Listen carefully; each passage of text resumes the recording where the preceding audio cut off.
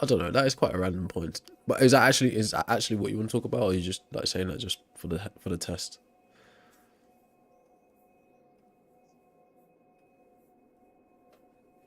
I don't know if that'd be true.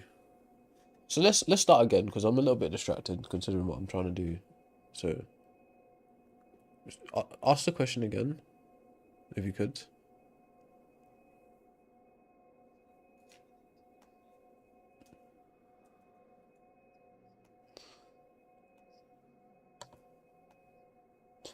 So what is the system it's using to decide that?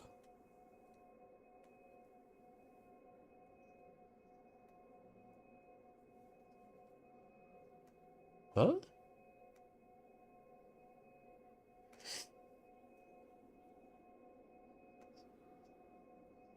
Oh, something you'd like.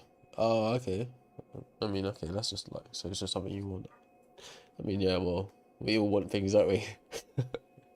Let me get the case. But like, if you're saying like God is doing that, making sure things are fair, then obviously he's not doing a good job of that. By the way the world's looking.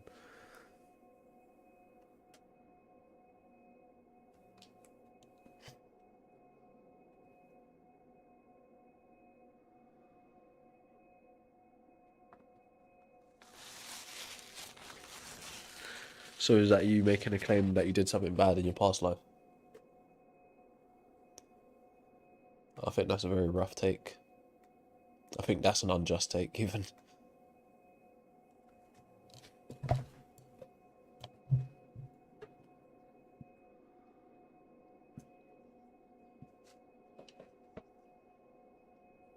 Because say you have no memory of your past life, which I don't think any of us really do, are you technically the same person? Because there's no continuity there from your apparent past life to who you are today. So if there's no clear like so if there's not a clear reason to understand why it is you're being punished, then is there any point in punishing you in the first place? That's kind of what's at the crux of it.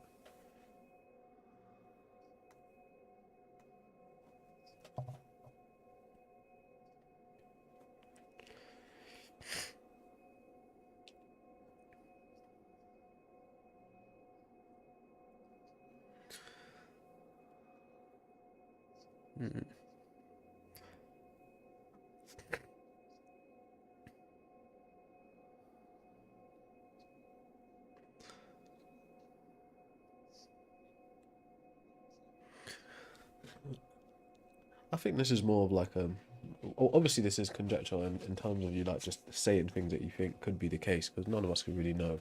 But even in that kind of way, I don't see why if a god exists, he'd want things to operate in that way. There wouldn't be much value in that. Your suffering would then just be for its own like happiness, not for your like progress or learning. Do you know?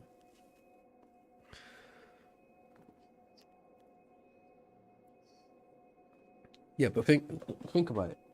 If you don't know why you're being punished, then is there any lesson to be gained from it? Because you could just make up your own reasons about your punishment and never know what the punishment is about.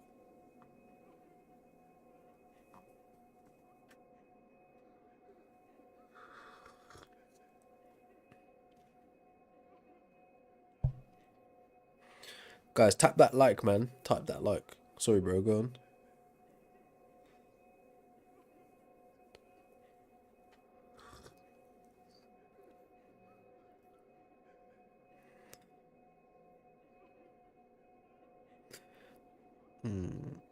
I don't know if I agree with that, right?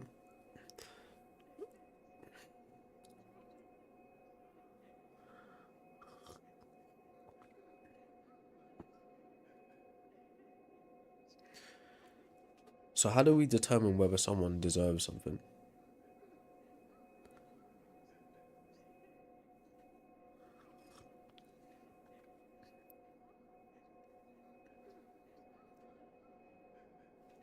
So why do you think God is capable of knowing that?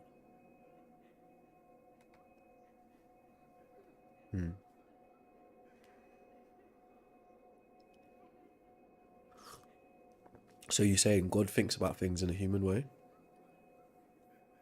Oh, sorry, LZ. Like we'll let this conversation go a little bit more, see if there's anything interesting Ananda wants to add before I bring you up, LZ. I'm trying to make it a bit more personable instead of like a group chat.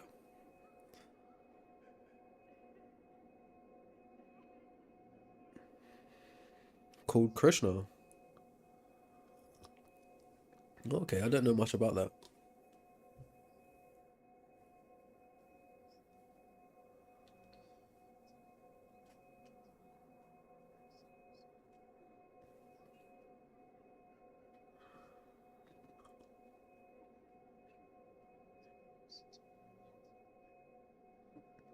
I mean, I would say, even though you believe that, and that's like an interesting story that supports that God, I don't have good reasons to think that's even possible in the first place. Like, from me, from my point of view, I'm saying humans invented God, so they would have invented that concept of Krishna too.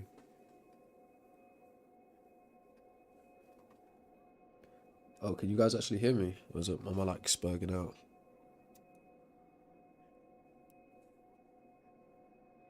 Like cyborging out. Test test. Oh, I can't even hear me now. Sorry, Ananda, bro, I've got to do an audio test.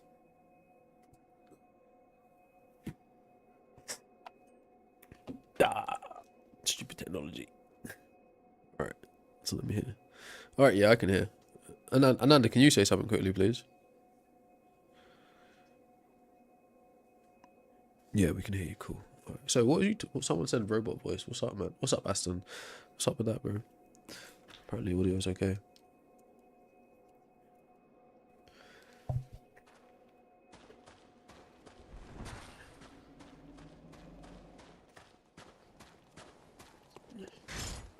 I don't think I know the answer to that.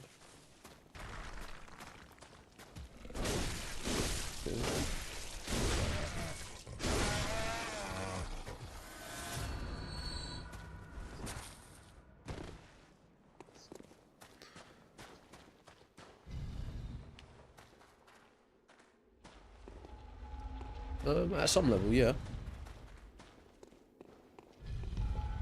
Yeah, at some level, yeah. But like, I mean, so I might take more of like a stoic type of approach to things like that. I would say, so I know I don't want to misquote this, but basically the essence of what's being said is something like Epictetus and Williams that you don't own your child, nor your mother, nor your friend. Right? So to think of them in such a way of like being in relation to them in some way as an as of great importance is kind of bad, right? Because they're not a possession of yours in that kind of way. So if you understand what I'm saying, is yes, I'm happy to be in relation to one another, but I don't hold it at such great importance either. Does that make sense?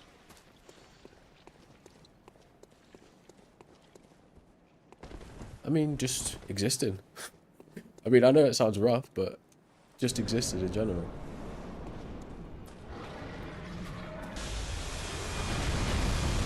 Well, yeah, if I didn't exist, what value would anything else be to me?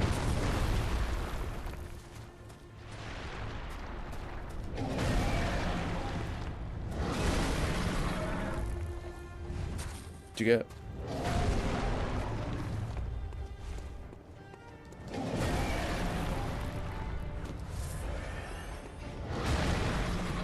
Oh, well, it's not going to happen while I'm talking to you, I can tell you that much for sure. But yeah, I tend to be the ADHD thing going. So.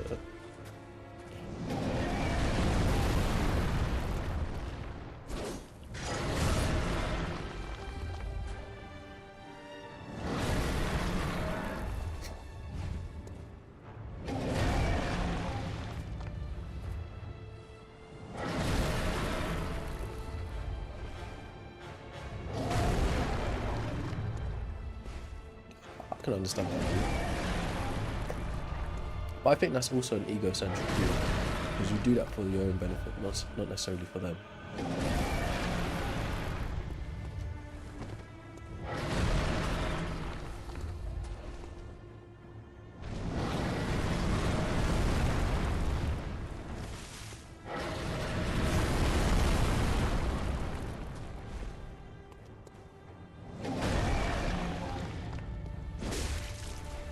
No, I don't think that's true. I think the whole experience is ego-centric anyway. The whole subject of experience is that. So you have a views of something like an agape type of love, you know, you do something in service in a sacrificial way. That still goes back to your own personal ego, like the gratification you get from doing it.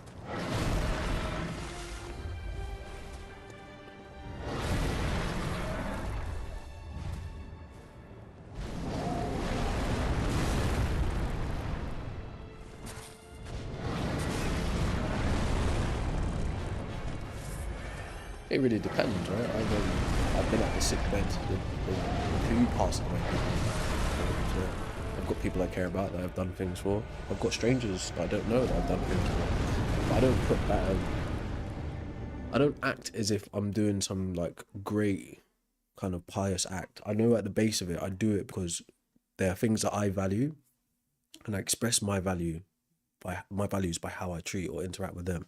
So at the center of it, I know it sounds kind of weird, like from an egoism point of view. Even when I'm being helpful to someone else, what's at the center of it is me getting something from it, me feeling like I've helped. You know, does that make sense? Because, like I said, from the perspective I'm speaking is, I'm having a subjective experience, so all things are really stemming from my ego anyway. Even when I'm trying to, you know, apparently be like show humility, it's still an expression of ego. Does that make sense?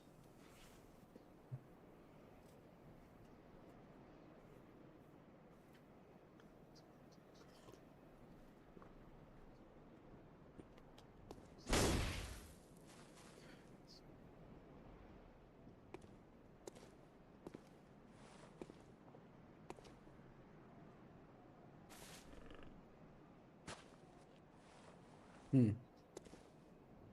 Yeah, I agree, but that genuinely good reason is an outcome. Right? Now, if you're trying to say, "Oh, you just do things in a transactional manner," no, I don't personally operate like that either. I think that could be a bit destructive, both for yourself and other people. But that desire for a great outcome, or maybe moving towards some kind of utopia or a positive thing, is still a desire for an outcome. Do you know what I'm saying? So you're not doing things for nothing, and there's a reason behind everything that you're doing as an individual, whether that's consciously being done or subconsciously being done. There's still a reason behind it. Does that make sense?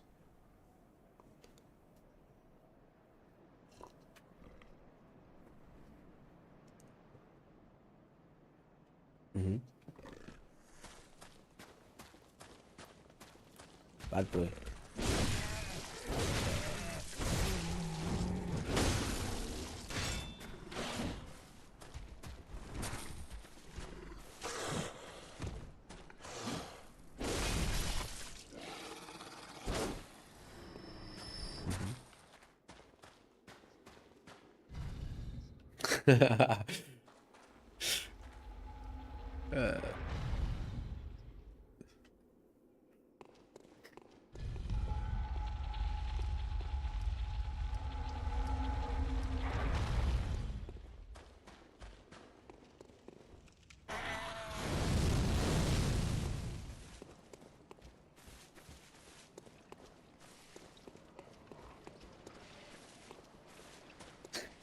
That legit is an expectation, though, isn't it?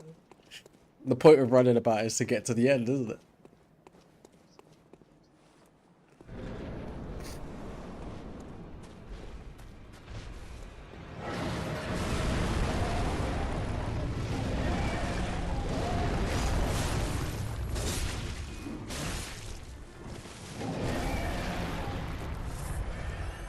Yeah.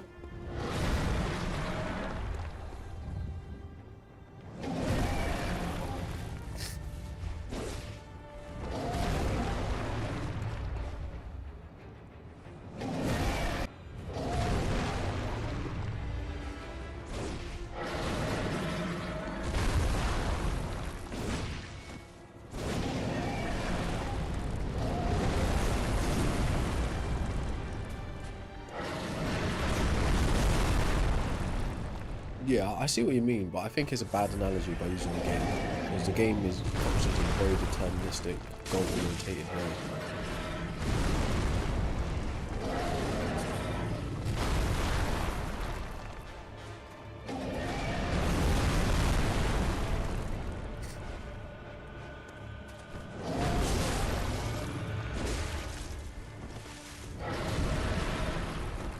No, that in itself is a goal. To explore is a goal. To enjoy the landscape, to see what the map entails. That in itself is a goal too.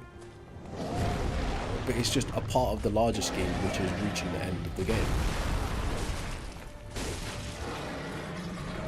So I know what you're trying to say, but as the game analogy, it's not really the best analogy.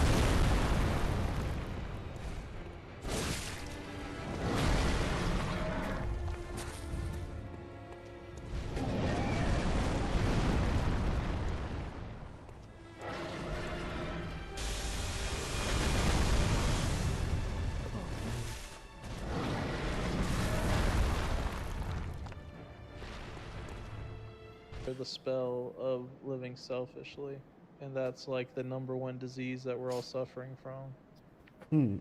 But yeah, I understand what you're saying, but it's not necessarily a bad thing. That's what I'm trying to say to you. And I think we deserve to be here around these type of people because we are those type of people. We're living selfishly. And of course, I don't know anything about your life, but There's selfish as in, like, you know, concerned with your primary directive, so to speak, like survival. Then there's selfish as in, I don't have any other perspective to operate but my subjective experience. Do you know? has all of the necessities,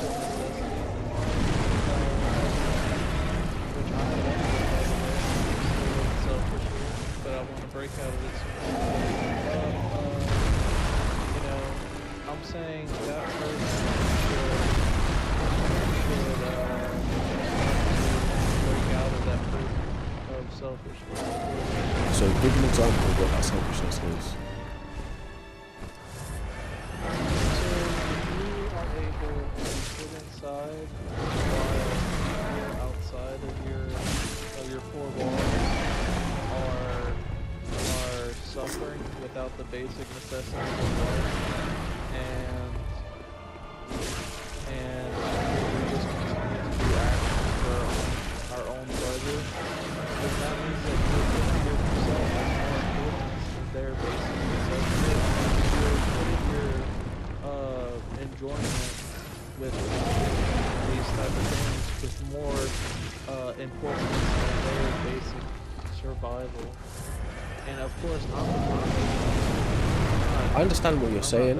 I understand what you're saying, but I think you're kind of mixing up two different types of views. You know? Now, you can, in your own personal life, make steps towards making life better for other people too. Right? That doesn't necessarily mean because you're focusing on your personal material reality that you don't care about the existence of other people. You like, there's only so much an individual person can do. I'm not trying to give you like I'm not like everything's hard for everyone kind of view, because I'm in agreement with you. We should do what we can to reduce suffering for the most amount of people possible, if we can, right? So there are ways to go about that though. There's an old saying that goes, right, you can't help someone else until you figure out how to help yourself. So if a man is drowning, right, and you don't know how to swim, you jump in there, then there's two of you drowning. Or better yet, if you jump in there and you don't know how to help someone when they're drowning, they could drag you down and make you die too, right? So you failed to help anybody, and now you hurt other people's lives that are connected to you, right? Things like that are in consideration too. Now, I wouldn't say that you're just, let's say your unawareness of other people's existences and other people's suffering is a form of selfishness. I wouldn't say it in that manner, right? Because I asked you for a specific example. Now, if you was to say, like, you know, I was at a buffet, right? No, I was at a dinner queue, right? And there was 2 plates of dinner left, and I'm on my second plate of dinner, and I take an extra plate knowing that someone else hasn't had their first plate. That's selfish. Do you get what I'm saying? Now, if you want to scale that up in a societal way, yes, like I live in the West, I'm not sure where you live. In the West, we do extract resources and labor and basically exploit people so we can all have these second dinners, these technology, these cars, these clothes, this food, this surplus. Yes, we are exploiting those people. On the individual level, most people are oblivious to that, or some people will know and choose to be ignorant about that. But on the individual level, you can still work to battle against that while maintaining a certain level of material reality for yourself, for your own well-being. Does that make sense? Yeah, there's There's a balance to be had, but to be honest, I do have a little bit of an extreme view. I really do think to get out of this VR headset that we're in, I think that we have to become so selfless that we are almost not doing it, but almost abandoning our own one step away from abandoning our own basic needs, which of course you don't abandon your basic needs, but I'm saying to Mm. almost to that level of selflessness in order to get out of here.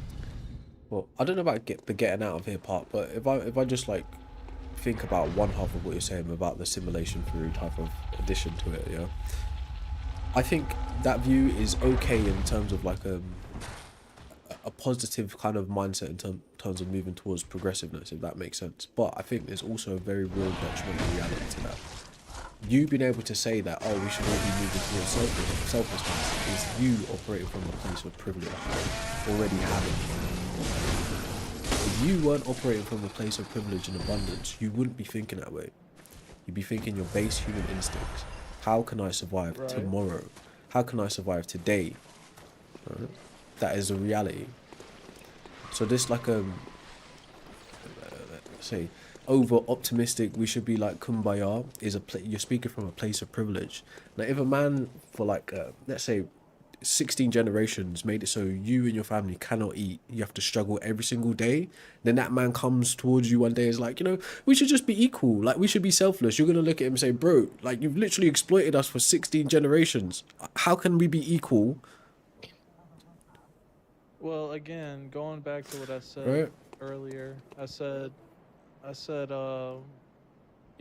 this is only for people who have came to a place in their socioeconomic status A where privilege, they right? are right. Right, so So I never disagreed with you on that. right, so you can't really, the fact that you're able to hold this selfless ideology speaks to that privilege already. So you truly, you It's won't be able to obtain that selflessness. It's you're living in a place of surplus anyway. I'm not sure what your point is. It doesn't matter. Yeah, I think you just started to get angry unnecessarily. I'm not angry, right? I'm passionate about that kind of thing. Now I get what you're saying, in terms of like you want people to be better to other people, right? Is the at the core of it, is that what you're saying? You want people to be better to other people for the betterment of the whole larger picture. Is that what you're trying to say?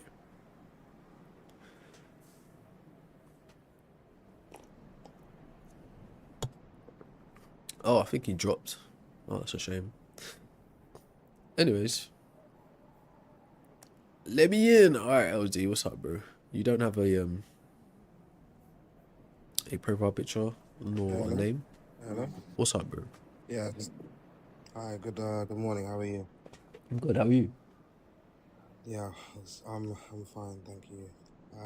So yeah. The topic is humans invented God changed my mind. So um, I disagree. But what I will say is I used to think like you completely. I used to think that God was a human invention. The thing is, usually when people make these type of claims, what I've realized is a couple of things. Firstly, they're not really relating it back to God. They're relating specific religions, specific traditions. Whereas, and I've heard people say things like, there's multiple gods, so there's different religions. I like to look at it like, there's multiple theories of God, right? There's multiple theories on the universe. That doesn't necessarily mean that there's multiple universes, right?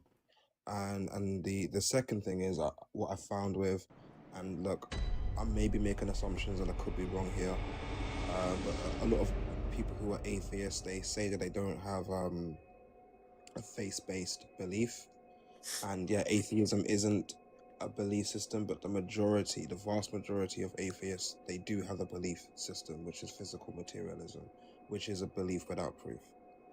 Um, I think my worldview actually makes more sense that there is a God, and that you know uh, that's where we come from. Okay, so like you said a lot of different things. Like you jumped about a lot. what is the one specific thing you actually want to talk about, though? Well, the topic is humans invented God. So what I would say is I believe the reason my strongest argument for the existence of God is I believe that a conscious being can only come from another conscious being. And that no unconscious anything can create a conscious being or create consciousness. Um, so in a way I think our existence as conscious beings is evidence of the ultimate conscious being, which is God. All right, so why should you think that? Okay, so as I said, if you look around in nature, you'll see that, you know, in order to create a conscious being that is capable of experience, you need other conscious beings, you know. And I believe that no matter what science we do, we will never be Do able to you? tie it all in. There will never be a theory of everything. Yeah, In what yeah, way? Do you mean like absolutely. the act of Well, I coitus mean, in needs what other like way would you get consciousness? conscious consent? Is that what you're saying? No, the act of creating another conscious being. You know, you are a conscious being. Yeah. You was created by a Are process there of other ways? conscious beings coming Are together there ways to that life create can you. come about without that same level of consciousness? Is there a way that life can come about without that same level of consciousness? I mean, that's debatable. I think we may discover that the line between life and non-life isn't as hard line as we believe. But I mean, do you have an example of life without You can give one, but it's kind of unverifiable. So you're aware of abiogenesis then? Explain. Abiogenesis is basically the process in which non-living material meets the right conditions in the environment to produce living matter, all types of life. Okay. Have you got examples of this? Yes, trees, plants, humans, animals. So hold on, yeah, okay. Give me an example of exactly how that works, because if you know how that works, then you should probably get the Nobel Peace Prize, right? Because this is what they're trying to figure out. Yeah, it's a How did scientific theory. non-life become life? It's still a gap, It's on the screen now. right? But it's an unproven theory, right? I don't know about unproven theory. A A scientific theory scientific that theory nothing is really supported. well, I do know it's unproven. It's not been proven. They're still working on it now. It may be the best theory that they have at the moment, but it is completely an unproven theory. So They if we still would don't know how life compare, originated if on we would Earth. It's still compare a all the gap. information for abiogenesis versus all the information Yeah. for creationist stories, which one has more substantiation? Probably the one that you're talking about. But again, what you're doing here is we're not talking about God now. You're going to go into a very specific religious creationist story where God says, "Let there be light," and then there's lights. That's what you're gonna go against. But I'm not arguing that. I believe that the reason why we have these religions and these stories, that is the result of living in a world that is that in which a God exists, right? Say that again, sorry. So that's a theory. I believe the reason we have these creationist stories and these theories on God is a pretty much a result of existing in a reality where there is a God, right? I don't believe I don't believe, for example, God made the world in 7 days. So I'm not trying to argue that case. My main argument is that what reality is at its basis is conscious beings interacting with each other. Why should I think And there that? is a hierarchy. I mean, it's quite evident that life is conscious beings interacting with each other. It's what we're doing right now. It's what everyone's doing right now. Yeah, Wait. that is life. So hang tight, bro. Bros are saying the streaming is glitching. We are going to multiple different platforms. Okay. It seems to be working. It's just a little bit slow. Okay. All right, yeah. So in terms of you like saying, to me, really, you're just stating your beliefs to me. You're not telling me facts about reality, because from my understanding, the general consensus of what consciousness isn't even great. It's like being able to say that we're aware and we have the ability to experience. Yes. So Yes. for Yes. if you're building your whole However, there is theory no on top of that, right, you're really just telling me your beliefs. Well, what I'm arguing is that consciousness and conscious beings are fundamental. They're more fundamental than space, time, and physical objects. Yeah, that's a belief. And there's a hierarchical system. It's like was it like idealism or something like that? Yeah, but obviously the other side, physical material. I wouldn't say so. I wouldn't say so. I'd say materialism is more of a concrete reality. Now, theories you build on top of it, you can say are beliefs, right? But the material is absolutely there, right?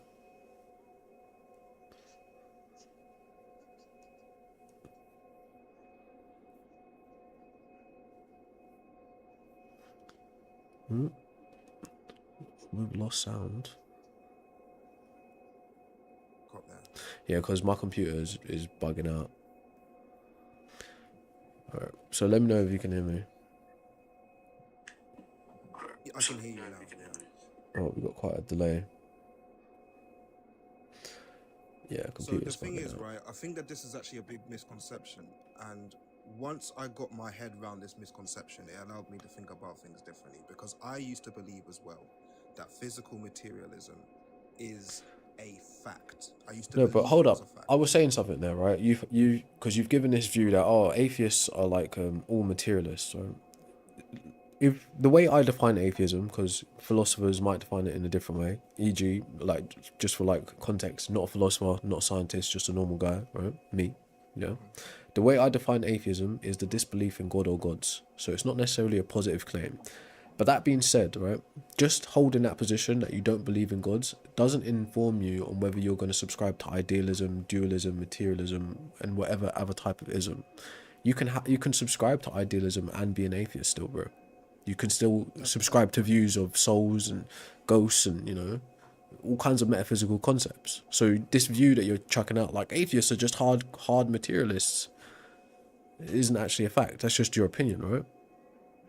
Well, I want to be clear. Obviously, you are right. You can be an idealist and an atheist, and you can be a physical materialist and be atheist or either. But I would say probably 95%. I don't think it's beneficial to the conversation to say stuff like that. Right? It's okay to hold that as an opinion. Say I think most atheists that I've interacted with would be classified as materialists, but the reality is obviously not that. I could just start making sweeping statements about Christians and Muslims and believers of all kinds. But is it helpful? Not really. Well, yeah. I mean, I think we could fact check some of these things. I do think stats are important with this debating. Well, and I'd like to give context. I would be careful with that, right? I'd be careful with the stats. But can I at least give context as to why? Sure, go on. And look, I understand it's anecdotal, but obviously, when I was an atheist, I was a physical materialist without even realizing it. To me, it just seemed obvious, right? The physical materialist worldview is right. There's a physical process for everything, a big bang. Then you have eventually evolution by natural selection, which shapes our brain, and our brains evolve to the point that we experience the world in the way that we experience it, right? That to me seems like almost open and shut case. And again, the majority of atheists, when you talk to them,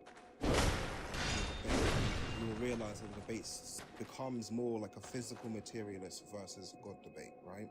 Maybe, yeah, depending on who you talk to. Of course, but my argument is that when you go down when you go down idealism, and you go down consciousness being fundamental, like conscious beings, eventually so there has to be a hierarchy right? I don't think that's true either. I think that's, again, you're telling me your beliefs. But even if I was to subscribe to that view that consciousness like rules the roost and it's like some external substance, it doesn't necessarily mean it falls into some hierarchy where there's a godhead. That doesn't necessarily follow either. That's your beliefs, but you're not giving me reasons to think that's true. So, we can get into a few bit more technical stuff. I'm not a super technical person, just like you. I'm not a Yeah, I'm scientist just a or normal guy, bro. yeah. But all right. So um, if you have a scientific theory, the best theory is one that makes the least assumption. Okay? Every scientific theory comes with a few set of assumptions built in. Okay. I believe that the theory with the least amount of assumptions is that consciousness is fundamental. Conscious beings are fundamental, and they interact with each other. Those interactions have an effect on the observer and whoever's observing the conversation, and then we have choices. And I believe, um, hold on, I have to make sure I word this correctly. Let me make sure I get this right.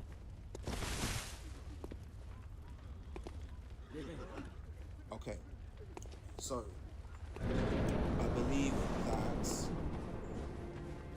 essentially there, even though the world appears to us as many minds, at its base level, one mind interacting with itself, observing itself, and the source in which we come from, which is the consciousness, when that is God.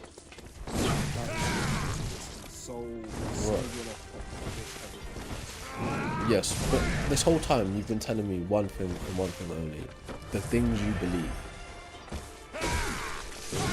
The things you believe don't really matter in terms of giving some concrete reality. What is the case? Well, I mean, yeah, there's plenty right now there are plenty of scientists who are looking Potentially, yeah. Hoffman is a very, very, have you heard of him? No. The conversations he did, and he's very mathematical with it. He's created a system. I don't want to try and explain this theory wrong. So that's what I'm trying to do. I was hoping if you was to ask me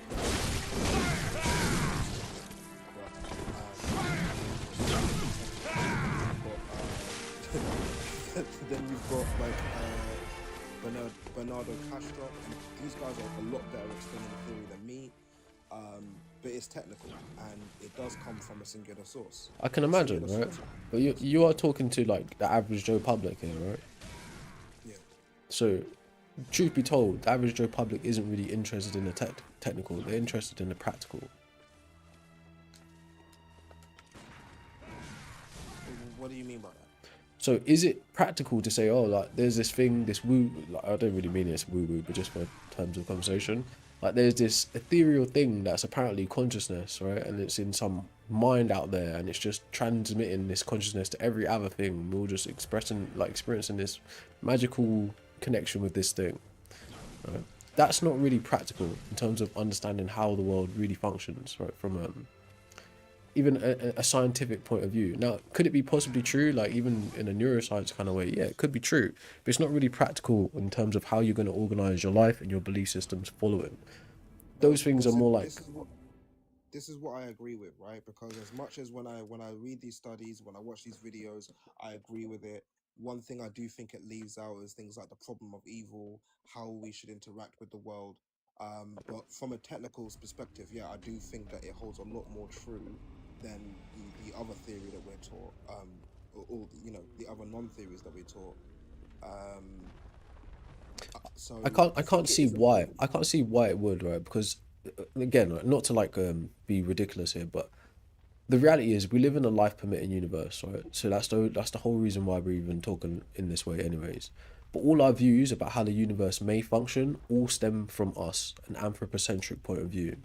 Now, being that we're just a constituent, meaning like a cog in this whole big thing, the truth is we may never be able to understand what the whole thing is anyway. We're really making conjecture. Some of it is really good analysis and even evidence-based things. But when you start talking about things that are immaterial or fundamentally metaphysical, right? Because if you're going to say, all right, consciousness is something that exists separate to material or matter, you're in a metaphysical zone already, right? The entirety of the world, well, not an entirety of the world, but majority of the world is functioning from the physical, the material aspect. right? And in even from science, you can account for consciousness from a material aspect rather than saying it's a separate substance. Now, it could well be a separate substance, or I don't know, right? But I don't think it's very good to one say, all right, now let's try break down reality, right, in a fundamental sense, like you're saying, and then go a step further and now start mixing in these theological claims with our understanding of reality. I don't think that's helpful. I think that'll get you into like things that are described as quantum mysticism. You know, it'd be like, oh, look, I learned this little tidbit, this pop fact or this Snapple fact about quantum mechanics, and now I think consciousness determines reality by the viewer viewing things, right? But you have a flawed understanding of what the quantum mechanics was in the first place. So now you've mystified it by adding in your metaphysical views and your theological views. So I don't think it's helpful in that way. Well, I mean, it sounds to me like you're saying it's only helpful to explore science from a physical materialist point of view, and that any theory of science that starts with consciousness is not necessary, even though the most important questions in humanity the history of humans is who are we, where do we come from, how did this Yeah, universe begin, and where did life begin. I These are agree. questions that are at the core of humanity. So I don't think that just because in its early stages it can't help you build technology that we shouldn't explore it. A No, lot of no, the I technology agree. we get. I agree. But remember what you said earlier on, right? The simplest explanation that requires the least jumping about or assumptions would be better, right? So Absolutely. if that explanation has already been reached in terms of a physicalist approach, right? Consciousness arising from various neurons firing in the physical brain, then going that route currently makes more sense than starting out saying, all right, how can we access this immaterial, ethereal cloud, aka consciousness, and work backwards from it? That might be necessary. Like, you know how Absolutely. I think how philosophers and artists provide ideas into the put them into the world, and then actual people who are more practical or scientific go and examine these ideas and discover and invent things. I think it's interesting from that point of view. But yeah, I mean to that's say what's it's a happening matter right of now. fact is not a good thing, right? Is in my opinion, right? Until it's concrete, Well, there's no point acting as if it is. well, okay. Of course, it's not a matter of fact, right? No one knows what the fact is here. But what you said right now is actually what's happening right now, and that's why you've got uh, a Nobel Prize won for proving that the universe isn't locally real, and you have Nobel Prize winners who are Hmm. now kind of speculating that consciousness may be more fundamental in nature than we when we first believed. You've got, again, like I said, I mean, Donald I ain't got no Hoffman beef for that, bro. math I've got no has beef a for that. math. Okay, so like Donald Hoffman, he's someone you should probably check out. He has a mathematically precise theory on how consciousness could create the world that we live in and conscious experiences. And what he's trying to do is work backwards, just like you said. Start with consciousness experience, Mm. and then try to get quantum field theory and relative theory of relativity. And it is all mathematical. It is all abstract at the moment, but the thing is, it's staying consistent. Like the math so far has not been Yeah, disproven. don't get me And I wrong. think, and I want That to give. part is a good part though. I'm saying where it gets problematic is when you go from that real world practicality of it, trying to understand what it is as a substance, into the metaphysical or theological part. Now saying, all right, now we've got some mathematical calculations. Now, how can we shoehorn our already pre-held beliefs about gods and deities into it? That's the problem. So I'm gonna go into one of the technicals, because he has a mathematically technical term for what a conscious being is, right? It has a few points. The conscious being can experience the world, right? It can then make a choice. That choice affects the outer world, which then affects its experience. I said its experience, and then it makes another choice, and it's a loop like that. And then he shows in another mathematical module how you can get two conscious beings interacting with each other, where again, I'm experiencing you right now. Based on the experience, I'm making a choice. I'm saying these words, which is affecting your experience, which then you, and it's a loop, right? And this loop can go on infinitely. But what he's actually um, I wouldn't say proven, but what the math shows is that at a baseline, once every combination of a conscious being,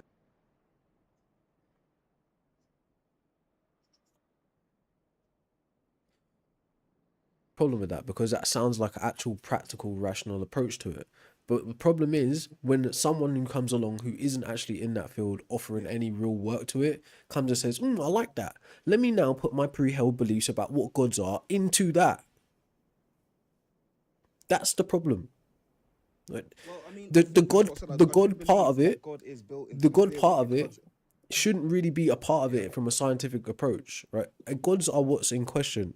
So the consciousness might lead to something like a god, but we shouldn't start out assuming that it's the god that we're searching for. That would be problematic. I guess we'd have to define what God is here, because for me, when I'm saying God, I mean the primary conscious being of which all conscious beings arise from. Yeah, that sounds like a very niche point of view of what a god is, and I can understand that, but that's a modernized version of a god, right? A more like a philosophical view of what a god is, not necessarily a classic theological view of what a god is. Does that make sense? Well, I would argue, if I was to say, what would you name the primary fundamental conscious being of where other conscious beings arise from? Most people would say that I is wouldn't God. I wouldn't even have to, right? In my view of what a god could be, right? Since my position is that gods are abstract concepts developed by humans, so they could be absolutely anything a human wants it to be, right? That's very clear to me, right? And I think this is a good example of that. If I was to start talking about God concepts, I don't even think I would have to make a God concept conscious in that way that you're describing consciousness. It wouldn't necessarily have to be have consciousness like how we understand it. You wouldn't necessarily need that, right? Because you're talking about some immaterial spirit, some non-local kind of thing. It's not physical, right? So it may not need to be conscious or aware in the same kind of way that physical things are aware. So I don't have to I'm not projecting those things onto a God concept.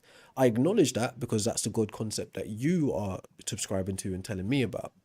But I have no good reason to think if a God existed, it would operate in a way that you're proposing it does. I mean, I don't think many people would make the case that a God would be an unconscious being. Well, I think I don't I know. think the majority. Well, I think at Ooh, least the we're going off majority the of the side. world does. I would say the majority of the world, when they're speaking of God, they are speaking of a conscious being. Right. Yeah, maybe some. But so I'll give you an example, right? I would say most. Let's Just say look, how let's many say there's a Christians and universe. No, Muslims just have you? listen. Let's say there's a universe level entity out there, right? Some supernatural being, right? But Yeah. it can produce universes just by the byproduct of its reproductive system, right? So it's not consciously saying, I want to make universes and have gravity and have physics. It just poops out, or it just excretes universes by the product of what it is. Hmm. It producing that universe isn't a conscious act, and it doesn't necessarily have to interact with it. We're talking hypothetically here, of course, because who the hell knows Of what course, yeah. gods are or what they can and cannot do, right? But seeing as that is a god concept that is also on the table, because god concepts are just that, abstract concepts, there's no reason to think for all of this to exist, or Earth to exist, because it's really what's going on here. We're having an experience on Earth and then trying to understand everything externally to us, right?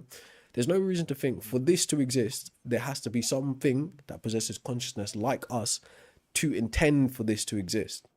This thing could exist in a number of different ways, caused in a number of different ways. Right?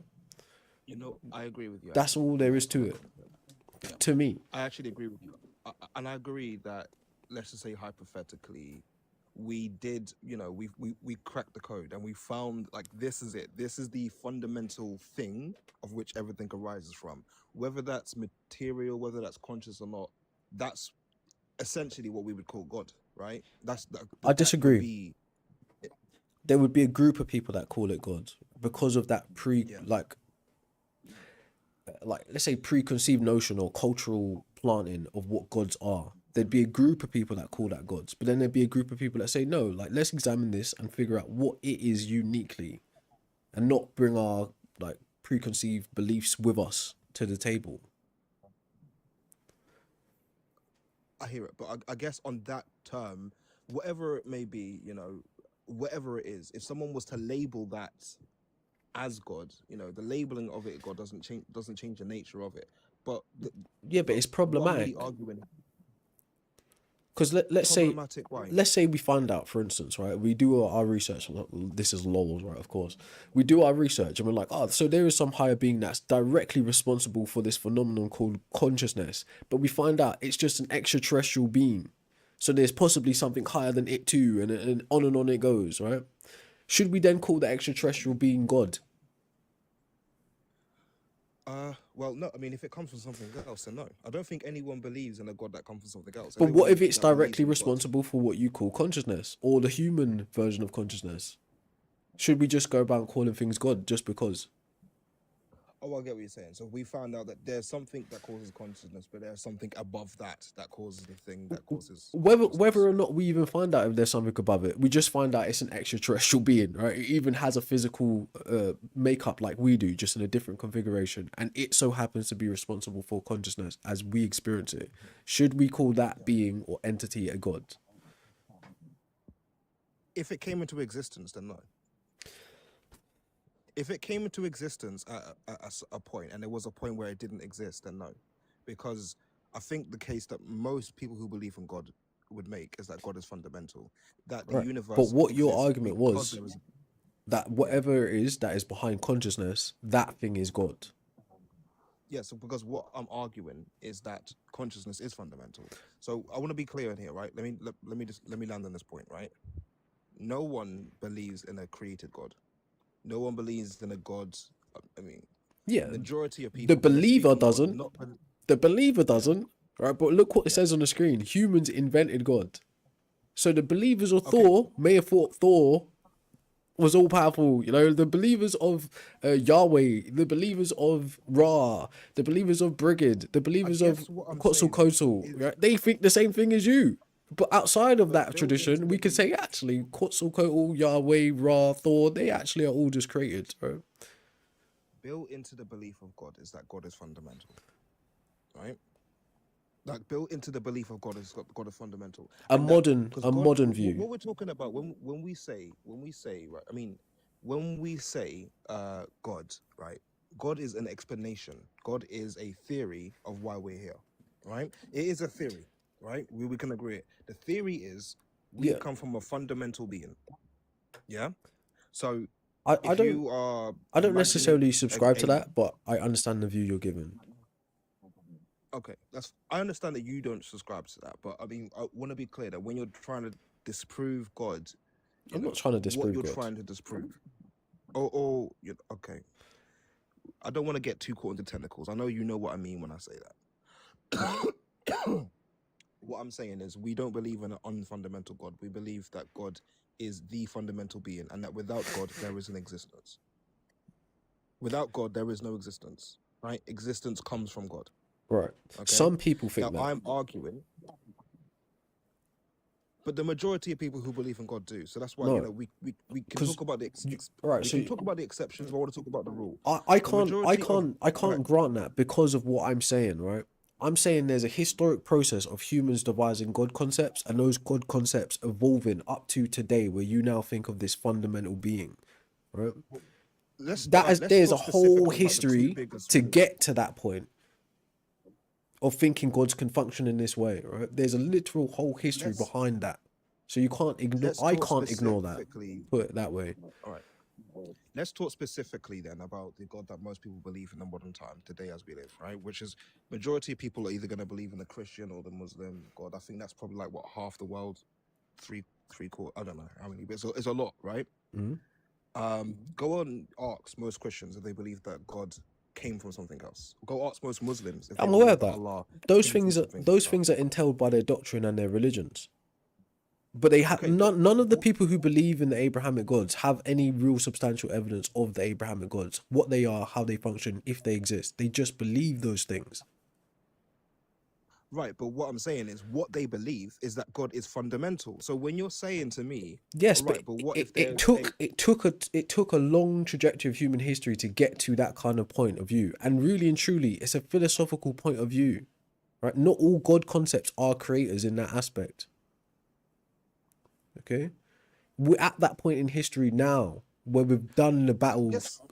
intellectually to say actually there must be, in a philosophical way, if there's a God, it must be only one because it's the maximally great and it can do this and it can do that, right? But it took time for us to get there to that invention Yeah. of that type of God. But really, that type of God is always going to be unfalsifiable. So there's no reason to act as if it's concrete anyway. Does that make sense?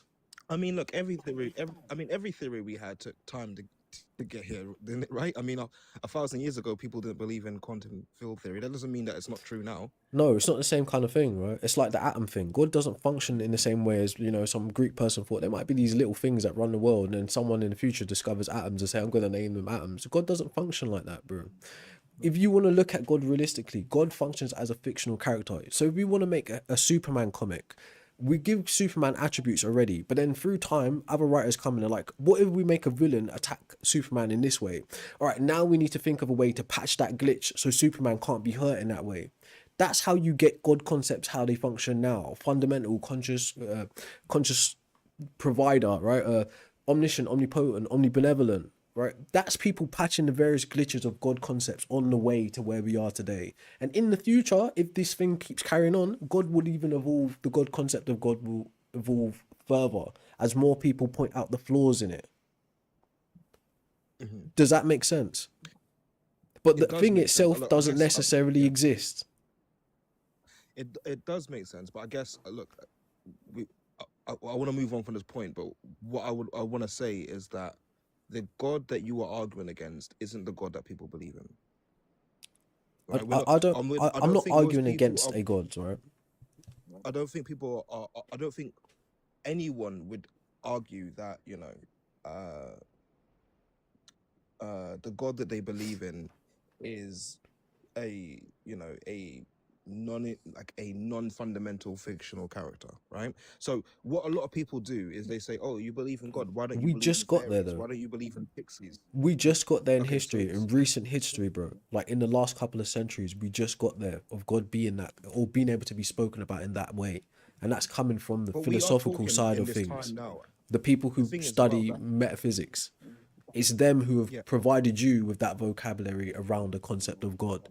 Prior to that, Okay, but God was some guy that breathed air into dust and made humans out of clay. Right? And in other places in the world, he was thunder. In other places in the world, he was rain or lightning or fire. Okay? Or at some love point in or time, war. at some Okay? point in time, people thought that We the Earth was just got flat. there. At some point in life, people thought the world was flat. At some point in life, people thought that the planets revolved around the Earth. We just got here in this way of thinking as well. In the way that we're thinking right now, No. we've just got here. I wouldn't compare God Yeah. to those kinds of things because those things pertain to physical material reality. The God concept you're talking about is metaphysical, or better yet, supernatural. I mean, of course, it's metaphysical by nature. You can walk around with a version of that God different to Randy, different to Goomba, different to Ski, different to Real. Every single person could be walking around with a God concept who claims that it's a fundamental being, but my version of it does this, my version of it does that, my version of it doesn't do this, my version of it doesn't do that. But that thing itself isn't the same as the physical material reality of the Earth. Columbus didn't fall off the edge, did he? So, Well, no, but so it's a again, different thing. But this goes back to my early point, though, right? That when it comes to debating gods, we usually then start delving into specific religions and specific cultural beliefs that come from a pre-scientific time, right? But that's not what I'm doing. I wouldn't say I'm not pre-scientific, here no. arguing. Oh, you don't think these come from a pre-scientific time? Why I would say that is because science is something that's existed for as long as humans have existed. It just wasn't codified in how we understand it today. But scientific processes have always existed Pre-modern as long as scientific we've had it, time. had cognitive capabilities. Okay, that's fine. But what I mean is, it came obviously before modern science, right? That's the point I'm making there. I would But agree. I'm not arguing that God breathed into clay and made us. I'm arguing that God exists, right? Yeah, I'm but- arguing that God exists and that the only reason that we are here, even able to discuss this, is because we live in a universe in which there is a a fundamental being No, we don't. of which No, everything no. arises. That is the question begging bit, right? You're saying, oh, we're only reason we're here is because this thing I believe exists. It caused it to be, right? But you're ignoring the history of But how you even end up knowing this idea in the first place. That is why I'm saying what I'm but saying on the screen. How did mine doesn't come from religion. LZ I arrive don't. with this concept? How did it get imparted to you in the first place? Was it something you looked at reality and determined for yourself from a process of reductionism? Or was it an idea someone imparted to you and then furnished you with vocabulary and theorem to go with it? I mean, there's again, like I said, like most of the arguments I've made have not been religious ones. I'm very much interested in the metaphysical, as you know. Yeah, It doesn't come from. I was atheist before I came to this, right? I didn't. I obviously I was born in a Christian household. there you Um, go. That's how you got it then, isn't it? no, but look, I was born in a Christian household, but I was atheist before I got to this point. I was atheist before I got to this Hey, point, bro, right? no So beef I with it. didn't transit. Yeah. A few things happened that started making me change them. I don't like really saying what those things are because I know that it starts to be an attack. But I want to say this isn't the start of it. But there were a few things that happened in my life that made me go, all right, maybe I don't know enough about the world as I thought. Maybe I've been a bit rigid in my way of thinking. And then once I allowed my mind to open to different possibilities, I realized, all right, we could all be wrong here. Of course, we could be And wrong what by we, I meant like the scientific community, on the both atheistic sides. community. We could be, yeah, we could be wrong here. And equally, by the way, I want to make it very clear. There are a lot of things in the of theists that I don't necessarily agree with. Like I said, I don't actually believe that God breathed into clay and made us No, and that's fine. things That's like fine that this. you don't believe that, but I'm saying those kinds of like you almost say prehistoric views, but those historic views on what God is inform you on what God is today. Because that version of God just breathing life into clay and making humans brings forth the same creationist or creator type of God that you are subscribing to today. That is an important piece of the puzzle to what you're saying today. Whether you change the story and update and say God is in a lab now because we have context for what labs are and God is just messing with chemicals now, right? That same view of there being an entity behind the creation of something is what you're messing around with still today. So it's like I'm not saying you believe that. I'm saying it's fundamental to the view of what you call a god today. Well, yeah, because I guess I would argue that it's the theory that makes the most sense, essentially. And the reason I say that, because I said earlier, right, that the best theory has the least amount of assumptions. Okay.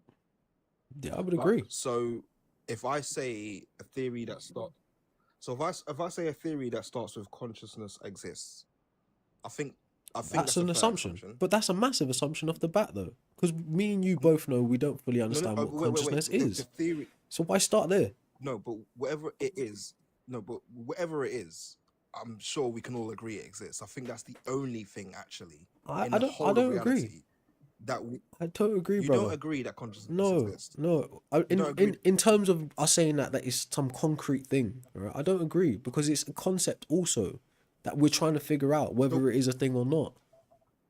what do what do That you how do you as a define normal guy, consciousness? I define consciousness as the ability to experience and awareness. I'm just a normal guy though. I don't study it on a scientific level. Right? Yeah. But if you were to start saying to me now that ability to experience and awareness is something that exists independently of all of this matter that is our actual reality, I am I'm not dubious going about that far that. that, you know. I'm dubious about I'm that. gonna get to that. I'm gonna get to that, So but so I'd say I'm trying to start. that like presupposes something very extreme versus the matter. No, okay, but I'm gonna get to that, but again, I just want to be clear here Sorry, bro, I got to blow my that nose. wait, No, no, I can hear oh, you. I'm sorry, just gonna blow my nose. okay, I agree there, but I guess the claim that I made there was a very simple: consciousness exists. I think I know we're debating, but I think we can at least agree on that, right? No matter what it is, something is happening right now, right? You are having an Yeah, but experience. I That disagree in is terms of the context in which you're offering it because you said the fewer no, things no, that but you have to I'm suppose is trying the better to. theory, and I'm saying to start like that then is bad because we like where do we even? It's just But yeah, it what's the doesn't make what? sense to me, bro. But wait, hold on. Once I'm trying to get to that, but I think we need to get to step one before I can get you to step five. And I think look, if you could just agree with me right here that consciousness does exist and conscious experiences do exist, right? I think we should be Again, able to I find feel that I feel level like of we're agreement. walking a shaky road, right? So in terms of what may be So coming if I next, was to it may flip not it be then, reasonable, if I right? was to flip it then and say matter exists, right? Do you think that's more reasonable then than saying consciousness exists? Yes, Okay. Even though you can only experience matter within consciousness, through senses, as far and as I'm aware, yes. we could never and will never experience, I mean, have any way to verify if matter does exist outside of consciousness, But right? in terms of We know matter, that we right? could never. In terms of matter versus Yeah. consciousness, how I could deal with that is an analogy like this, right? If my consciousness is a byproduct of my physical body, my matter, right? My brain configuration Which is an firing assumption. neurons, right? I'm just saying if, right? Which is an assumption. Yeah. If it is the byproduct of that, right? I know, like from Yeah. a medical point of view, I can be unconscious, meaning I'm not aware of any sensory input I'm getting. So, for instance, something could happen to me as an individual in our shared reality where I go into a state of a coma, right? So I'm in a deep sleep, and according to us who aren't in a coma, you don't get any sensory input, right? That might not be true because I've never been in a coma, so I don't know, right? But let's say I lose consciousness, I'm in a state of a coma, right? Or coma, sorry, right? During that Yeah. period of time, right, it would be reasonable for me to say, right, to me, the conscious mind, my body ceased to exist and all my sensory data ceased to exist, right? But to other minds that were still conscious, my body, as the matter, the material that makes it what it is, still existed. So if I was to come out of the coma and regain my consciousness, I could verify again that I am still here. But during the time when I was gone, other people could testify to the fact that the matter that makes me what I am still existed. Yeah. I mean, look, what I'll say to that So is I a couple could things. so I can compare and contrast my own cognitive faculties with other people's. So that helps me Mhm, understand that matter is here, right? Just from that point of view. mhm. So that's not the same as the All right. consciousness being separate to matter. How would I verify that? Mm. Okay, that's fine. So what I would say is, you know, majority of us don't remember that we dream almost every night. Say again, sorry? But we do. Majority of us don't remember that we dream almost every night. A lot of people don't remember their dreams. It doesn't mean that that experience didn't happen. And I would also Mm. say in that example that you gave, there was a lot more assumptions there for matter than there was for consciousness, because consciousness doesn't need any assumptions. It exists, and we know it exists because we are experiencing it, right? It literally just exists, right? There is no need to speculate anything. With matter, we know that matter is something that exists within our consciousness, but then we are making assumptions that it's responsible for our consciousness at some level. Yeah, That's what we're doing I'm here. saying that's the most reasonable connection currently to me, right? A I, layman. I'm, I would say that it's an assumption that requires more assumptions. I would say the one that starts with consciousness has the least amount of assumptions because we're starting with something that Yeah, we know exists and yeah. doesn't need proof. Now, the other thing I would I say, find right, that is dubious, right? Because of the view I already hold that consciousness is a byproduct of matter. So I okay. find So that dubious, right? And I think for us to even be able to have views on what consciousness is requires all of these again presupposed agreements on language and understandings anyway. But the truth is, what we're discussing, aka consciousness, we can't say it's more than awareness and the ability to experience. But as I understand it, I need sensory input for yeah. awareness and the ability to experience. And if I study the human anatomy, what affords me that sensory input is the matter. hmm So Okay. look, what I'll say is this, right? The best theory that we have in neuroscience, I won't say the best, but one of the leading theories we have in neuroscience is called predictive processing theory. Say again, And that sorry. theory basically, predictive processing theory. Okay. It's it's based on a mathematical module, and it basically says this: your brain is not a passive receiver of, it's not just a passive receiver of signals, right? It's a prediction machine. It uses the input from the outside world to make predictions based on what should come next, right? Hmm. And if the input doesn't match the prediction, it simply updates its it updates its memory, and it continues on. So, Yeah. for example, when you're involved in sight, right? There's actually more signals. I mean, these are feedback. These are feedback signals going from the brain to the retina than the other way around. So what's actually happening is, you open your eyes, you look at something, and then your brain is predicting what should be there, right? I've So heard this when you're before. looking at a tree, when you're looking at anything, yeah. So when you're looking at anything, when you're looking at a tree, when you're looking at Hmm. a rock, you're not looking at it as it literally exists in reality. You Yeah. are looking at your brain's best guess of what a rock should be, what your brain's best guess of a tree should be, right? Now let's combine that with the theory, the quantum theory. Let's combine that. I know that everything, all these atoms exist in a state of superposition until they are observed, and then it collapses and it becomes a wave or whatever. And what you essentially have is a controlled hallucination, a control, almost like a simulation. Your brain is creating a simulation. Now let's just go with this. You're playing a game right now. Let's just say that you had a headset on, right? And you're now looking, that player there. Let's just say you're looking at him from a first person point of view. All those rocks and trees and things that you're seeing in the game, they're not actually literally real. Your mind is, it's a simulation, right? What is real is the experience. So Yeah. in this theory that I'm given here, right?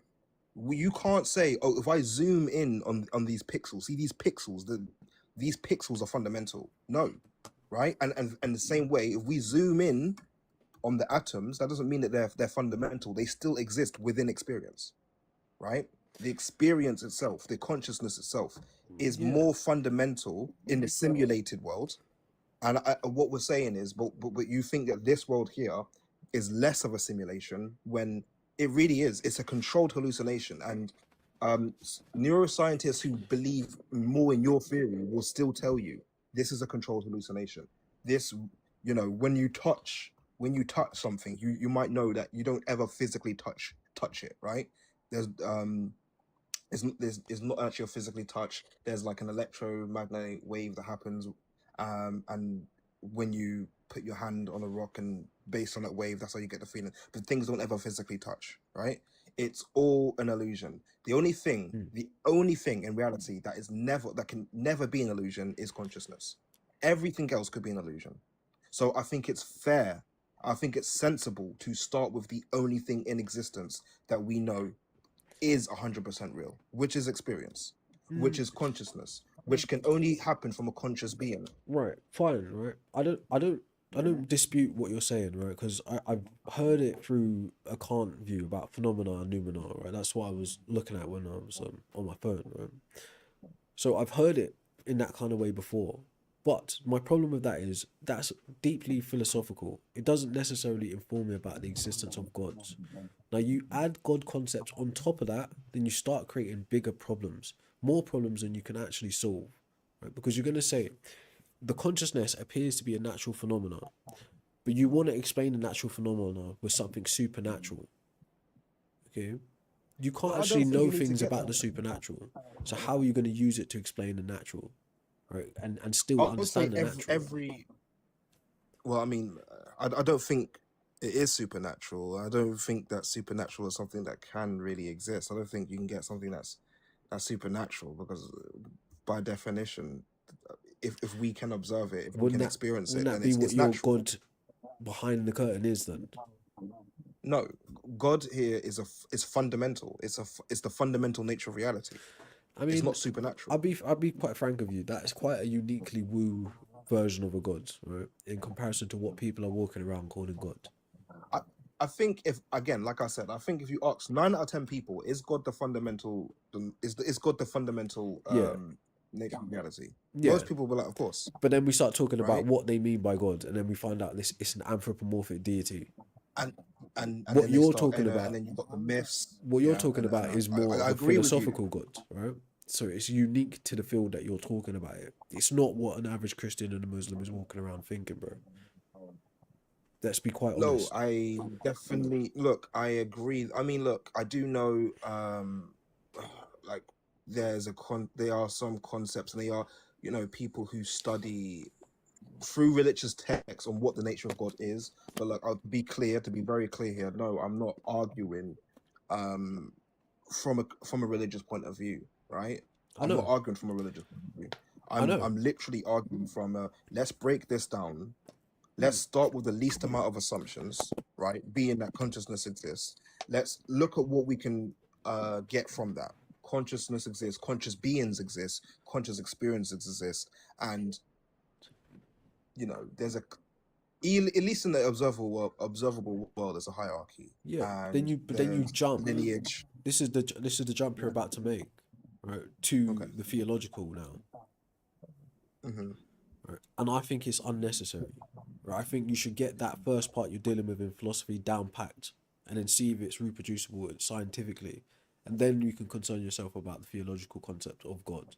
But if in the way you're currently functioning is no different than saying I subscribe to pantheism, God could be all of these things and nothing at the same time. That in a nutshell, like a normie person's view, right? But And I a would say, normie believer of God believes in a specific type of personable anthropomorphic entity, not necessarily a pantheistic view, like God is some fundamental substance to consciousness. That is an interesting when view, but not a common view. um, so I would say, to bring it back to what you said here, humans invented religion.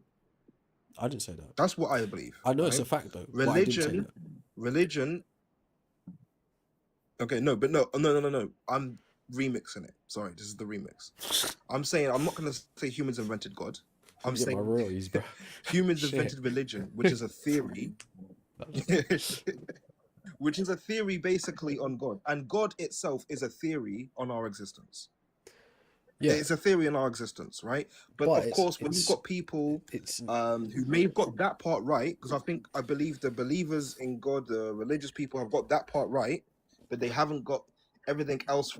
They've got quite a lot wrong. I don't want to offend anyone, but right. they've got that bit right. The belief in God, I believe they've got that right. And but I wouldn't necessarily without agree. the science, Right? I agree. I wouldn't necessarily agree. Of course, that's of course. But without the science, then of course and it's this cultural myth from people who lived a long time ago, based on something real. I want to make myself very clear here. Then of course it's going to be filled with things that are a bit inconsistent. I'd rather not. I don't like offending people. I'd rather not go into that. What I agree with the religious community is that there is a God. It's the fundamental existence is God, and that we come from that. I think you might And find and, yourself. and I but think this you is might where actually I find lose yourself them disagreeing with because them more than you agree with them. I actually do. Right? Because I think your view I agree. entails I quite agree. a lot of I agree. philosophical traditions, which concerns things that are really beyond the realm of religion and theology. Now, philosophy and theology are intertwined. There's no doubt about that. They both offer to each other. Like one of the primary concerns of philosophy is God in the first place, right? So, but I think what you're given is an Yeah. interesting view, and you're putting a certain spin on something that's being studied in science currently.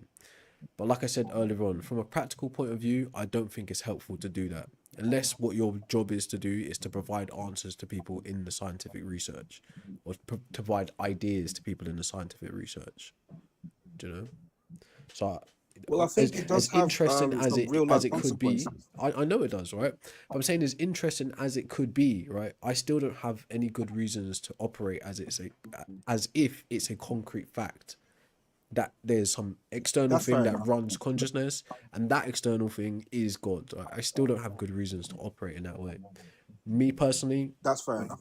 without being Yeah. in depth in philosophy, right, I would take it to be that what consciousness is just seems to be a byproduct of material, and it could have been otherwise, right, or not at all. Do you know?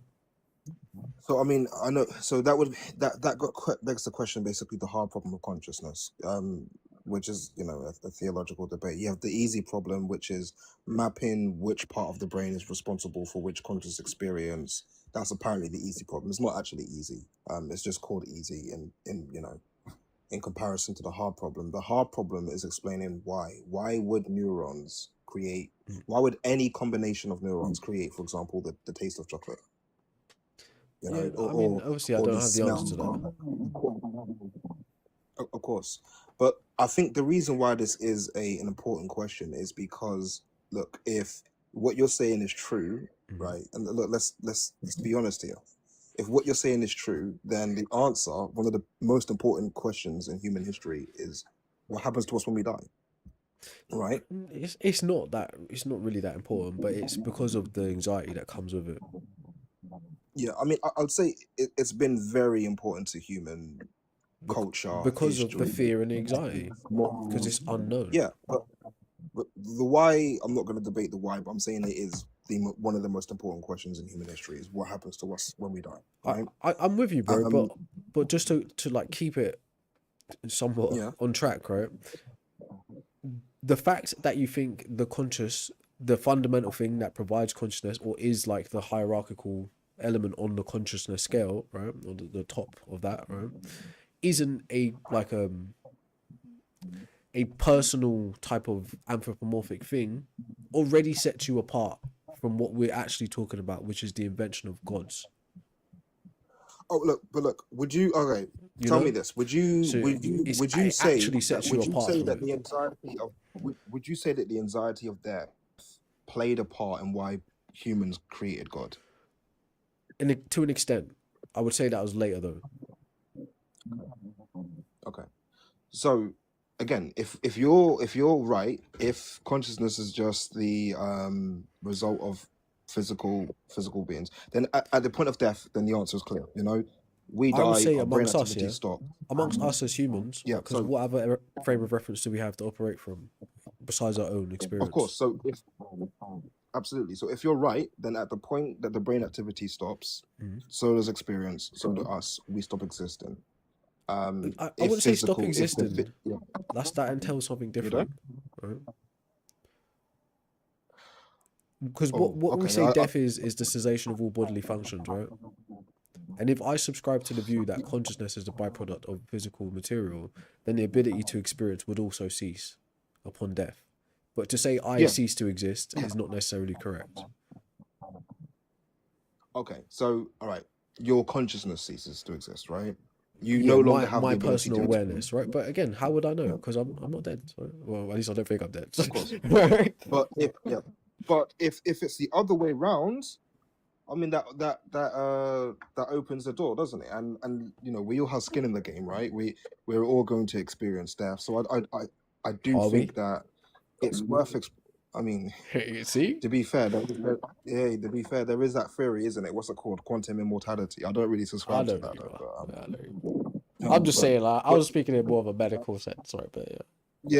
yeah. But the point is,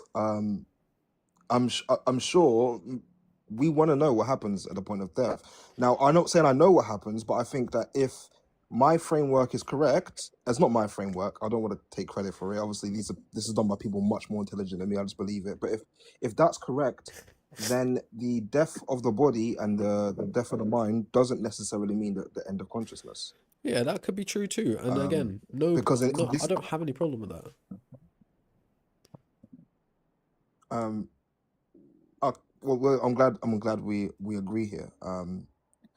So yeah, I believe that God basically comes as a result of us living in a world where God exists. That's where the concept of God So comes from. I Basically, I appreciate you for shoehorning that completely irrelevant point in at the end, but on the point of the consciousness thing, you could be right about it, and there could be something to it, but I still wouldn't ever see reason to view that as God, as we understand what gods are. Just as simple as that. I mean, there comes to a bit of a problem then. Like, what would you accept God is then? Because you fundamentally don't An believe that God anthropomorphic exists, but I deity, guess you also don't believe that a God can supernatural exist. entity, right? There's minor G's and big G's. Me, A what I think supernatural a god entity. is, right, is an abstract concept. I don't think Mhm. it exists independently of humans. I went quite a long delay, ain't Okay. we? You know, and you know, that's just where we disagree there, isn't it? Because I believe God is the fundamental nature of reality. Yeah. Um, And as I But said, that's a I've that's a made my niche that's a I've made niche my view. point. Right? I think maybe you should come up with a different word to call that instead of God. People have said that, and I just want to say the reason why is, look, I'm gonna be honest with you, right? So one of the main things that started me off on this journey, and I know you're probably gonna laugh at me, um, I had a psychedelic experience, right? Okay, I see, Fuck. right? I Now didn't look, want to this laugh isn't the as well, reason but why. That's it why I happens. was reluctant. I was reluctant to say that, right? I was reluctant to say it, right? Because I know they think, okay, well, here we go. But when I had that psychedelic experience, right, and I reached an experience which is like so grand, so fundamentally different to this. I realized that when I came back round and I'm trying to describe it, I can only use the strongest language available to humans, right? And the strongest language available is things. I went to heaven. I saw God.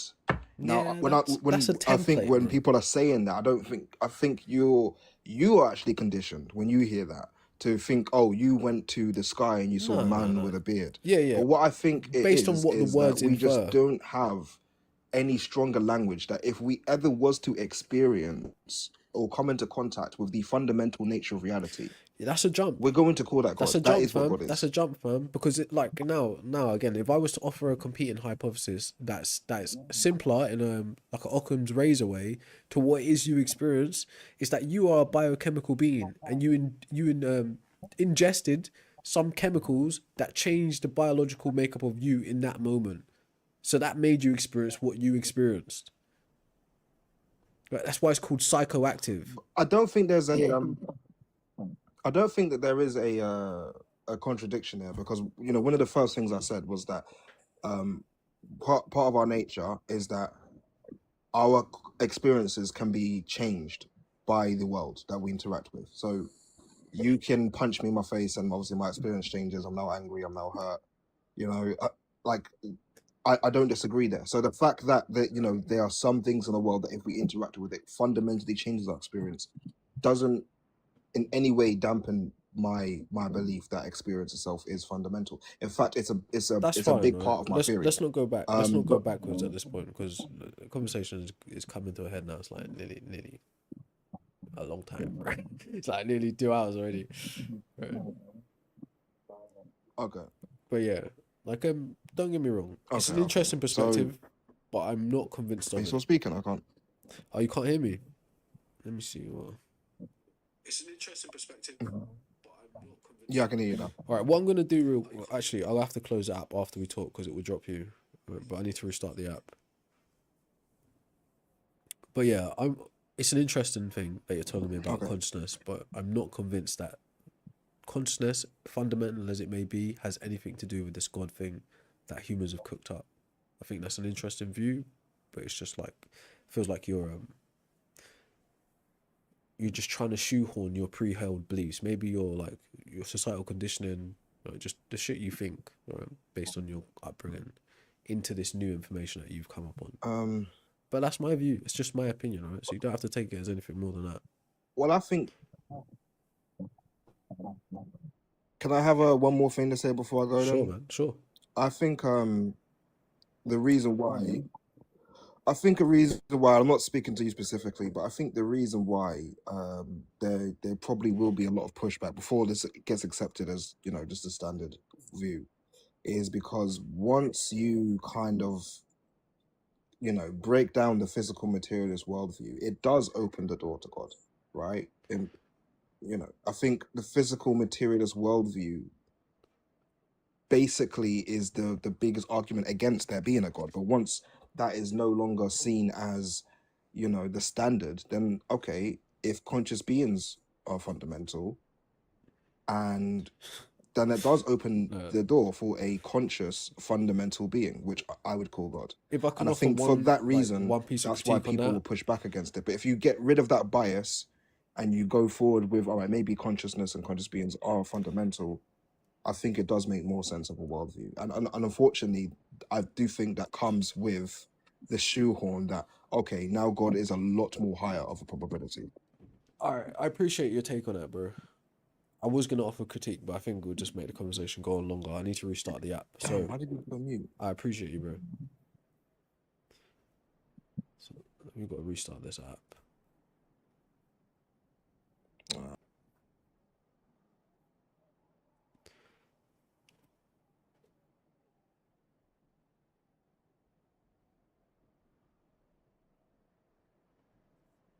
Yo, Tube, are we still there? Nope. Oh, quite a significant delay.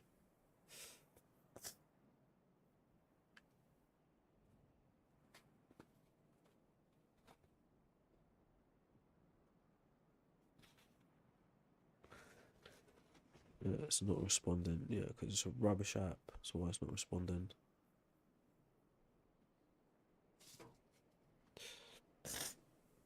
Hey, guys on the tube, bro. Sorry I haven't been talking to you, bro. Because when I'm using the TikTok app, I can't actually look at your chat without the stupid app crashing. So it's just like very difficult to manage both streams. But I see what you're saying now. OG2, Frost, Veritas. Yeah, I'm sorry, man. It's hard to try and manage this thing because look, it ended the live instead of just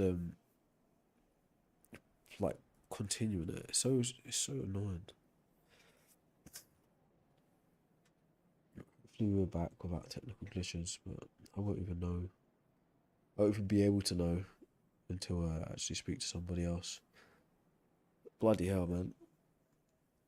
Alright, so it's a good time to play my nose quickly.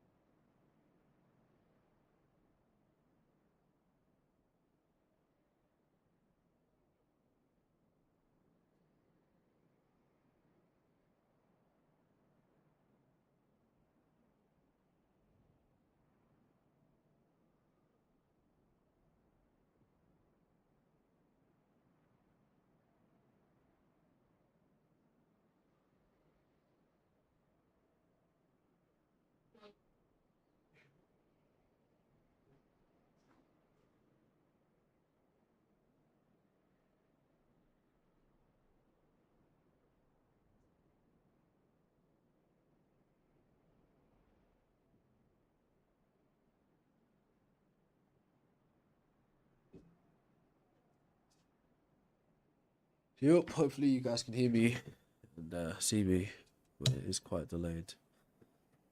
What I was gonna say to that last thing you were saying is it doesn't even matter now.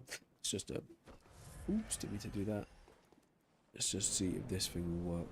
How will I know when someone's requesting? Actually, here's what we can do. Here's a test. Oh, it's got squished. See what we'll do. See what we'll do. See what we'll do. Yup.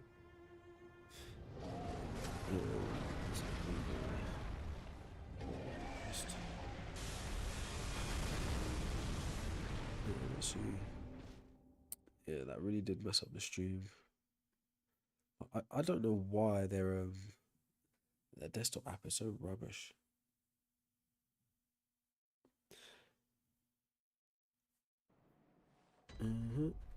Test. See, it's not sending the audio over. Wait, man, it's so annoying. Like, I don't know how people do it. How they run these streams. Wait, man, it's so annoying. Like, I don't know how people do it. How they run these streams, like tech-wise. Maybe they probably just got like really good computers. But yeah, this is no good to me, man. So it's literally always causing problems. Can never have a seamless stream this way. It's either we just go full on game or we go full on mobile. Like, I don't much enjoy just staring at a mobile screen like that. But anyways, right, I don't know if this stream will actually reach anybody considering how I just had to restart it abruptly. So the point is for people to come up, change my mind. So they should be able to hit the request button when you drop that account quickly. Yeah.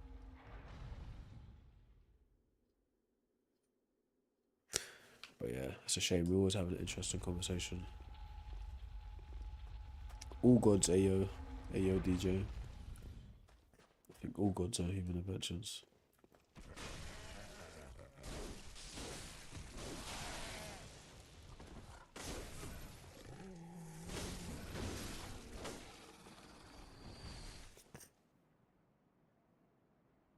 Alright, let's just open this for now, so I can see.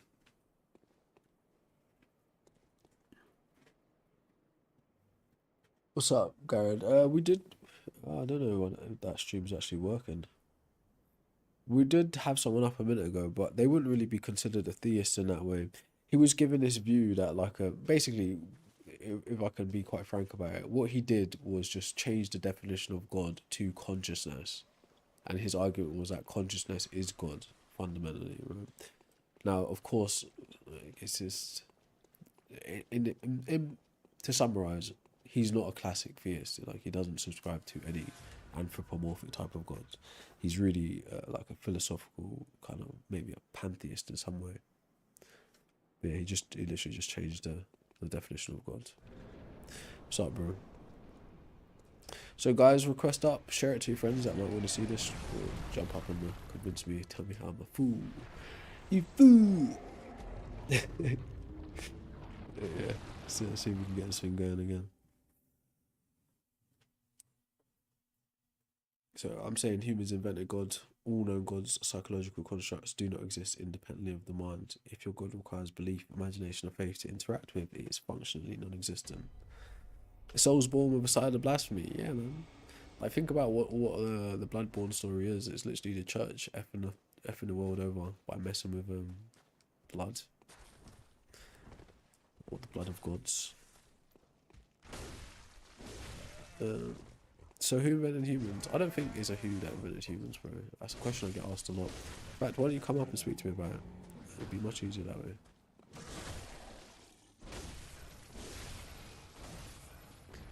Oh, I don't know how to send you a request from the desktop. It's a bit dodgy. But you hit those. You see those little two men at the bottom of your screen? There's a red man and a blue man together. If you press that, then you can talk to me.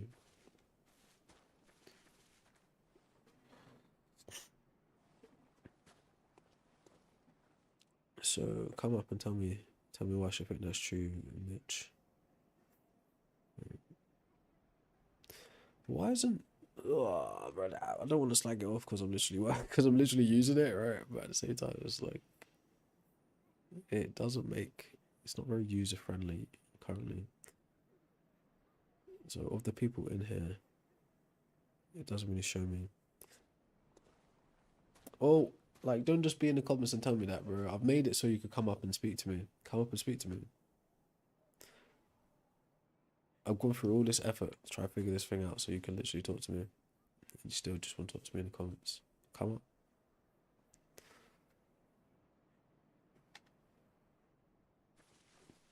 We killed him! No, I don't think that's true. Even in like the biblical telling of it, like, Jesus wouldn't have unalived if God didn't want him to unalive. So basically, it was God just like pretending to do a suicide, really, in a rough type of characterization.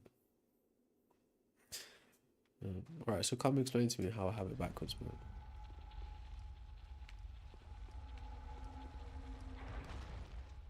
Or is there a request button not visible to you? It's visible on my phone when I look. What is pissing me off, though, is the fact that the red app is glitching out. Yeah, what in the world is going on? Ah, I jumped off the stage.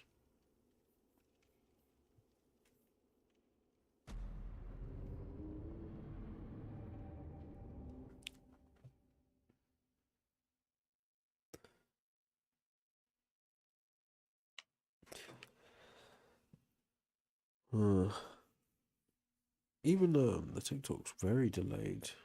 How would I even Interesting question, OG. Yo. Nah, I don't believe in egregores.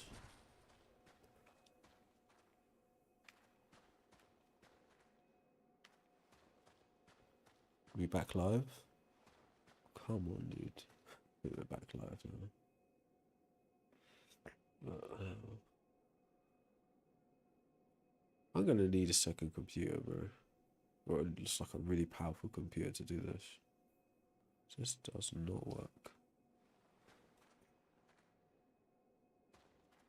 I mean, I can see problems in it, right? Now, the things we believe or walk around with in our head not only affect us, but affect the environment that we interact with and the people in that environment. So, yeah, so, like when I'm in like a, you know, an optimistic, peace-loving type of mood, I'm like, yeah, just let people believe what they want. It doesn't affect me. But then when I actually start to look at it, it's like, oh, yeah, it really does. It does not only affect me, but the whole world.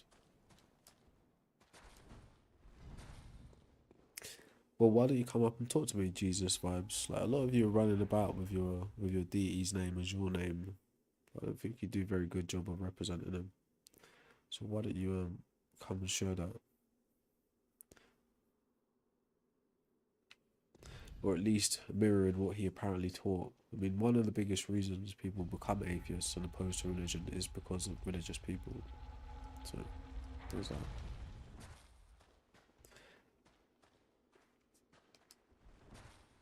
Alright, yeah, I'm gonna stop reading the chat until someone wants to request that, but it's long. Well, I should be able to see when you request up. There should be a button. Yeah. Request up. And you can speak about it, but I'm not gonna bother. Just yapping to chat. So also, there was no point going through all of this long setup in the first place. Could have just done what we usually do. So let's turn the game up since no one's actually requested up. Oh man, battery low too, man.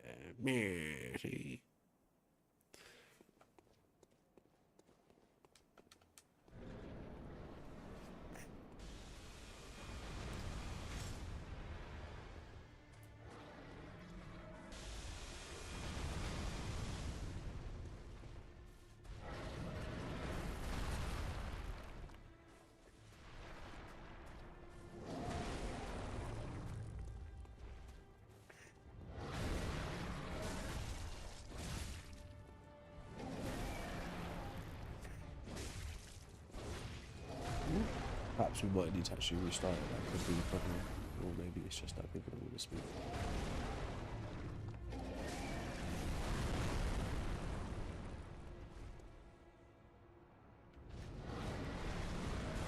Your man just turned around, you know. Where is he?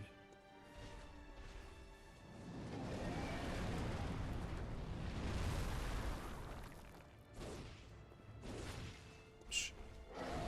There we go.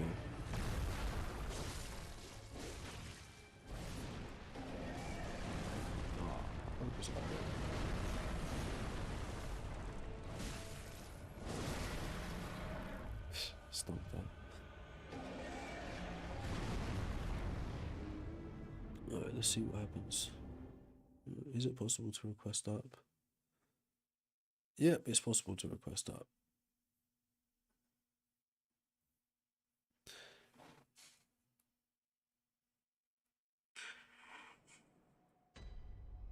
Yep.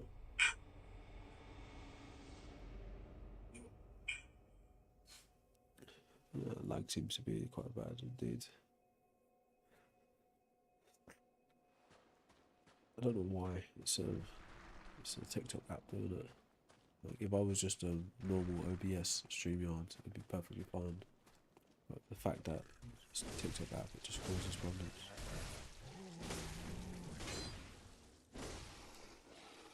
Alright, give me a reason to think we got free will if we're gonna go down that road.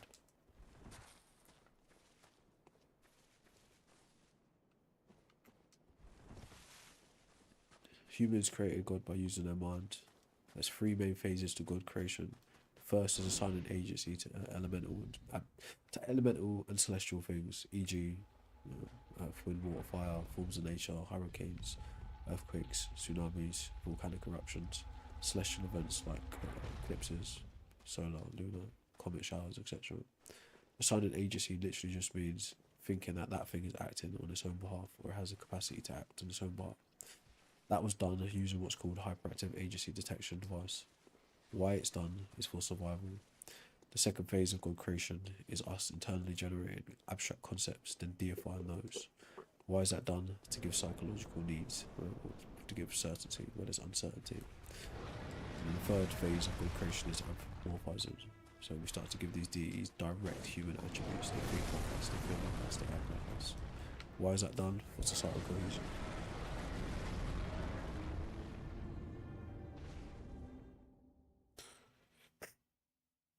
Well, request up. We're gonna need to change. Maybe we need to restart it. But yeah, my mic is low. That don't sound low to me.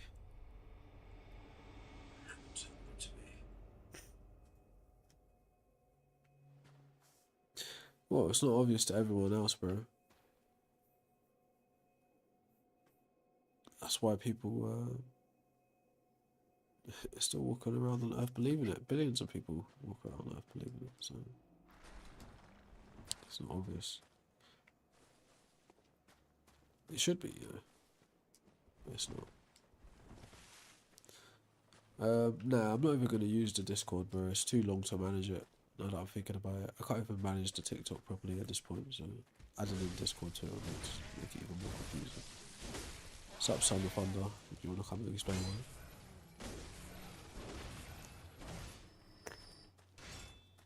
Let me go over to Elden Ring in a minute.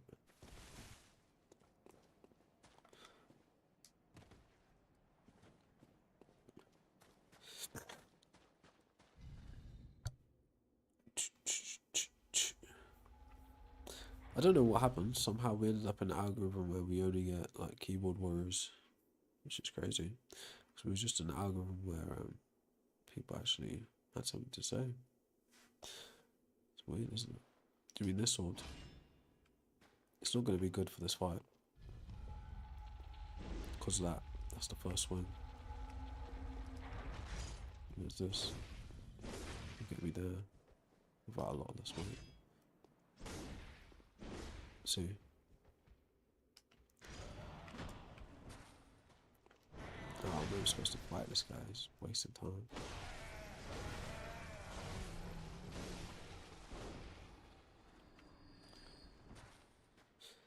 There's no chance that this is true. Oh, that's true. Alright, we'll get to it when one of you actually want to come up and talk about it. You know what, maybe it's my app. Maybe I need to refresh it. Nah, bullshit. I would have seen the notifications. You guys just don't have anything to say. It's just full of hot air. Yoink.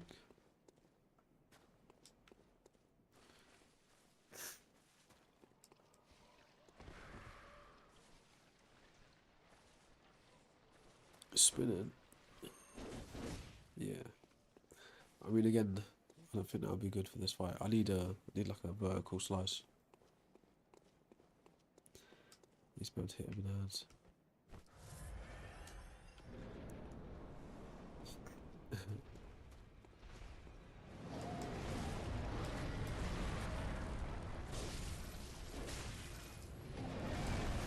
Piss off. This is getting worse and worse. Oh my.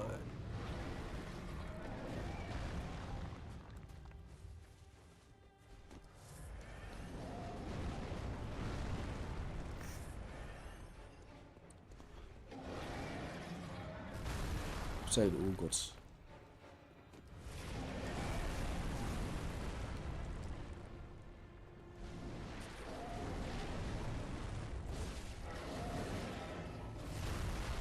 This fight is over. But you're gonna die too.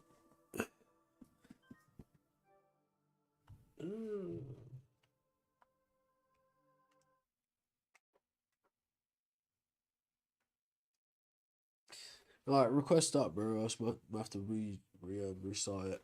Get a different angle. Probably that's what's needed.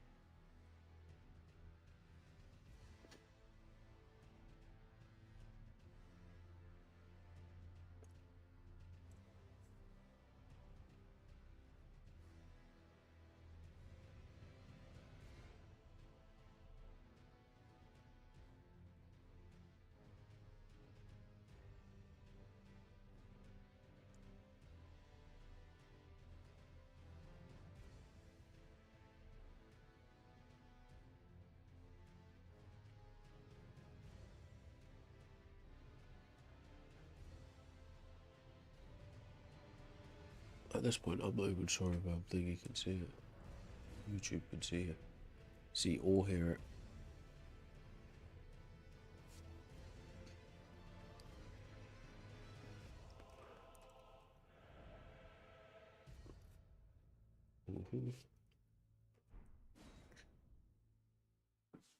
How annoying is that?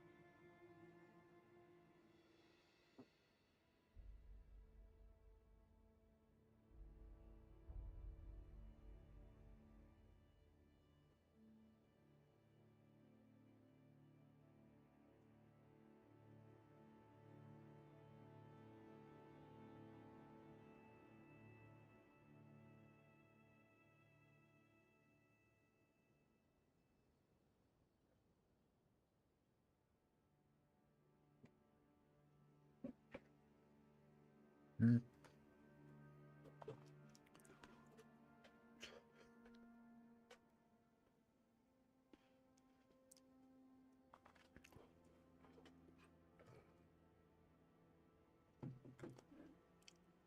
Yeah, I can't read that.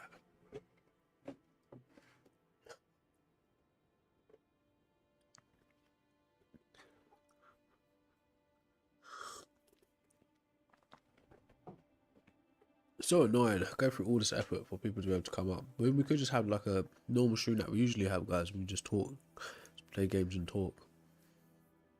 So I hate that.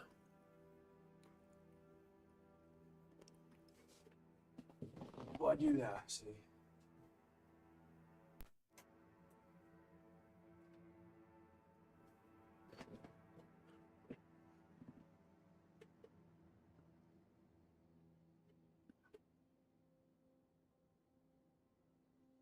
So I said the game audio was louder than the guy speaking.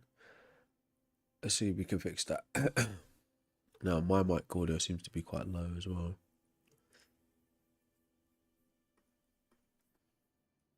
Really a pain. Really, really annoying. Let's give this one more shot. And we'll come back and maybe we'll come back in the evening instead.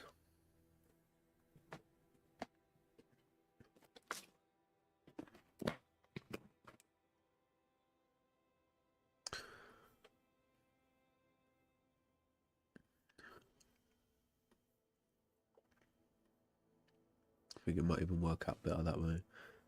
Coming back in the evening instead.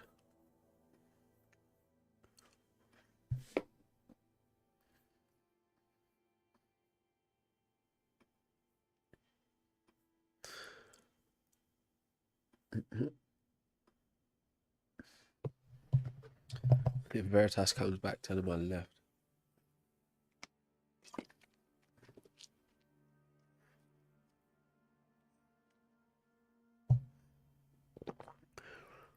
Right, put that there.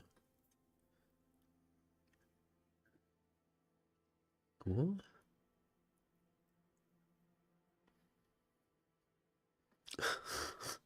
Some of the comments are crazy. Okay, what we want to do also is maybe give ourselves a little audio test.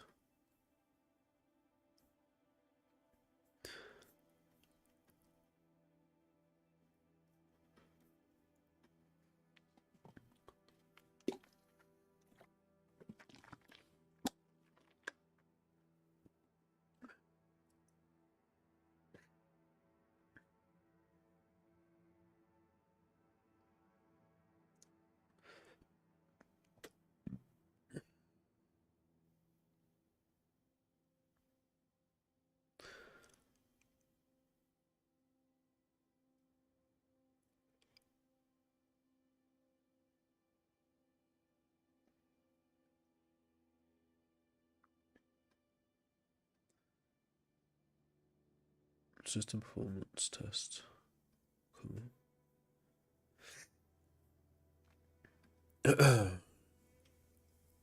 Oh, well, I could pick the worst time to decide this, but I'm gonna do it anyway. How is it a dumb argument? I'm gonna do it anyway.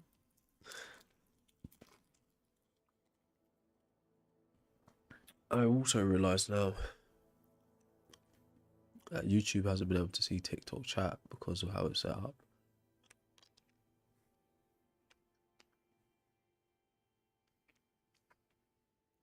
TikTok chat might also crash. Well, I just had to eat a sweet before I went live, so silly. So crazy. 10 minutes max, maybe. No one's calling up yet anyway, so it doesn't matter.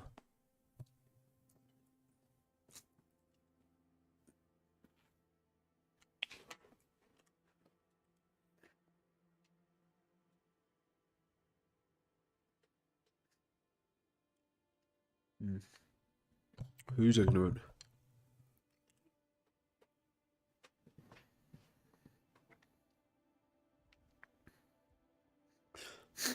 What? Man said I'm like Destiny, you know? Oh, Lord. Do you know, I mean, I take it as a compliment. Like, I don't think you've even been here. Have you listened to me speaking to anybody to even be able to say that? But I don't think that's a disrespectful. I take that as a compliment. I appreciate that. Considering that, like, I'm not a debater and I've only just started talking to people, like, in the last week. That's quite a compliment, actually.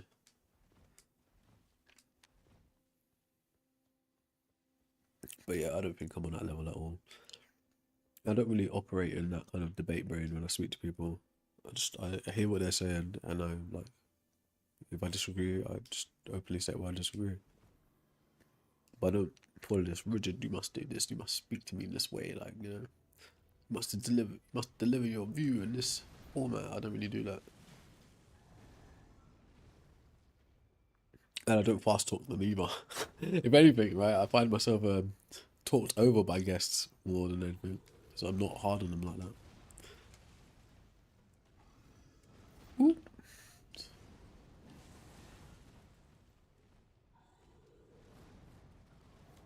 But yeah, truth be told, I've never actually watched the Destiny stream. I just saw clips of him speaking to Jordan Peterson. That's how I know about him. But yeah, if you give me a comparison like that, I'll take it.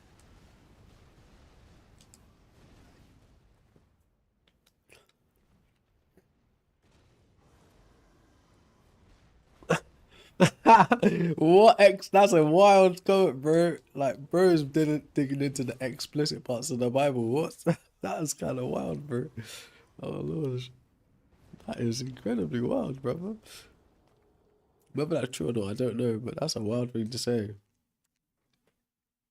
So Excelson said in Mark 14:42-52, apparently there was some boy in a naked boy in the park with Jesus.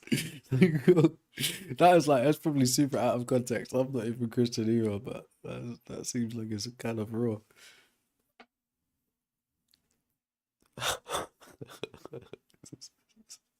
Seems kind of raw, man.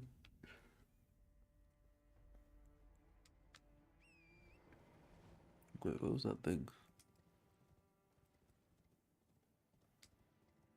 Oh wait, we didn't do audio test for TikTok. Oh yeah, TikTok. You know you can call in, right? Hey, Senator, I appreciate you, bro. Did you just click us to 1K that quick? Oh, we're gonna get in trouble for that. I appreciate you, bro. In flat Earth. I mean, yeah. Again, I don't really get involved in all that flat Earth stuff, bro. All I know is I've never been given good reasons to think the Earth is flat. When I listen to people have those debates, it just sounds like a waste of time. Like, some might say debating about God is a waste of time, but I think at least for me to sit through 95% of things in God debates that are nonsense and get to 5% of things that I'm actually interested in, it's worth it for me. But with the flat Earth thing, there's nothing I'm actually interested in now. Do you know? I've heard about it. Firmament supposed to be something above the Earth. which pours water into it. Maybe could be wrong about that.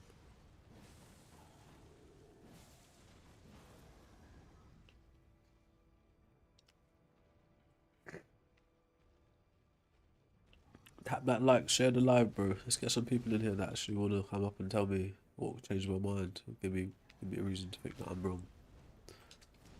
Oh boy. Fifth playthrough, everything is scaled up like significantly. Weapons ain't dealing damage like they used to.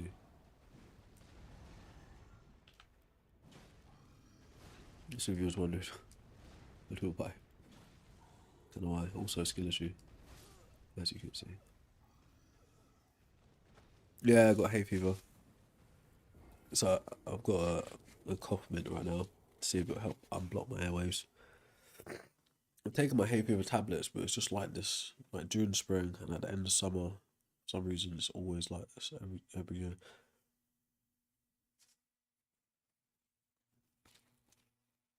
What if God invented humans to gaslight you into changing your mind? Ooh, come and show me how that's possible, bro. Hit that request button.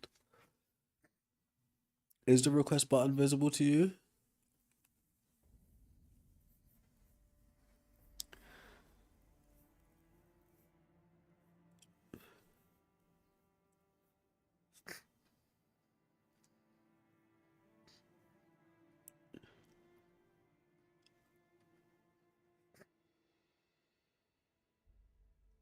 I sent a request. It says no sound. Check your audio. Like TikTok, I'm about to say something crazy, but I really dislike TikTok, bro. It's doing something terrible right now. Hello? Hello, bro. Bro, I didn't even get to hear what you said, to be fair. I didn't have my headphone in. What if God invented humans to gaslight us into saying we invented God? Right, that's some Inception type stuff. It's right? like a double cross. Are you trolling? Yeah. Or do you literally mean that? It's like it's a double cross. That sounds like a troll, bro. Right, so if we was to take that Because seriously, what if go on. humans invented God as a form of control, but God wanted that from the start? We just played into the system that God wanted us to.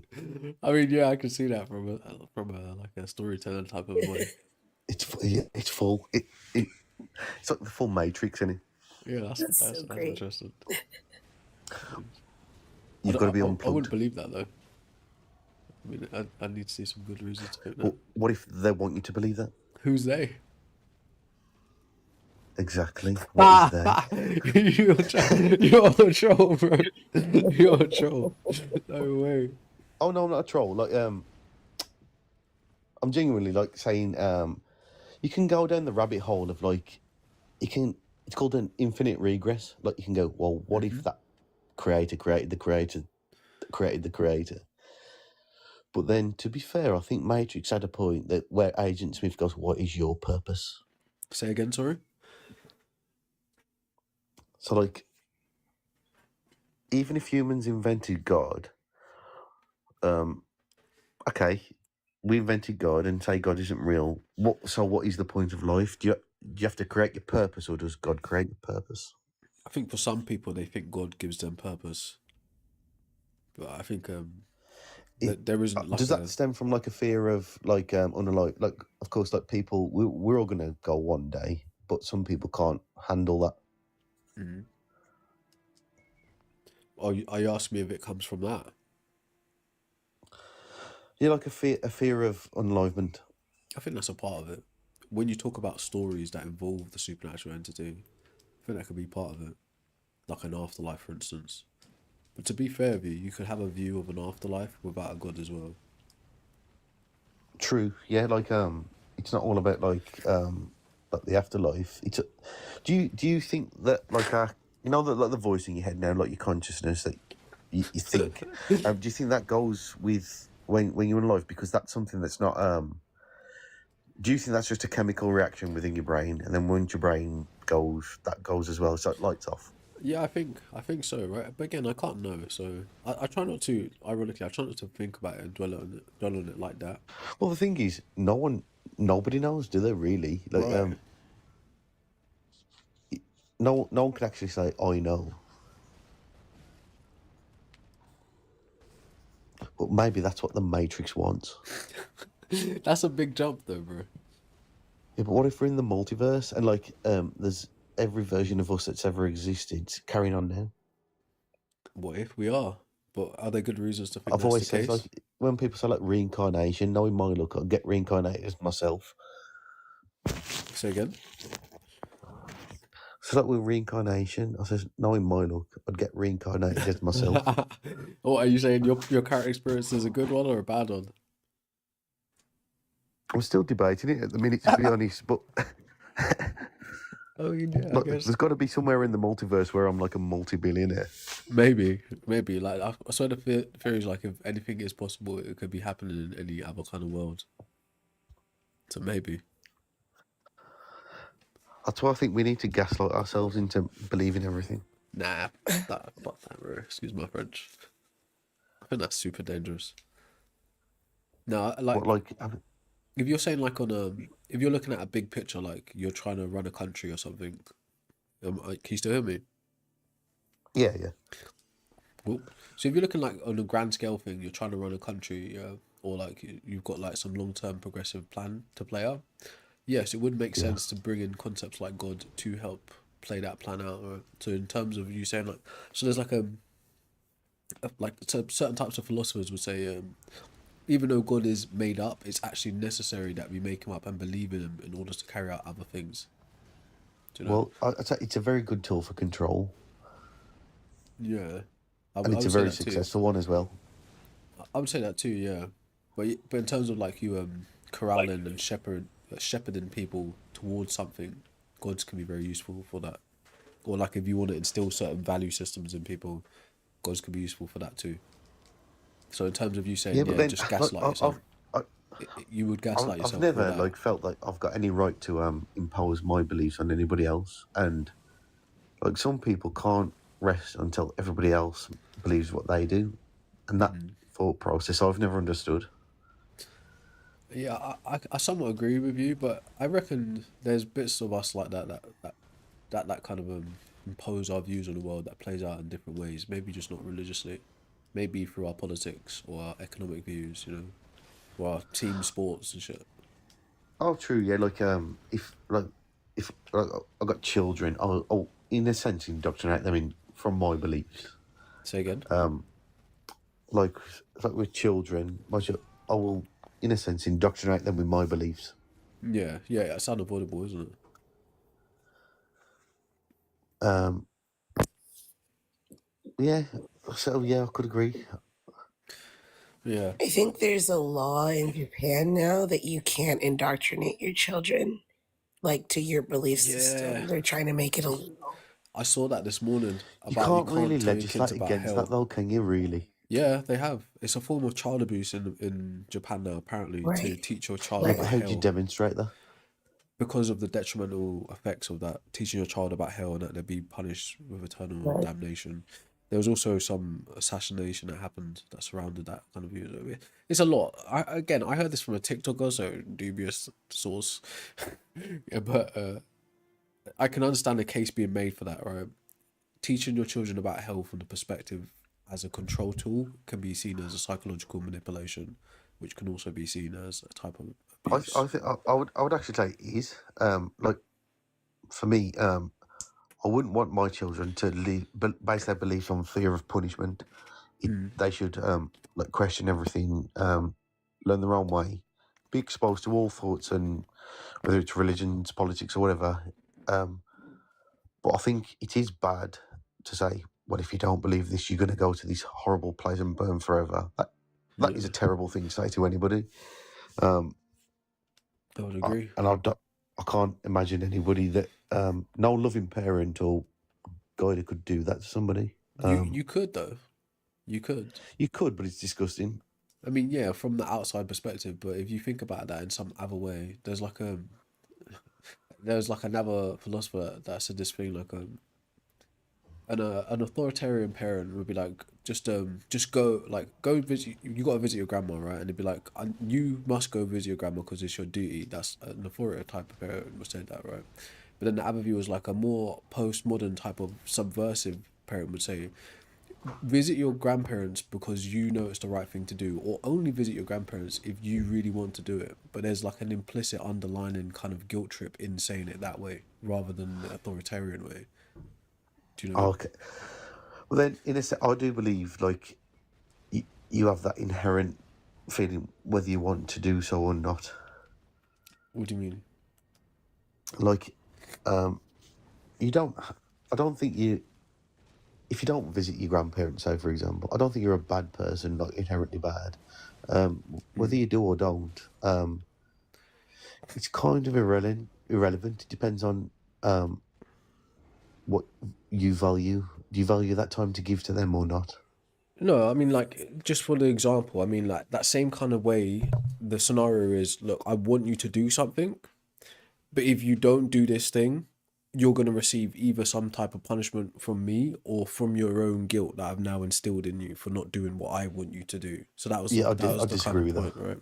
Now, I know that may not be the greatest example using your grandparents as that kind of way, but No, no, it is a good example actually. And the hell view could be similar, right? The hell would be your own self-created guilt because you're not doing what something outside of you wants you to do. I just think it's actually kind of immoral. Like when they say like the punishment of hell, that's one of the most horrible things you could say to anybody, let alone your own children. Yeah, And I even do if you agree. believe it yourself, that's something that you should keep to yourself. And like a lot of people, like come under this disguise of I'm only trying to save you. Yeah, I'm that's just, it. and I think that's also nonsense because that's also like a sly way of going. I'm not doing it because I want you to go there. I'm just trying to save you from it. Yeah, And it's like kind of a sarcastic kind of. yeah, that's the same way as the parent says, only go and visit your grandma if you really want to. Right, It's like but gaslighting. they're yeah, in a way, not necessarily gaslighting, but they're implying some underlying duty, but just not stating it explicitly. Or like guilt tripping. Yeah, it's a guilt trip. But again, the grandma analogy wasn't the best analogy, No, it right? is a good But the example. parent is saying, I think this is the best thing for you, right? That you should be going to see your grandma. In the same way that the Christian or the Muslim is saying, I think this is the best thing for you, that you should be, following God's laws. But there is a difference between, say, like, you say your social views on like your grandma or whatever, and a religious view. Yeah, there's They are two clearly, totally yeah. different That's things. why I said not the greatest analogy for what I'm trying to convey. But it's just Well, that, no, it's a good analogy in the sense, the way that I would say like my grandparents or your grandparents, that's got nothing to do with religion. yeah. When you think about it, religion doesn't really matter the way you look at people, and as soon as it does, that's where like that it's kind of the poison that gets into you. Because why should it affect how you see other people? I think, yeah, I agree in terms of what you're saying, the poisonous aspect of it. But it would be unavoidable.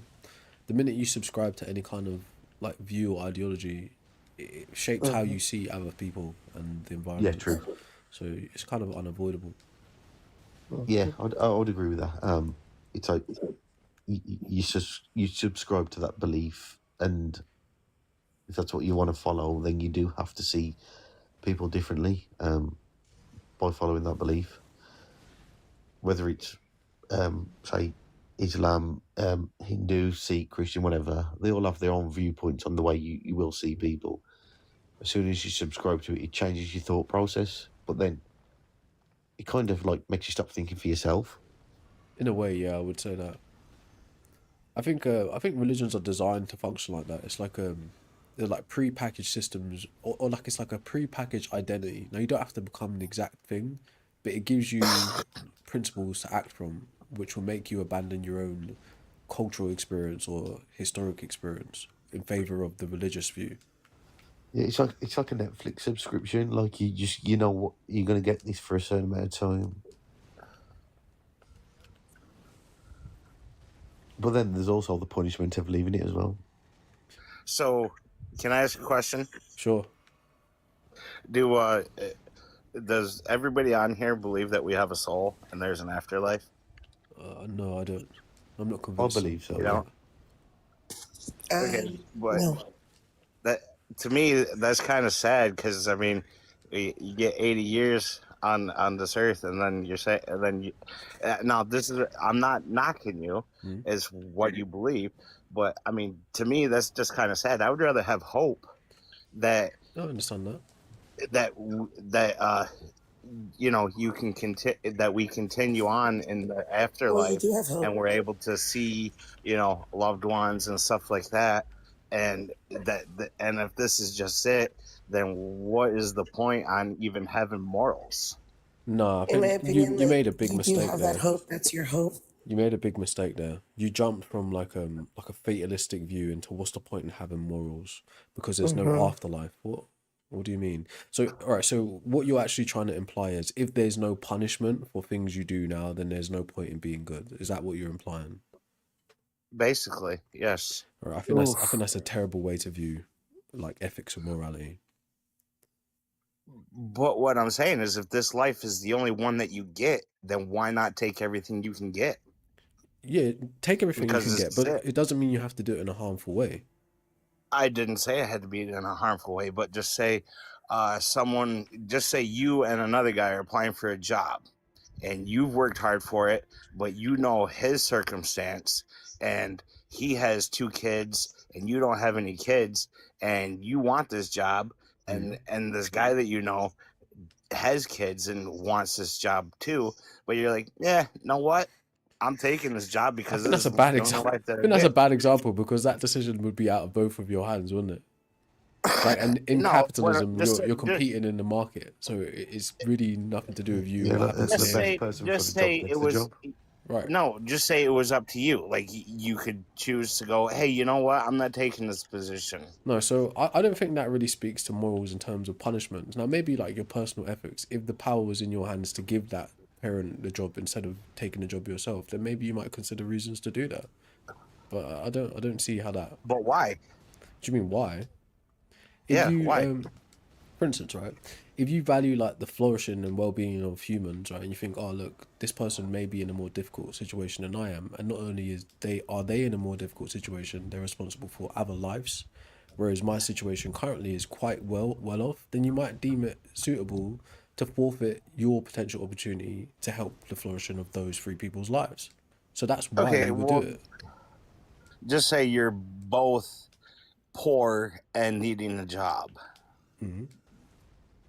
Now, I don't think that's the same kind of scenario, right? If you're both struggling, to be quite frank with you, unless you're uniquely aware of the other person's situation, you'd be oblivious to it anyway. No, You'd just be applying for a job. no. That's not what I'm saying. I'm saying that You know, so we're both the same. We're what both would equally happen if yoked you then. take this job. So yeah, we're both equally yoked. I'm poor and he's poor, right? I think more nuance would be applied to it, but if there was no more nuance applied to it, then if we're both the same, then why not me? Yeah. Yeah, but that's equality, right? But if we start applying nuance to it, it's like, okay, John seems to be in the same position as me, but John has a certain type of psychology or ideology that, like how like funny rappers say, like, we're not gonna make it out of the hood if our friend doesn't become a good rapper kind of thing. Well, maybe John's the Yeah. type of friend that's gonna get us out of the hood if John gets the opportunity. Whereas if I get the opportunity, I may just squander the money. So in that kind of situation with more nuance applied, then maybe it'll be better for John to get the job, right? Well, But I'm either not way, saying that. like to be fair with you, right? This whole analogy we've gone down is really bad in terms of you saying if there's no afterlife, then morals don't matter, right? So the job Yeah. analogy is You bad. know what's like kind of You would disappointing basically be sometimes. It's like like a lot of animals. religious people say to say an atheist, well, what's the point of living your life if there's no afterlife? And it's like, you know what, the life that we have now, you should make the most of it regardless of whether there's an afterlife or not. Agreed. Like like even as a believer, I don't just think, well, this life means nothing because I'm going to get a better life in the afterlife. Like that would just doesn't make sense. Like you've got to make the most of what you've got, and I don't need that feeling of an afterlife to make me live a good life now because in reality, no one truly knows. Like I've got faith that, and I truly believe that there is like an afterlife there. But that doesn't mean I can just slack in my life now and just go, well, I'll get a better deal in the next life. Yeah. I think that's a waste of the life that we have now. So in a sense, I do think atheists actually live the life to the max more than a lot of religious people do. I wish that was Because true. a lot of religious people can't wait for the end, and it's a bit sad. Yeah, from that point of view, I do agree. But like to say an atheist explicitly does live life better because they know it's the only one isn't necessarily true either. So you can have like you can know it's your only life and still have like an apathetic view towards it, or maybe have some other kind of psychological turmoil that doesn't allow for you to live a great life, even though you know it's only one you get. Yeah, of course, and like even when I don't understand when like say a religious person would say like an atheist couldn't. Where do you base your morality off? Well, immorality is I think it's no one's in a position to say to anybody, like, where do you get your morals from? Like, I've got no right to say to you, you're not a moral person, because then I'd just be a hypocrite. Yeah, I understand from one perspective, but you can say, right, so to be frank, morals come from humans across the board, whether you think a God exists or not. Morals pertain to human lives, human values. So morals ultimately come from humans. Depending on what ethical system you subscribe to, they all are derived from human life. And they all I don't think you subscribe applied to a to system. humans. Say again? I wouldn't say you'd subscribe to a system. Yeah. Like, so Okay. we'd exchange the word moral for ethics, right? So morals are a system Yeah. of determining what's good and bad, right and wrong, right? How one determines what's good and bad or right and wrong is a value judgment. So what you'd be weighing your values Yes, against I is do the think it's systems subjective. is the systems you already hold to, right? So there's systems like deontological ethics, which is duty based. There's egoism, which is concerned with just you and your life. There's utilitarianism, which is concerned Sure. with the greatest good for the greatest number of people. There's divine command theory that says whatever God says and does is the right thing to do. There's ethics of care, just like the concern for other people. There are a bunch of other frameworks that you can. Well, they are all frameworks that give you morals. All of those are different ways of getting morals. Okay, I understand what you're saying, but at the same time, do animals have morals? Yeah, I wouldn't say so. I wouldn't say animals have morals in the sense we have them, because animals don't have the cognitive capacity that we have. Okay, so but what I'm saying is, so if we came from animals, if we came from an amoeba, where did we get morals from? Right. So it's not that we came from animals. We are animals too, bro. Right. No, what I'm saying is, if God didn't create us and we just came from an amoeba, where did we get morals from? From us, like I just From our explained, consciousness. from the various systems. Humans cook those systems up based on our experiences. We formulate. All right. So to be frank, actually, we had morals before we had formal language. So you can have non-verbal communication and still practice a moral code, right? So Plus, animals have a moral code too. They communicate in maybe not ways we would understand, but they do communicate with each other. You I see do a think lot that's of. possible, yeah. Well, of course they do. But I don't necessarily think they have morals in the way that we describe them, because we won't hold animals morally accountable like we hold ourselves morally accountable. Okay, well, the way that I can, for me, is that I think that we have a soul and that animals do not. That's kind of So you rough. don't think animals are sentient beings? No, I don't think they have a soul. I don't believe animals have an afterlife. Okay, fair enough. I mean, that's kind of rough. I think there are some views in religion that allows for animals to be in the afterlife, but I mean, yeah, stuff like that makes it harder to believe in souls as well, right? Why should we Well, exclusively have souls as well as and have a sometimes as life well, not? like it's not. It's nice to think that you'll get your cat or dog in the afterlife. It's a nice thought, isn't it? But like in terms of reality, there's no guarantee of that, and there's not really anywhere in scripture that says that. It's just a nice thought to have because it gives you a bit of comfort. But that doesn't necessarily mean it's true. True. But at the same time, no matter like for me, I believe in Christ. I have that faith.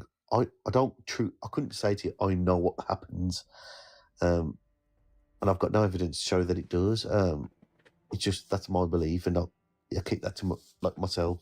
I'll talk about it. No, I okay, fine, but no one truly knows. I agree. No one can know. Well, maybe not say no one can know, but no one knows yet because apparently we're still alive, right? So yeah. Well, yeah, and you can also think, what about all the religions that have been lost over time as well? What if it was Wotan and Thor and Zeus that was true, or Yeah. you know, or was it the Egyptians or the Aztecs, or even religions that were lost to time? What if they was true? No one knows. Well, my view is that they're So, all the same. They're just inventions. They're expressions of humans. All of them, even Jesus. do you think it was like humanity's first attempt to explain why we're here? Yeah, some of it. I think the initial creation of gods was about survival. It was us like gaining certain cognitive capabilities and then expressing those. And then over time, we deified things. Would you say then, like in terms of religion, when say like God of the Gaps theory, the more we know about like our life now, the less we need any kind of divine explanation for it. Yeah, I think God of the Gaps is a giant part of it. Problem is, I don't think God of the Gaps will ever go away because it's exactly that. Like whatever limits we currently reach, someone will be like, "Oh, but we don't know this yet, therefore that's gone." So I don't think that will ever go Yeah. away. You also have like Pascal's wager, which some people believe. Well, I might as well believe in it just in case it is true. I feel that's Well, I one of the wouldn't say worst that's belief arguments. either. Yeah, like, that's kind of like what you were saying about gaslighting yourself into believing stuff. Like, I Yeah, mean, and like, from my like when I was in like my education, you have the teleological argument and the ontological argument, like the watchmaker theory. So many different things, but would you say there's a difference between like maybe a creator and a religion? So like, if there was to be like a prime mover, that doesn't necessarily mean any religion's true. There just could be a prime mover. yeah, it's an uncaused cause essentially. But then, can you not have that like infinite regress? Who caused the cause? Like, who was God's creator? Who was God's creator? Yeah, You know? yeah, but me personally, I don't think God's solved that problem because what you're really doing in that whole scenario is saying God is a brute fact. You could just stop at the universe and say the universe is a brute fact. I would say God is outside of time, so we wouldn't have a creator because he exists outside of time, which I Yeah, know it's pure how it sounds, conjecture. 100%. It's just that's like a belief. It's like logically, it doesn't even make sense. It's faith. Yeah, I understand how it sounds. Because it's like it just doesn't make sense. It can't, right? You can't be outside of time. It doesn't make sense. In a sense, it's like it's willful ignorance on my part. So you're aware of it and you still believe it.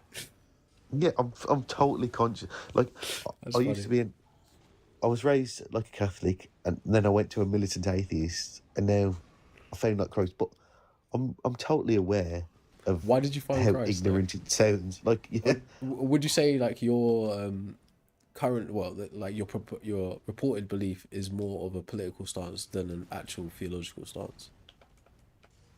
oh no, nothing political. It's outside of that, not political at all. No, Yeah. like when I say like I found Christ, that's more of a spiritual thing. Like it's way outside. Like politics don't mean nothing to me. I mean, it can't really be outside of politics, but I hear it. 100%. Yeah, because you can. Nah, not really. Like religion is informed by But I don't politics, follow a and religion. politics informs religion. So Christ, if you follow Christ, you follow religion, bro. Not necessarily. Yes, bro. Well, because where did Christ ever preach a religion? Yeah, but Christ, as you know about him, is brought to you by the Roman Empire by creating Christianity, e.g., the New Testament. Oh no, see, I'd say it's from a spirit. I found through a spiritual aspect. Nah, I disagree, bro. You wouldn't have heard about Christ without Christianity. Well, yeah, but it might be egotistical to say, but I think I'd say I'm above religion. No need it. I mean, you're not like no disrespect. Like you're not the first I would- person to say that. You know, I'd stick by that as well. You're not the first person to say that, but I think that comes with a certain cultural pressure of where we are currently. It's not deemed as socially conscious or cool to be considered religious because what the history of being religious entails. So people try to say, "Oh, I'm not religious, I'm I don't spiritual," care about or like "I'm not a that Christian, but I social follow aspect because Christ." Do you know? but really I keep that to myself. I don't care about like saying it to anybody. Like we'll have a discussion there. Like I'll talk to you about it, but like I don't go out in my life and go, "This is my identity." I keep that to myself. Like I don't care about how Yeah, other people see it because you may not have to say it though. This is the thing about beliefs. You don't have to say them. You express them. not really. Yeah, you do, right? Because they're beliefs. Your beliefs inform how you're going to interact with reality and other people. So you don't have to explicitly really say what you believe. You would express it in your actions, in your thoughts, in your words. But then this is where like you have to think to yourself, if my if my belief in Christ makes me a good person just because I believe in Christ, well then I'm being false. I've got to, if I'm going to be a good person, that should come from myself, not because I believe in Christ or whatever. If Well, yeah, if that's I'm nice one to someone aspect. or I like it, you just be generally I reckon a good good. person is a subjective claim, anyways. What you think It someone is is because being like good is I couldn't subjective call anyway. myself a good person either. Just a person. Yeah, Just a person. That entails good things and bad things, but it's part of being human. yeah. I've done a lot of bad, and you try to do, but I don't look at it, I don't think in the back of my head, oh, well, Jesus is watching me, so I better do this or that. Picks up Jesus is coming. Because then it's kind of false. I just think to myself, sometimes when I do bad, I know I'm doing bad, and I still do it. But that that's just me being not. Yeah, I'm fair. far from a perfect person. Yeah, Like I'm that's not an fair. example to anyone. That's fair. Right? But I mean, like, at least you're aware of it, right? And I think that's one of the better things than being like fake pious. It's like, oh, I do these things because I'm righteous, kind of thing. If you're aware of, I'm ignorant sometimes. I know I'm ignorant. I think that in itself is kind of redeemable. Well, I admit I'm willfully ignorant in some senses as well. Like s- I'm aware of it. And it's kind of a hard thing to like grasp, but it's just one of those things, and it's part of like your learning journey. Like for all I know, in the next 10 years, I could think totally different. Um, but I I think think that's quite likely. you should stick by what you believe when you believe it. Just if somebody like people can educate you, just be open to admitting how much you don't know. True. Like there's That's nothing worse true. than a know-it-all. Yeah, I guess. I guess.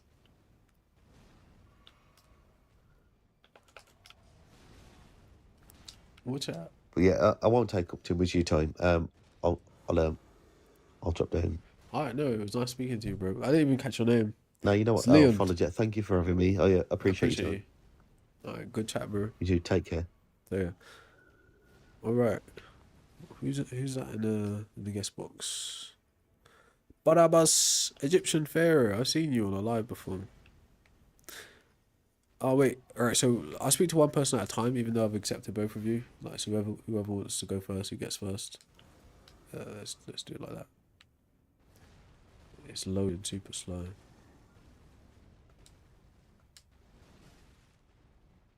Maybe it's crashed.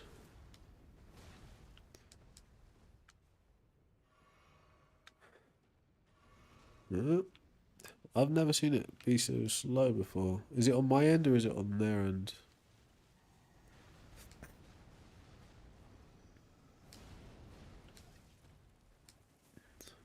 I can't say for sure. It's just slow spinning. Pharaoh or Barabbas, if you can hear me, bro, press something in the chat. Oh, do you know what? Do you know what's maybe happened? They hit a request and then they've swiped away to some other stream. So it's probably trying to load them in and like tell them, notify them. It's likely what's happened. Oof.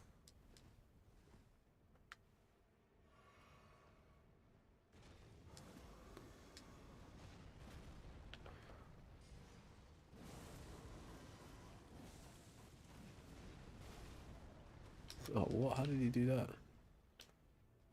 No, it was like one hit away. I'm gonna get killed by greed. Bro, he is not standing still. He knows there's one hit. There you go.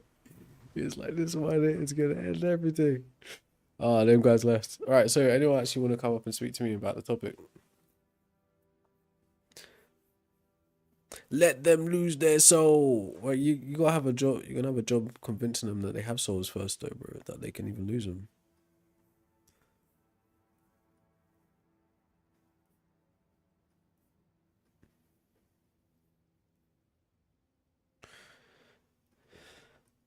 Oops, I don't know what I've done. I pressed a button.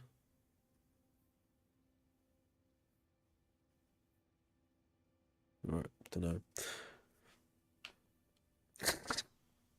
Do you know, saying that discipline, right, disciple, I know someone said it jokingly once, right? But the fact of the matter is, if God is actually watching everything that happens and he is watching acts like that happen, that'd kind of make him culpable to those acts as well. So that it's a wild, funny view, but it's not really funny when you actually think about it.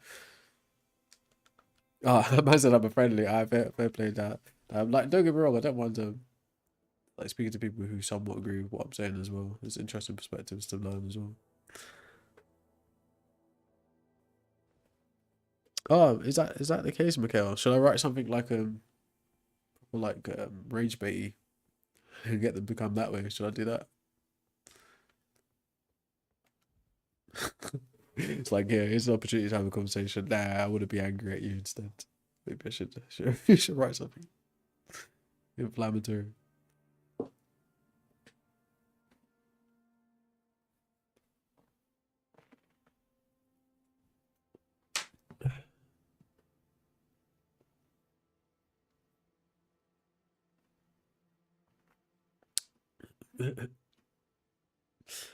I mean, I really do. Interestingly enough, right, hardly anyone that's come up and spoke to me is actually spoken to me about what's in the prompt. They just like look past it and just start talking about their own things. It's interesting.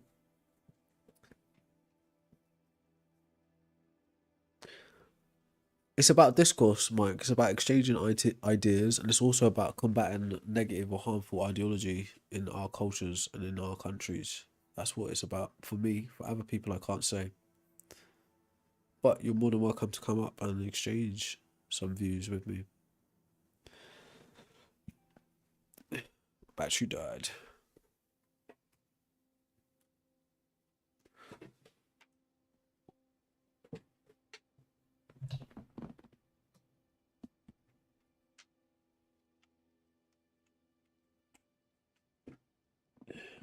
No game to be playing right now, anyways. God is Satan as disguise. I mean, that's one way to say it.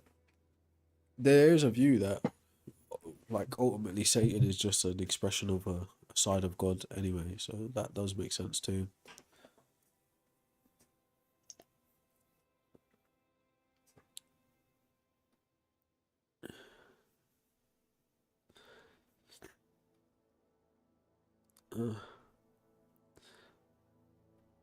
Oops.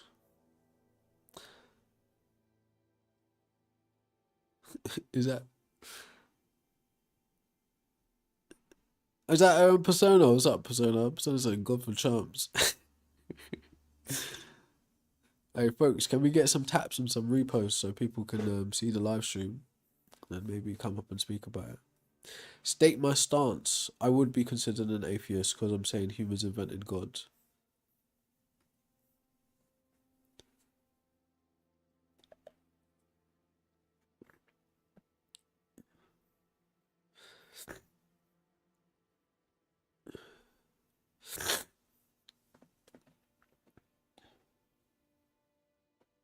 Why would I think NASA invented space? NASA's like what NASA formed in like the 50s or the 40s? So how could NASA be the ones that invented space when we had the view and the understanding of space long before NASA, bro? Like centuries, fast, like 1,000 years. Like the Egyptians understood space and stars, so you know, I don't think NASA was necessary for that.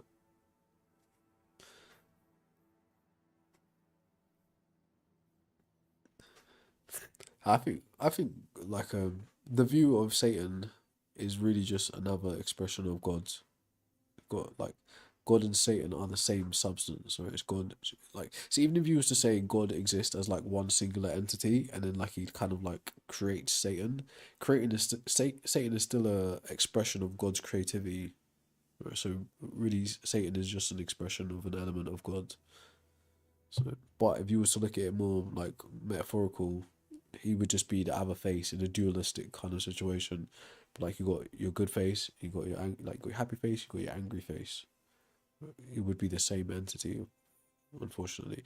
But I think personally, I think Satan is just as much as an invention as God. I think Satan was invented after the fact to patch the holes in all of the things, all of the problems that would be attributed to God. It's like you're gonna have a problem if you're gonna say God is all powerful, all good, all loving, all knowing, right? And then he does and allows for bad things happening. So you need to create some problem. You need to create some solution to that problem. And two of the biggest used solutions for that in religion is the idea of free will, blaming humans, and the idea of Satan, blaming Satan. But in that the responsibility, the creation gets to keep what's called like just a sort of plausible deniability. He gets to maintain innocence and purity. But really, humans are the product of God. Satan is a product of God. So ultimately, the responsibility would be on God. But yeah, if you don't believe in none of that needs to concern you.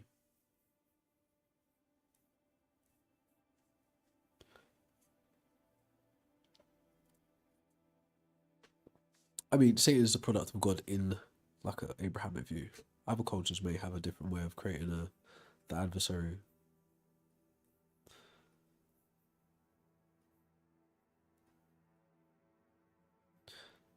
Come on up, man. Come on up and talk to me while the controller's charging.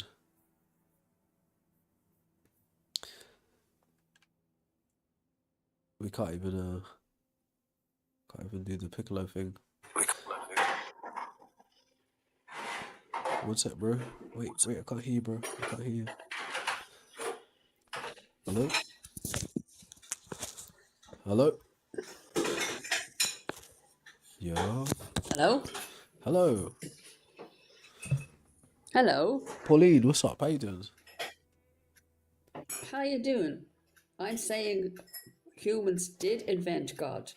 So you're in agreement? Yes, in the old ages they needed something to explain thunder and lightning, and they came up with a God. I agree. I think that is one of the first types of gods.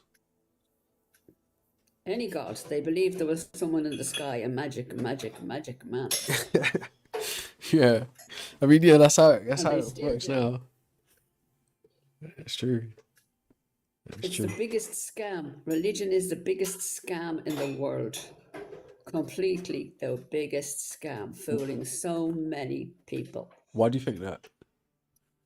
Because it's true. In what Prove to way? me it's not.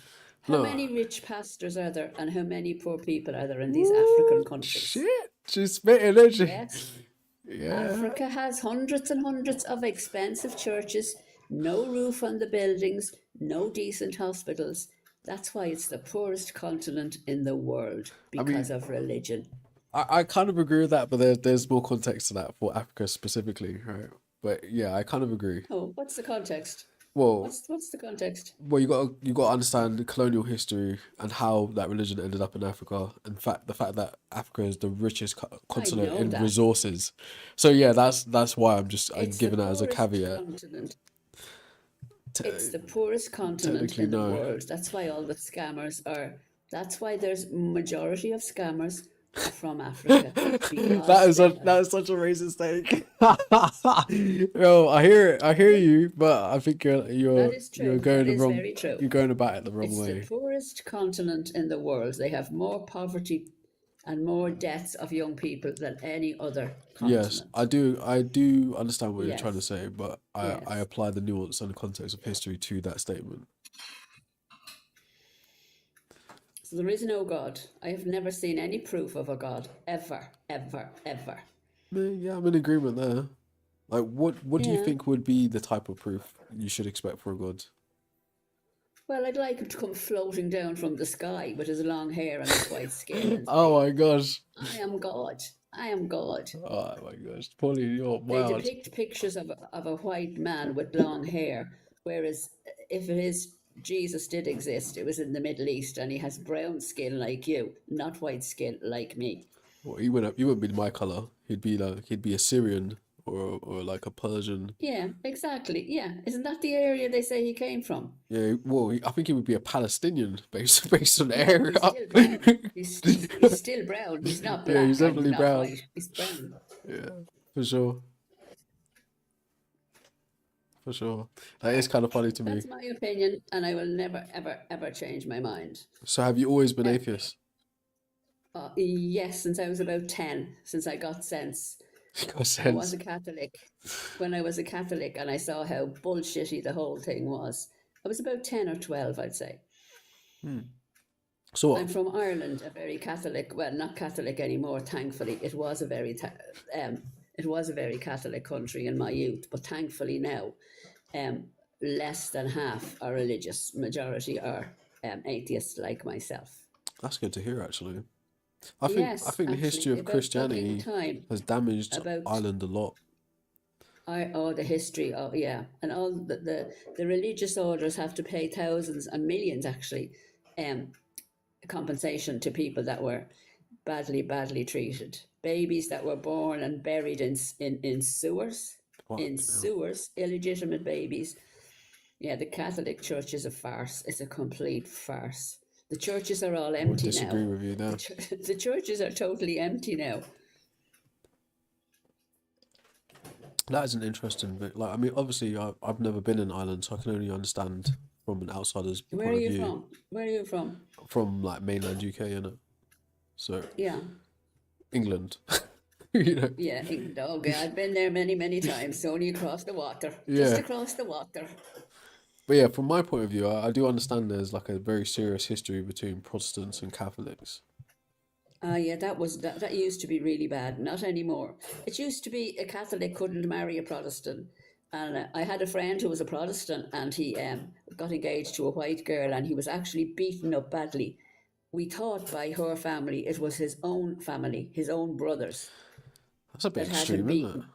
beaten. Yeah, he lived up in Belfast, and he really thought it was her family. They're actually married now and have this was about 25 years ago, and he was beaten up badly. His leg was broken, his arm was broken, and the police investigated. Everybody thought it was her family, but it happened to be his own brother and his own cousin that did it. So That's a that just bit shows you wild. how bad it used to be. It used to be dreadful up the north. It's fine now. I go up a lot. It's fine up the north now. What do you think about like the history of how England has treated Wales, Scotland, and Ireland? Oh, dreadful. The famine was dreadful. And the famine is part of our history, and it's not shown in English history books. English children are not told about what the English did to us. They are not. It's not in the English, as far as I know, the history books. Our history books are full of it, about Yeah. the famine, how people died. Yeah. Yeah, you have to forget. You can't blame people now for what happened hundreds of years ago. You can't blame a race. I mean, yeah, in some sense, yes. But if you were to Yeah. I mean, continue, the IRA got you back a bit, didn't they? no, hey, I ain't involved. Do you know what I mean? They got you back a bit. They got I you ain't back a involved, bit. right? Do you know what I mean? I don't agree with the IRA, but they're Metropolitan trying Police, if you're to. listening, I mean, Yeah, no, but the IRA are trying to get into politics here. Now they are in politics, but they're trying to be higher than they are, and they're not getting the votes at all. People are not falling for their hatred. They still so have hatred. can you give a summary of what that whole movement and period was actually about? Which Sinn Féin? Is that what's called? Yeah, I'm not exactly sure. I know that they want a united Ireland. They want the North back with Ireland. But apparently there was a vote a couple of years back, and the people up in Northern Ireland voted not to come back to the Republic. They voted to stay in England. But now, but now with Brexit, and when people go on holidays, I believe when you go to Spain or that, there's an awful. It's very easy when you're in Brexit. It's very easy to go through passport control, and I've seen queues in the airports for the British. They have to Yeah, yeah, they it's rough. have It to, is to rough. have to queue because we stayed. We didn't leave. And we get treated better when we go on holidays at passport control. I've seen it myself. I've seen the huge big queues for the British, and we just sail right through because we have the Irish passport. It's dread. That is Yeah, dread. yeah. I know. I think people have forgotten the trouble in the north, though. I do know a guy who he's from Lisburn up the north, and he said they would be if someone knocked at the door at night, they would be terrified to answer the door. It was so bad, and his father actually was a barman, a manager in a bar, and there was a bomb left under his father's car, Damn. and the bomb went off, and his father lost his legs Damn. because this guy was Catholic because he was mixing too much with Protestant. Now this is about 20 years ago, but he lost his leg That is recent because history. of the bomb. Yeah, yeah, yeah. That hatred mostly is gone. You get an odd incident, but mostly it's gone, thankfully. But what is that actually about? Because technically you're both Christians. One is just saying we want to be Christian in this It's way. about land. It's about Ireland when the Civil War happened. They, I think his name was De Valera. They agreed to share the country, to leave six counties up in the north, and we got the rest, 26. And a lot of people do not say that never should have happened, which, in my opinion, it shouldn't have happened. But they wanted to end the war, and they agreed with the six to stay up the north. And they're orange men. They're Protestants. They're called the Orange Men. Have a lot of connections with Scotland. But I remember about 5-10 years ago, I went up shopping with my daughter because they have better shops up the north. And we decided we go to the cinema, and we're driving through in an Irish registration car, right? And we see this march. We didn't know what the march was. And the policeman came running up to me and said, "Get out of here quick." I said, "Why?" He says, "Get out of here. There's an orange march." I said, "Oh my God." He said, and he showed me, "Go left, go left." He said, "You have an Irish registration car and an Irish flag on your car." I said, "Yes." He said, "Move." So he actually directed me to get away from the march. Now, I don't know That's whether they recent? would have touched. No, well, it must have been, it would be about, how long? I'm talking about 10 years. It must be nearly 10 years ago. I went up with my dog because the shopping used to be great up there. It's great here now, but we used to go up for bargains every now and then for a weekend. But I can always remember the policeman. We're in the car and we're surrounded by people and we're smiling at the people. No, not knowing what's going on, and we saw them glaring. And then the cop knocked on the window, "Move," and he made way for us to move. And we never got to the cinema that night. We had to go the long way around. Damn. So Yeah, what so you're saying that's is the division isn't actually the fact that one group is Protestant and one group is Catholic. It's no, the I history don't of the think so. land. I don't think so. I think it's mainly the land and what happened. I think, but a lot of Irish people, there is groups here.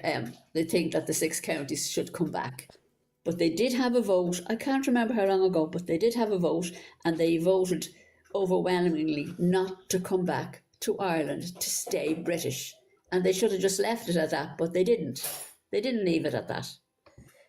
And a lot of Irish who live near the border work up in English part, and a lot of English people that live up the north work in the Southern Ireland part. So that's the story. It's weird, man. Yeah. So listen, I'm sorry, but I have to go now. It was very nice chatting to you.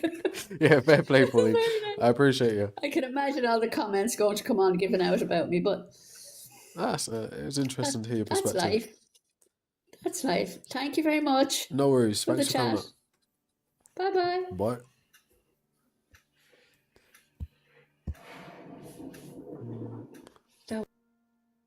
Oh, didn't mean to do that. There we go. All right. That was interesting. I did have some more questions about like the history of Ireland and her perspective. Because I mean, yes, obviously it was some of the stuff she said did have some very serious racial undertones, but for the sake of the actual conversation, there's still a decent perspective to be gained there. But yeah. Anyways, anyone else want to come up while controller's charging and the coffee's kind of somewhere?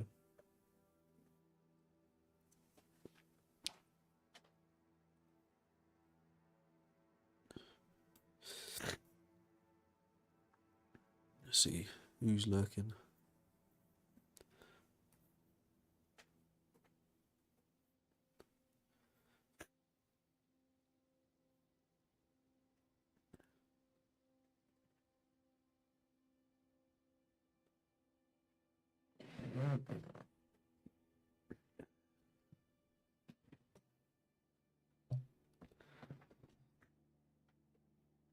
Nobody? Nobody want to talk? Let's tap the likes and repost and see maybe it hits an algorithm where people do want to talk. Hey. Hey, what's up, words? Oh, can you hear me? Yep, I can hear you. How you doing? Do I have to unmute? Can you hear me already? Oh, hello there. Oh, I was going to say that it's my belief that the religions, can you hear me now? yeah, I can hear you. Have been made by the Vatican. The Vatican, I believe, have made the religions, but they're all the same underneath, and they're just there to divide us. Why do I you think spirituality is real. I think Sorry? No, I was going to ask, why do you think the Vatican made all the religions? Are you speaking specifically about Christianity or all Oh, religions? all of it. Well, obviously, well, they basically guide all the religions and change all the Bibles and everything. If you look on here for old Bibles, they'll read out to you what the Bible used to say. And those hidden scriptures are really important because if people knew them, they would actually understand that it's a frequency.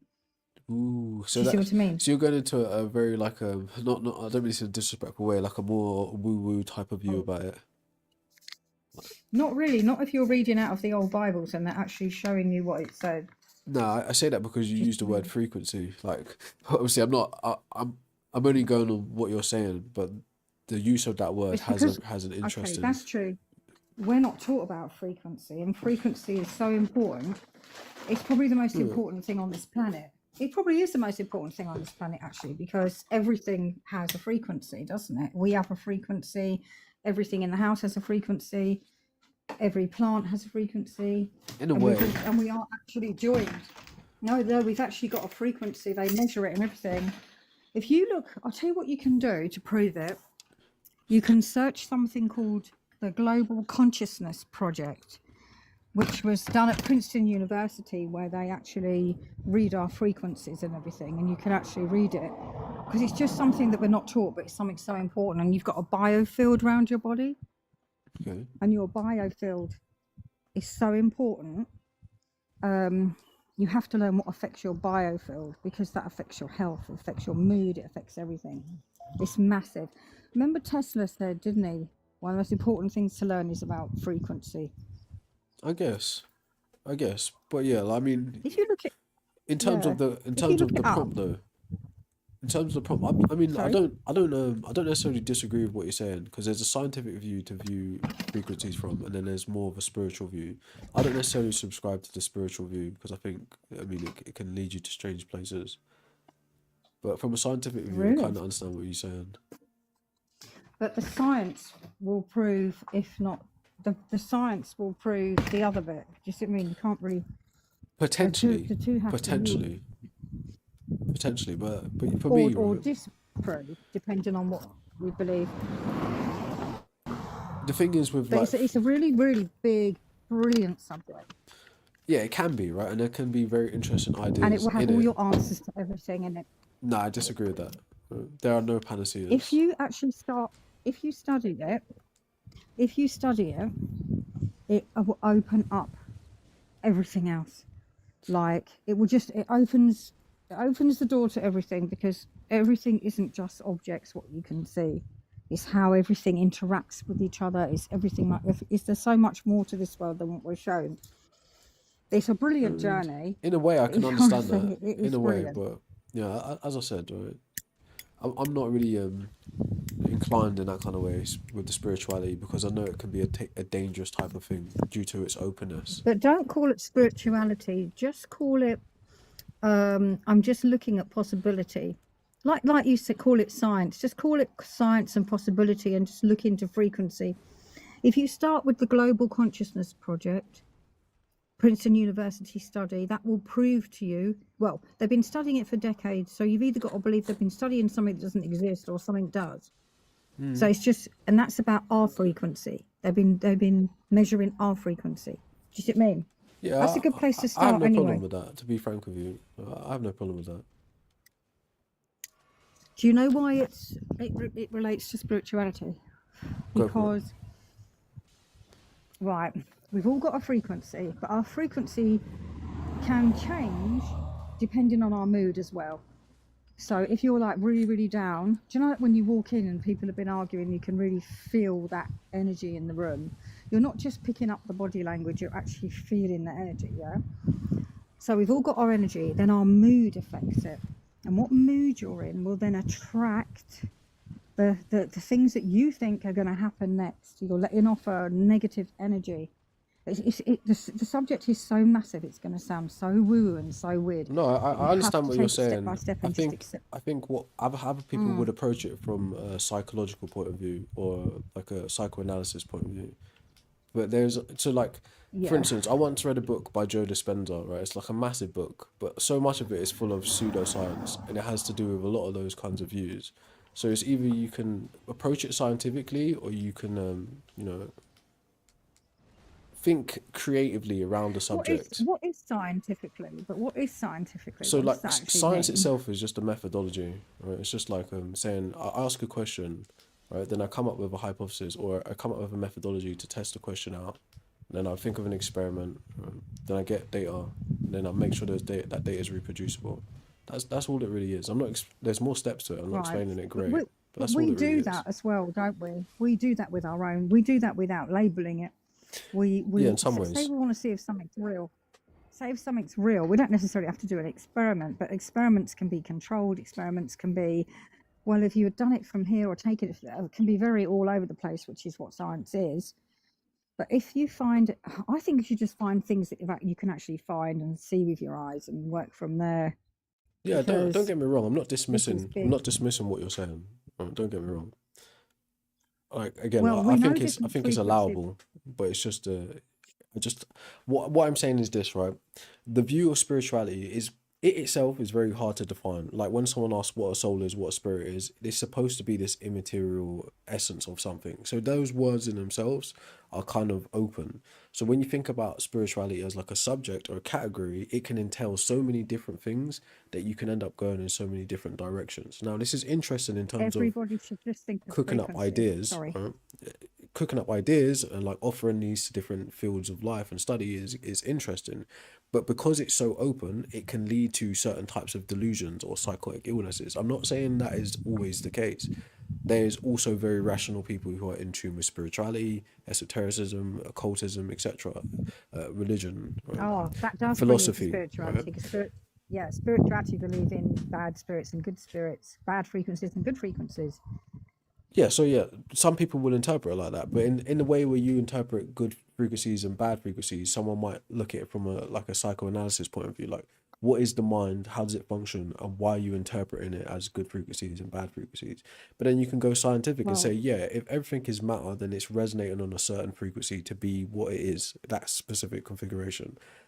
I have no problem with any of Okay, that. but there's two things, right? One is somebody's just done a brilliant TikTok on the computer, right? And saying those noughts and those zeros and everything, and the fact that it flies through the air and comes to us. Yeah, we don't see it, but Well, it comes. it doesn't fly through the air. That is a It frequency. goes for a while. But yeah, I'm not disputing that. I have no problem with that. Well, no. Yeah, but it does fly through the air because it goes to your mobile phone, and your mobile phone's not wired, is it? Yeah, well, it's through satellites. But So, yeah. so Yeah, through satellites. So, and we can't see it. We can't see these things, but we know they're there. We Yeah, understand yeah. that. You We know that that's what I'm frequency saying. I don't disagree. It's called an electromagnetic spectrum, right? So you got radio waves on that, X-rays on that, microwave on that, like we are light, electromagnetic ultraviolet. All of those beings. things are also considered frequencies. Yeah, So and we are also I get, electromagnetic beings. I get. You're an electromagnetic being. You can light up a light bulb, well, more than a light bulb, but they tell you can light up a light bulb, so you know that you are electromagnetic yourself. I You can hear rub you. your hair and you can get that electricity there. And Hmm. there was another thing as well. There was another TikTok. It was really important. I can't remember what it was now. There was something else that was coming to this, and I thought, wow, that was massive. No, I've forgotten. Shall I let someone else talk because I've forgotten what I was going to say? Yeah, all good. It was very nice speaking to you, though. Words, right? You have some interesting views, Okay. so I appreciate you for coming up. We'll give someone else Okay. a shot. So thank you. It was Okay. nice talking to Thank you. you. So yeah. All right. I accepted the request, but I don't know. It's a little bit slow. Oops! Now I've pressed two people at the same time. What's up, Yo, Grandy? Is it Grandy? can you hear me, bro? Yeah, I can hear you. How you doing, bro? Grandix, yes. Grandix. What's up? I'm alright. So I want to understand what you mean by humans invented God. Are you saying that, like, what do you mean exactly? Let me ask you this. So when I'm using the word God, I use it as a category definer for all types of gods. So like just supernatural entities, deities, major deities, minor deities. But me, what I think those deities are is just an abstract concept. So like an immaterial idea.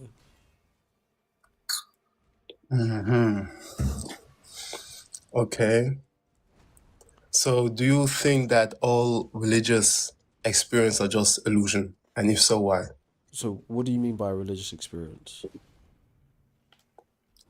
Yeah, for example, some people, they pray and then they feel better, or I don't know, like they go to, like Muslims, they do like Hajj and they feel like spiritually unbelievable good or something. I mean, I wouldn't necessarily say it's an illusion, but I think it's explainable in terms of how the human functions.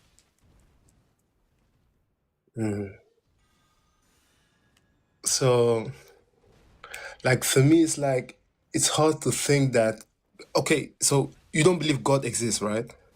Well, at least not on its own without us. I think it exists as a concept.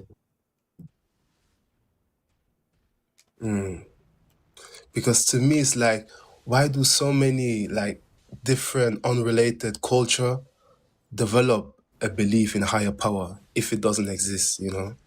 I think they develop those because of their human nature and human needs, which is kind of why I'm saying humans invented God. The consistency across gods is that there's humans behind it, and that humans have specific needs that produce gods.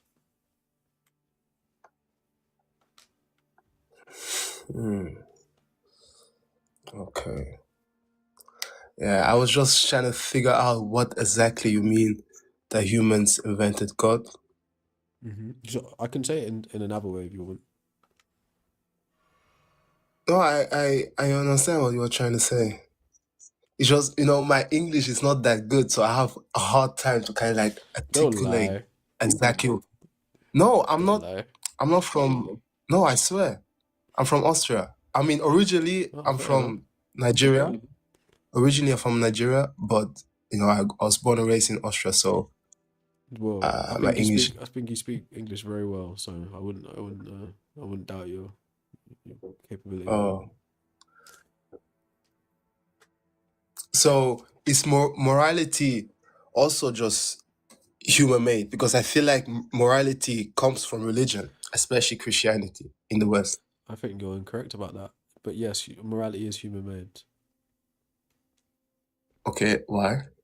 So morality, when you think about what morality is, it's a system of determining what is good and what is bad, what is right and what is wrong. Whenever you're trying to determine Right. what is good and what is bad, you're making a value judgment. So you're comparing the situation to values you already hold, right? for instance, you may value love, you may value peace, like you may value your own personal happiness or whatever, right? Or your personal success. So you look at a situation and you judge that compared in comparison to your value system, right? Maybe that's not the best way to explain it, but in terms of setting up those value systems, humans across human history have put forward a spectrum of those value systems, which are called ethics, right? But morality itself is a product of human cognition. It's a product of us interacting with each other. If humans didn't exist, morality wouldn't matter. Humans exist and we possess a certain level of cognitive faculties that allow us to use these systems. So because we possess these cognitive faculties, we don't hold animals like lower types of animals. Forgive me, people who might find that rude, right? But we don't hold, for instance, a dog or a cat morally accountable in the same way we hold a man or a woman morally accountable, because the dog and the cat don't have the same cognitive faculties as me and you. So morality only matters when I'm interacting with you as a human, or me as a human is interacting with the earth and other things here. So outside of us, morality doesn't matter.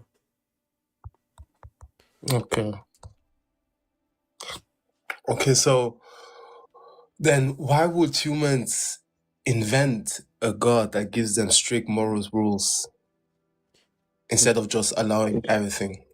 Because if a god is an invention of a human, right, humans can convey their values and their standards through the creation of that god. So that god speaks on the behalf of human values. Why would humans do it? For societal cohesion, to organize society, to instill those values and enforce those values without having to physically be there over each and every person that subscribes to the view. Okay, but if you're talking about why are they harsh, I would disagree about the morality found in, for instance, Christianity, for instance, being harsh, right? So if you're talking about hey, why is it better to not engage in greed or lust or something like that, right? Lust and greed are considered vices, right? But it would be virtuous not to indulge in those things.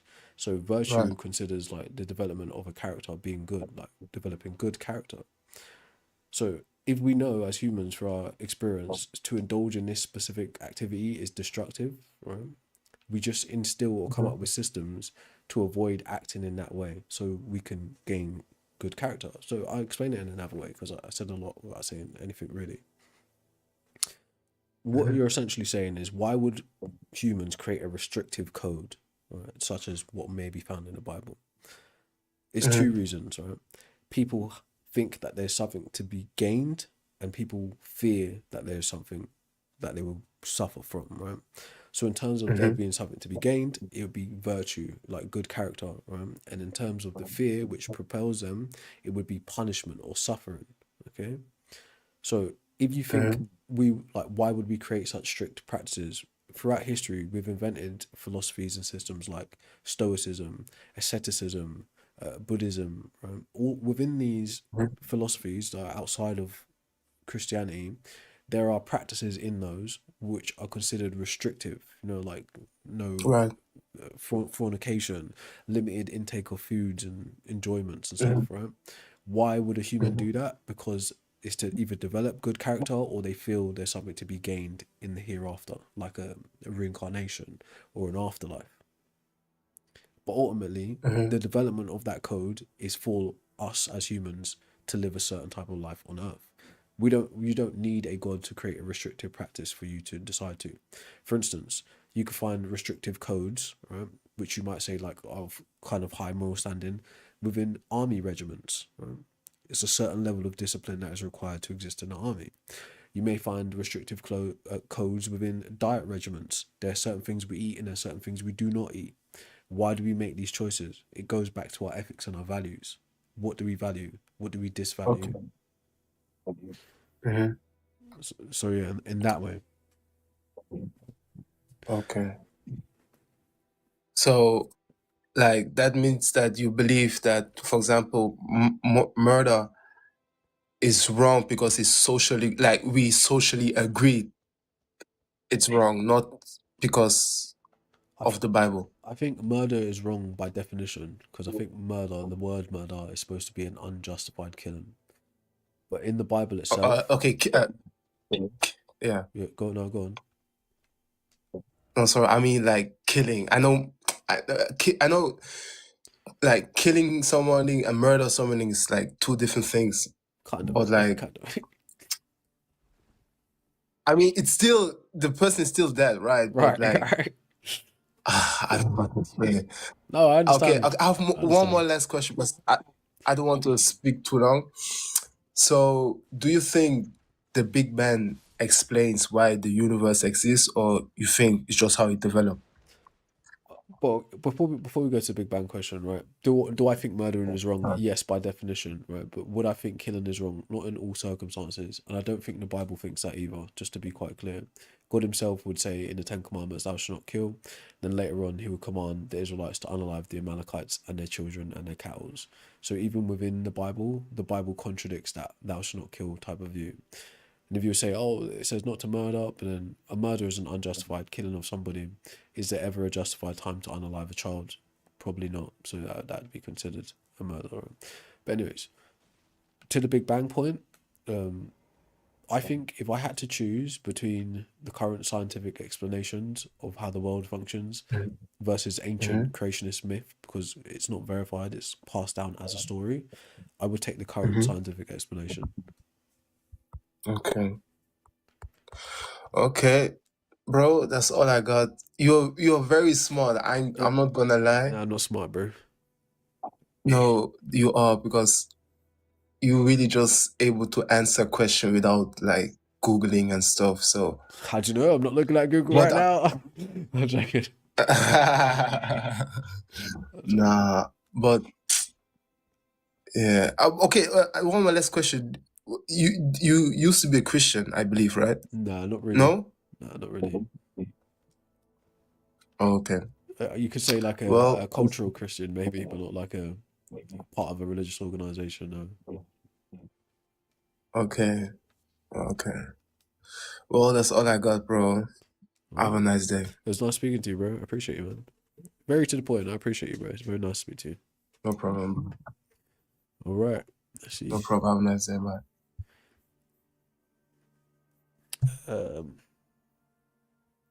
I can't let you up. You didn't even request, man. Who's saying that?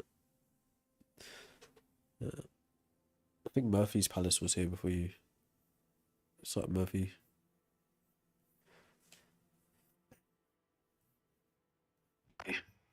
Hey. Yo, can you hear me? What's up, bro? How we doing? I'm doing good, bro. I just had a few questions. The last guy asked some questions that I had already, but I just wanted to get an understanding on your own concept whenever you said humans invented God. And the question I had wanted to ask you, right? If you believe humans invented God, or at least came up with the idea / concept of that, what would be your ideology of what is there, or at least what isn't there? If you're saying that God was just merely invented by hold on. If you're saying that humans invented God, are you more so just saying like then nothing is there, and like just whatever people are believing in is just like false? Or do you have your own ideology of what truly is there? Or like where's your mind at with that? Like, what is there? So in terms of the God, like the very we'll be talking about God of the Bible, Thor, Ra, Shango, Quetzalcoatl. I think all of those things are made up. Not necessarily made up in a like as a fairy tale kind of way. Made up as in like the culture and the people at the time needed that as part of their evolution. So they created it. It was to fulfill a need. So if there are people still walking around believing in those things today, it's either that, I say this respectfully because it sounds kind of crazy, it's either that they're misinformed or they still possess those needs for those beliefs. But it doesn't necessarily mean they're believing in something that actually exists. If that makes sense. Okay, that's a pretty good answer. Dang, the last guy really asked a lot of questions I had wanted to ask. I'll probably ask one more and then hop off. Yeah. You know, I was waiting for a little bit to join, but they ended up kind of asking a lot of questions that I had in store. But I'll ask one more and then hop off because I don't want to hog. Sure. Let me see.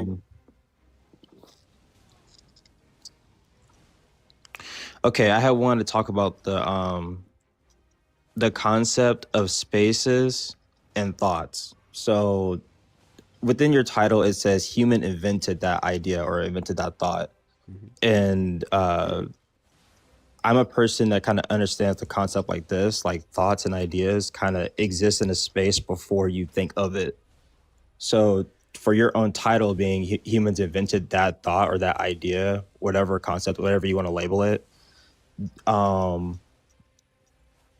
would you say or agree that that idea is already there before we are coming to that conclusion mentally? No, I think what you're expressing is another type of belief system. Another type of belief system? What would that be? Because you're saying you believe that thoughts already exist and we just access them from some other space. It's like a philosophical take. Well, more so like, because if I think of something, I'm not the first person to think of it. I'm not the originator of it. Potentially, but you don't know. More than likely not. I mean, I personally, More than likely. people would disagree with this, but I personally think there are humans that are capable of original thought. Other people might disagree, but I think that to be the case. I believe things have to happen for the first time, like always. Like there are things that can be original. It's a common debate, and I don't really think there's any way or around to disproving or proving the idea or concept we're kind of debating about. But I was just trying to see your take on it to see if, like, okay,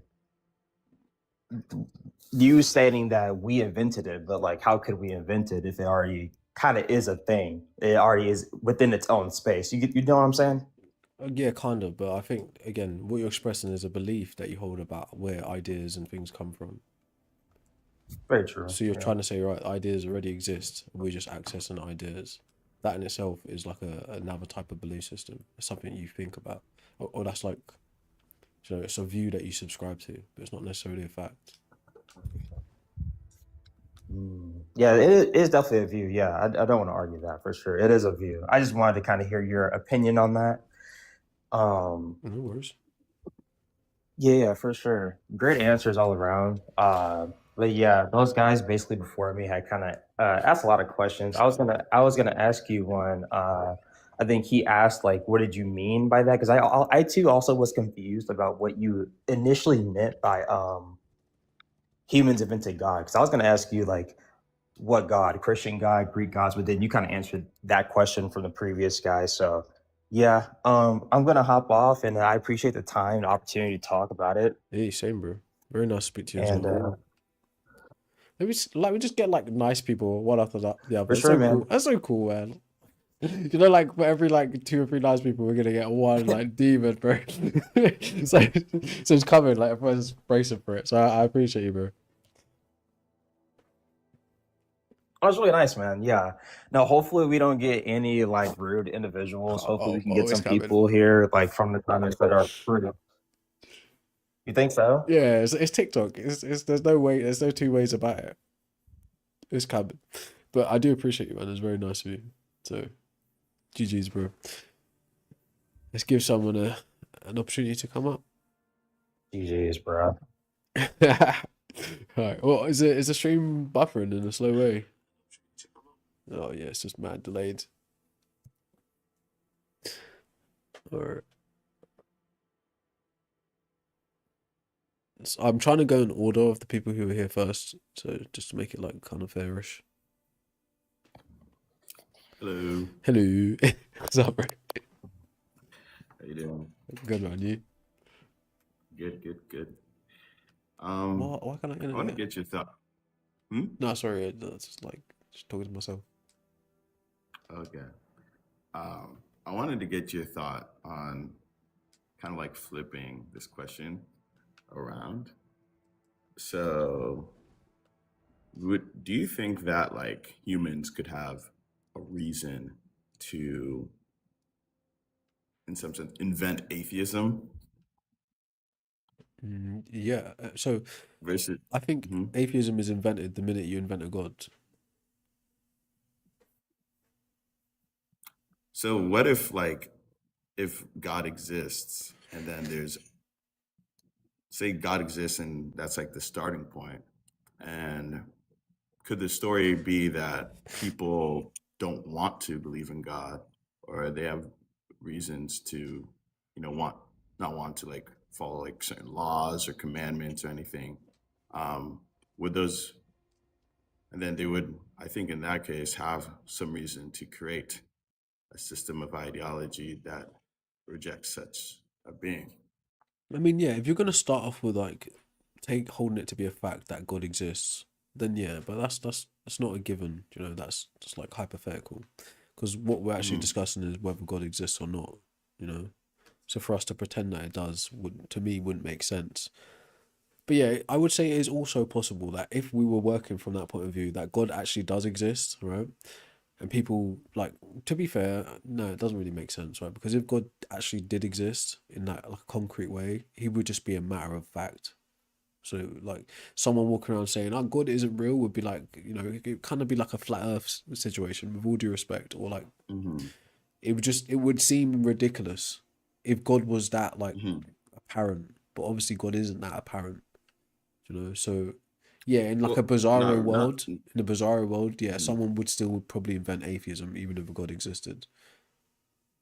Mm. So like, I don't know if you're like approaching this question from like a psychological level of like, oh, this is kind of like wishful thinking, because I think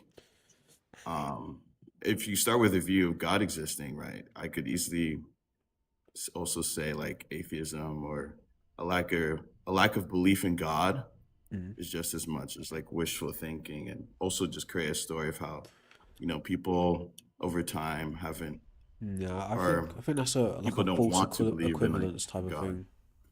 But Hmm. it's not really the same thing.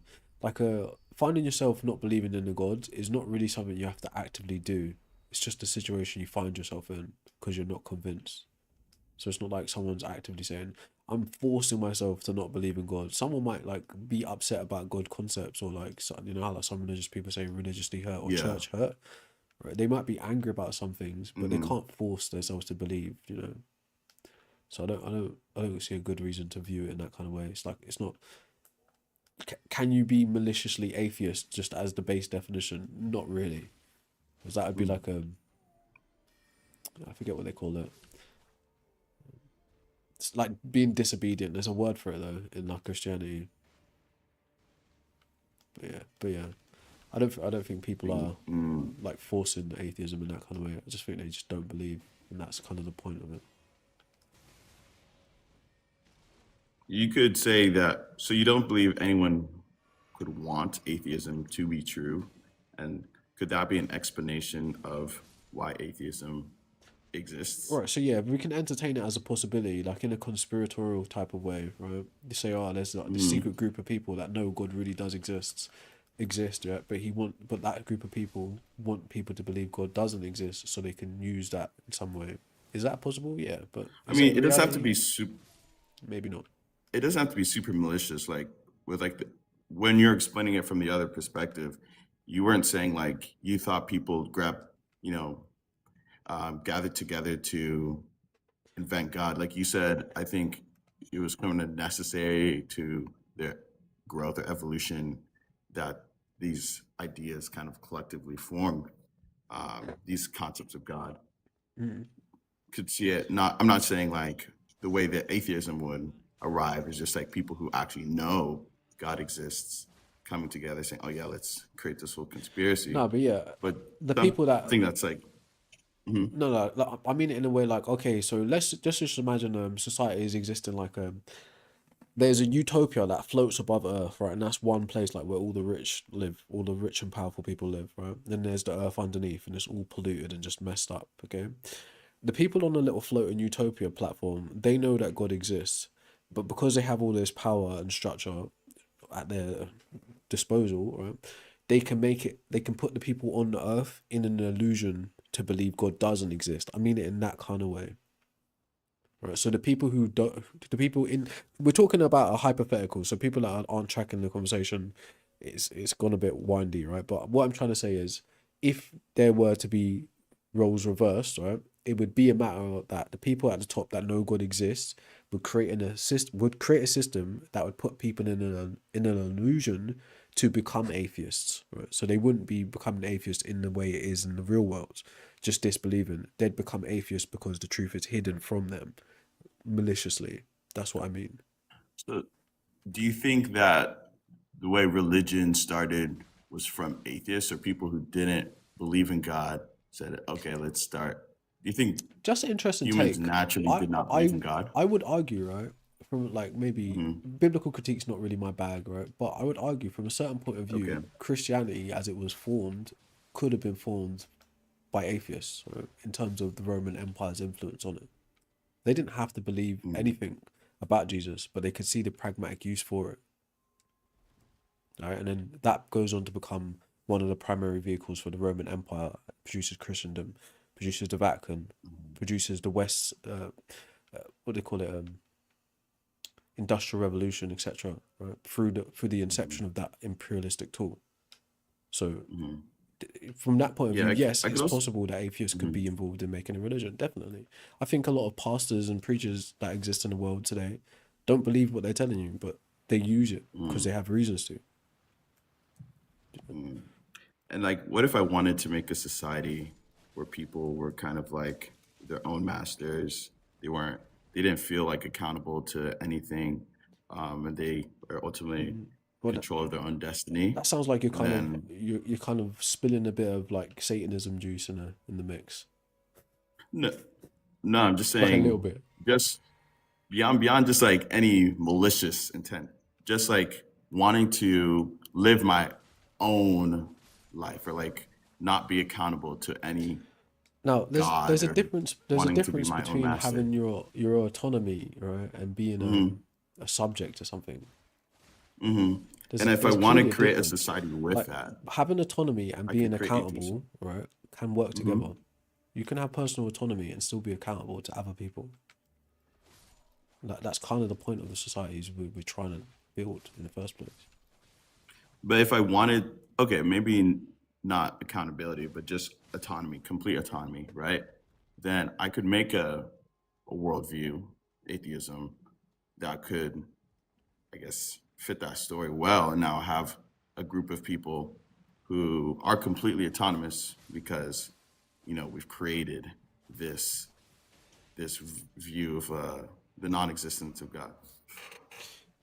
I mean, I'm not quite sure where you're going with this, but right, the reality is you technically live in that reality already. Right? People are, in terms of expressing their agency, doing that. God concepts or no God concepts, people are doing that anyway. Like if you subscribe to free will, anyways, right? So you kind of live in that reality anyway. So like, I'm not quite sure where that's going. And what do you think about, I guess, like stepping back, if it's not approaching this from like a psychological question, but just like, whether or not God exists or not. Why, I guess, why don't you accept like the classic arguments for God? What are your general objections to that? Like the I don't think they're to start, for convincing. example, you just don't. Okay, you don't think they're convincing? Yeah, because if we think about it, right? If we were to be honest with each other, and I ask you, are you a Christian, for instance? All right. So if I ask you, Yes. right, what's the reason that you're a Christian? Like, what's at the base of it? Like, we try like walk down the path. Like, imagine if we could like express our memories onto a video or something. What was the first thing that made you become a Christian? It's unlikely to be a teleological argument, ontological argument. No. It's very unlikely to be any of those arguments that made you believe what you currently exist as, right? So if it wasn't good enough for you to become that, why do you think it'd be good enough to convince someone who isn't that to become that? Right? Can you say that again? So yeah, I know it's a bit weird, right? So if it wasn't any of these arguments that bring you to believing in God in the first place, why do you think those arguments would bring anyone else to believe in God? I mean, they have, right? I don't know if I agree with that, but possibly some individuals maybe. There's definitely like a rational aspect to like I think all those like rational logical arguments, I'll admit, like, I don't think anyone really comes to full belief in like based on just following a set of propositions alone. I agree with you there. But what I've seen in the conversations I've had with people is that it's kind of like internally allows one to think that believing in God is like a rational thing, right? Because I think a lot of people have a view that like faith is just like purely irrational. And a lot of these arguments for God really show that like belief in God is very, very rational. I disagree with that. It's not just like you're going to leap from there to like, okay, and I I'm a disagree full with that. Christian. Okay, you disagree with that? Yes, I think what you're looking at with those arguments is like post hoc rationalizations. It's people starting out with these God concepts and religions, and then later down the line, you get philosophers coming into the world and offering their thinking to theology. And people being like, "Look, that like the Age of Enlightenment is here. We can use these tools to buttress Christianity, or like like look what Plato thought about the greater good. We can use these views in Christianity. Like look what Aristotle thought, or how he reasoned. How we can use this in Christianity, right?"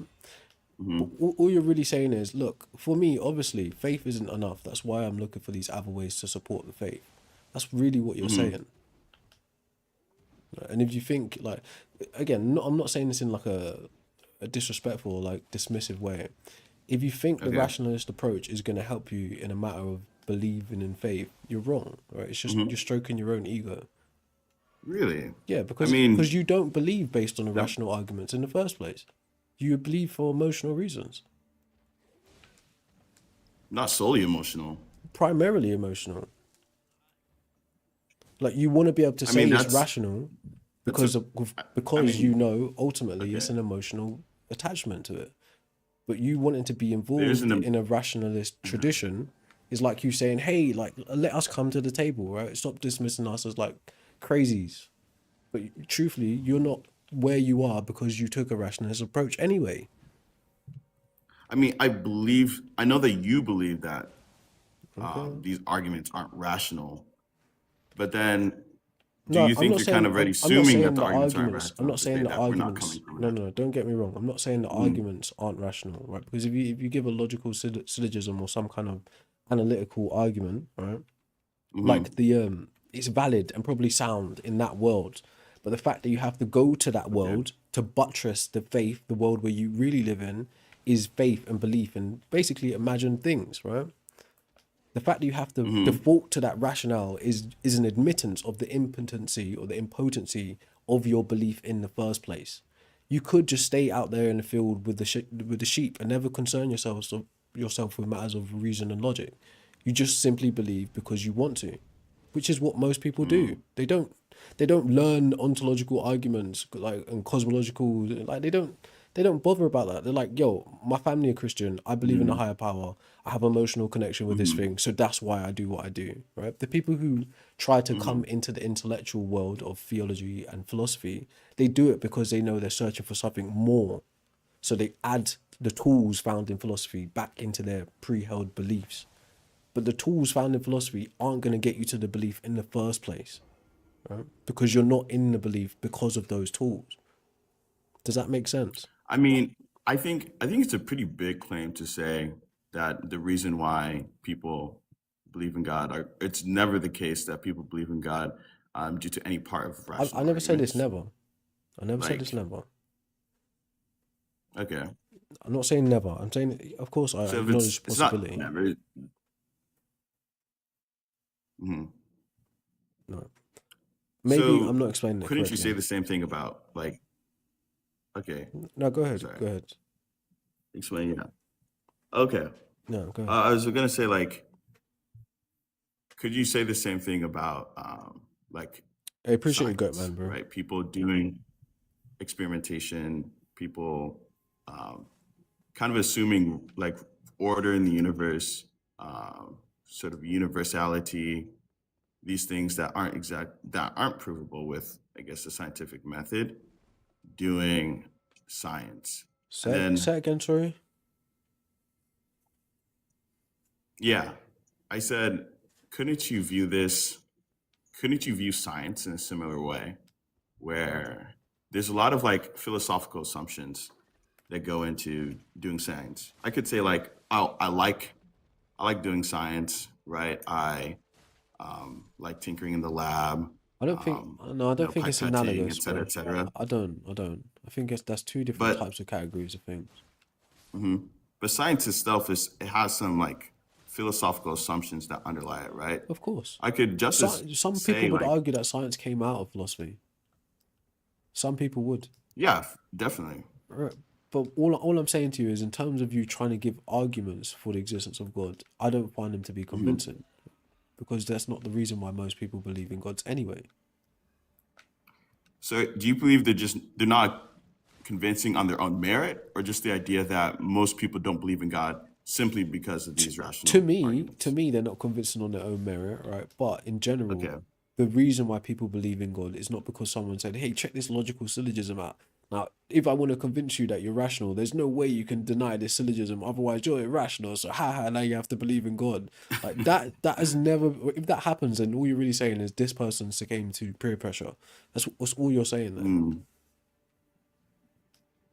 Yeah, I mean, I don't believe like emotions are necessarily bad. Like, I think the emotional experience and the intellectual experience of like religion and in Christianity are both sort of essential, right? Like, we believe in like growing in knowledge, not just, yes, intellectually, but also relationally as well. Like, I do believe that the emotional experience is meaningful, and I think what motivates people generally is like, we're not purely just rational beings, right? The way we live our lives isn't just guided by syllogisms, right? We love because we want to I don't know, have companionship, build real long-lasting relationships. There's a lot of things that motivate us in what we do that isn't purely rational. Wouldn't you agree? I understand what you're trying to say. All I'm saying is the arguments are a secondary thing. They're not the primary point Okay. of a belief in God. They're like a secondary thing. They're devised for the intellectual realm or for philosophy. Me personally, I think of them as just good tools to learn how to think about, but they're not necessarily designed to make you start believing in God. I don't think they've worked like that historically. Why, anyways, go on. Yeah, I feel like it definitely like differs from person to person. Like, the way people come to belief in God is definitely going to look different.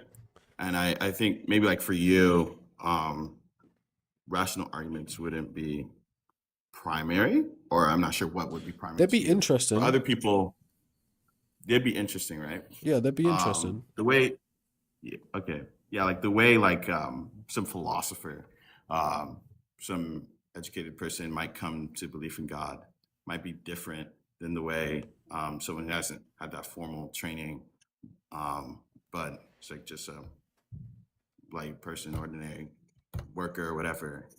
And what would convince them are probably going to be different things, right? It might be rational arguments for some. If we're not, Most not people saying claim it's a it's the personal experience. whole end game, not the whole. Yeah, a lot of people say personal experience, for example, right?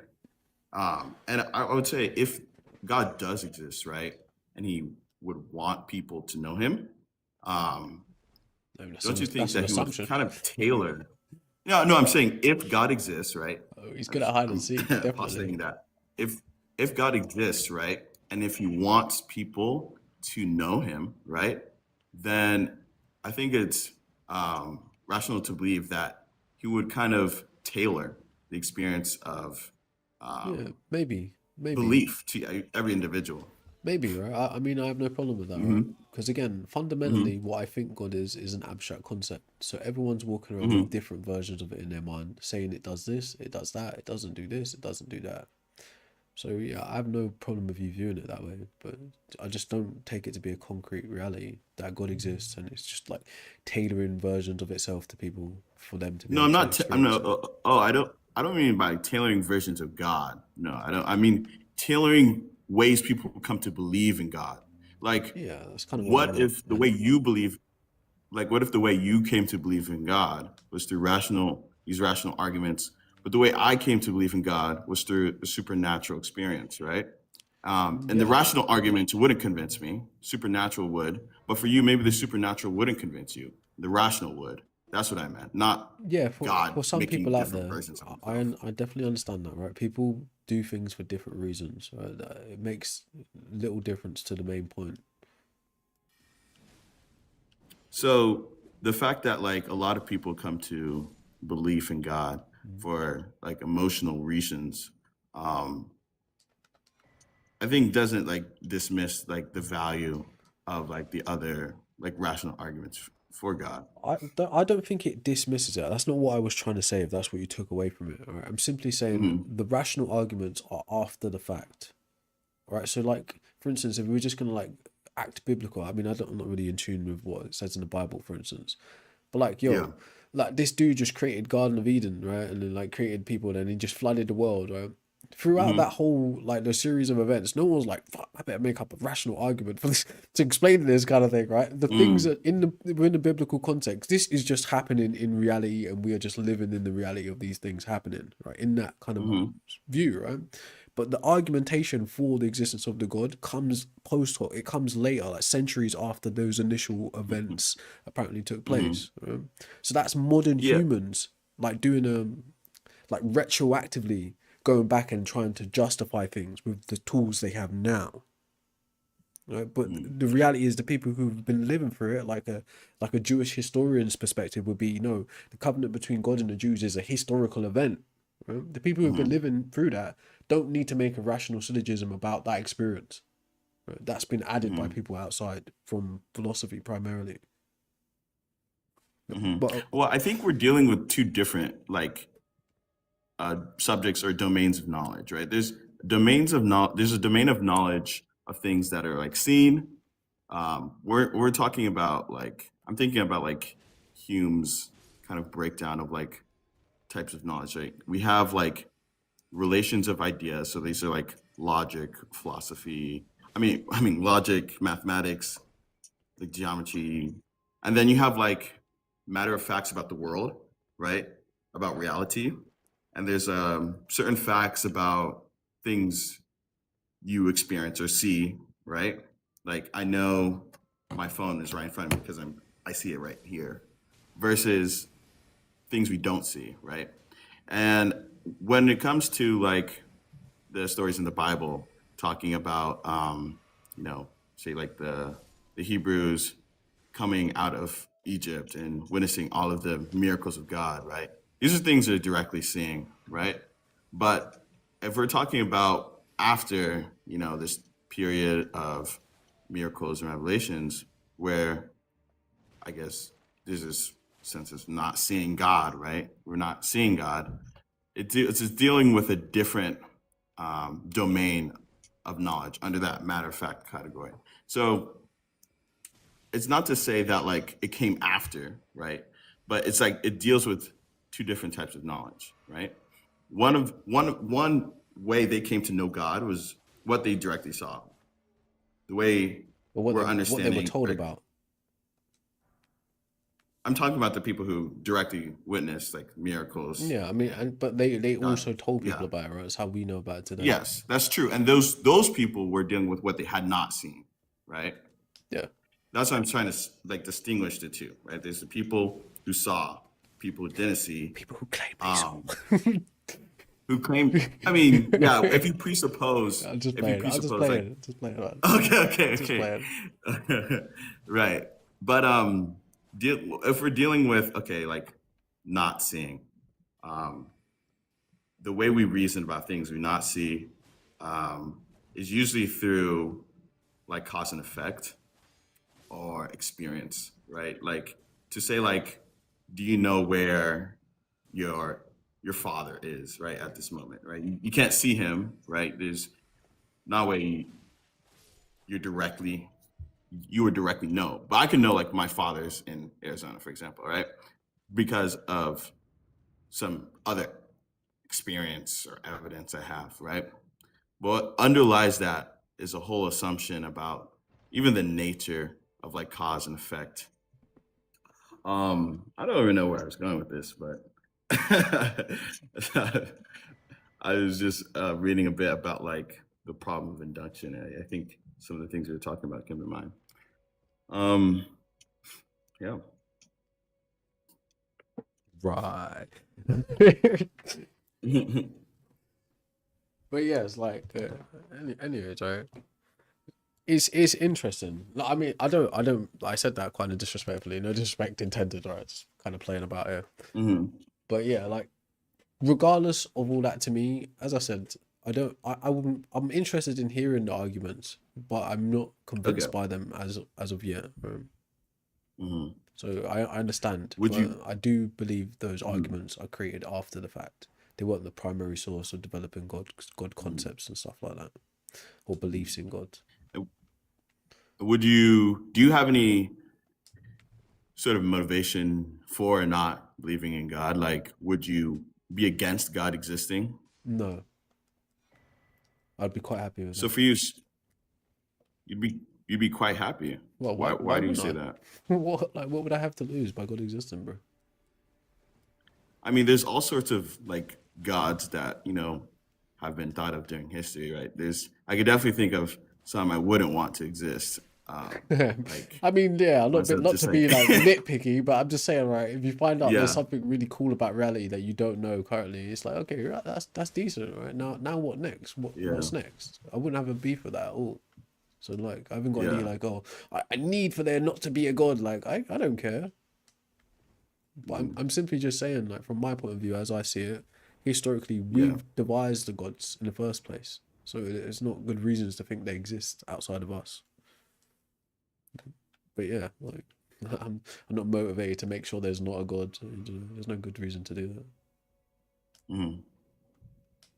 Yeah, so I think starting from that approach is just like not being convinced by um, those arguments. Do you think what would help you believe in God are those arguments or the emotional aspect we were kind of just talking about earlier? I personally would never choose to believe in a god. Right? I would like to know things and know that they're concrete realities. Now, of course, I'm walking around with all kinds of like pre-held beliefs, probably some that are just completely unjustified.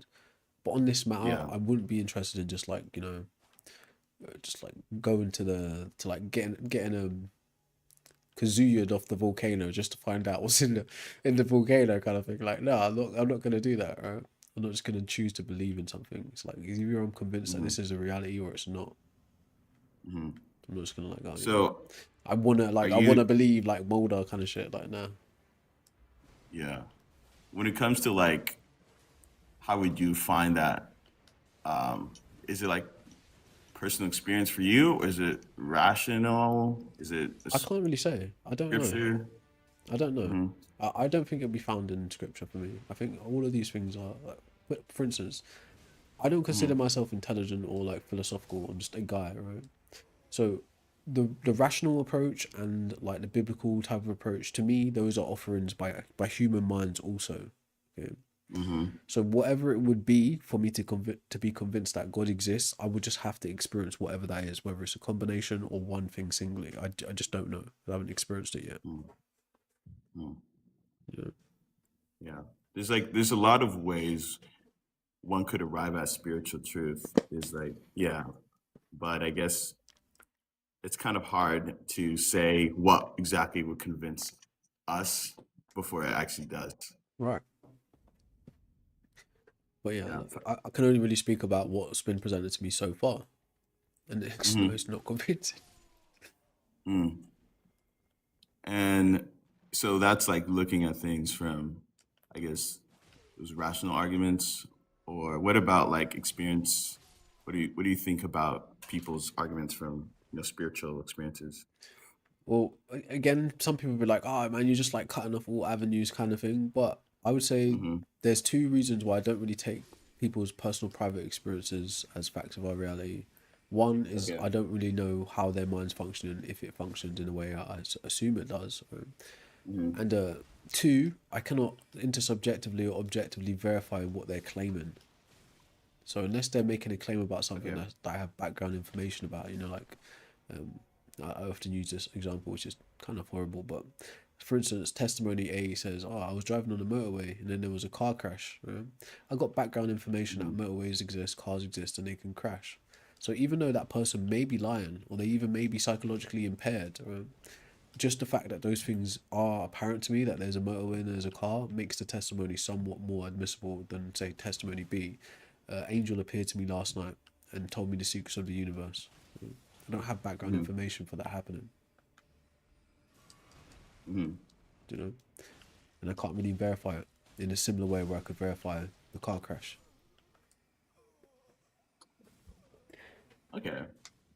Because like, so in that case, that's you can't really, you wouldn't find someone else's spiritual experience convincing because you don't know how their minds work, or if it functions the way that yours does, or what they experience is something that you would convince you. But what about like your own spiritual experience? How would I know a spiritual experience? How would you know you're actually having a spiritual experience? How would I know? I don't even know what spiritual means in this kind of use. So how would I know? Something probably you couldn't explain with just like science, or something almost unexplainable by the tools you have from like science and evidence or empiricism, whatever. So it's just kind of like saying, physical... if it was to happen, I wouldn't know. Basically, like if I couldn't if I couldn't make sense of it in some meaningful way, how would I be able to say that is what happened? So do you believe you can only know things that are verifiable by science? No, I'm not necessarily saying that, no. Okay. So you could know that you're having a spiritual experience if it wasn't something you were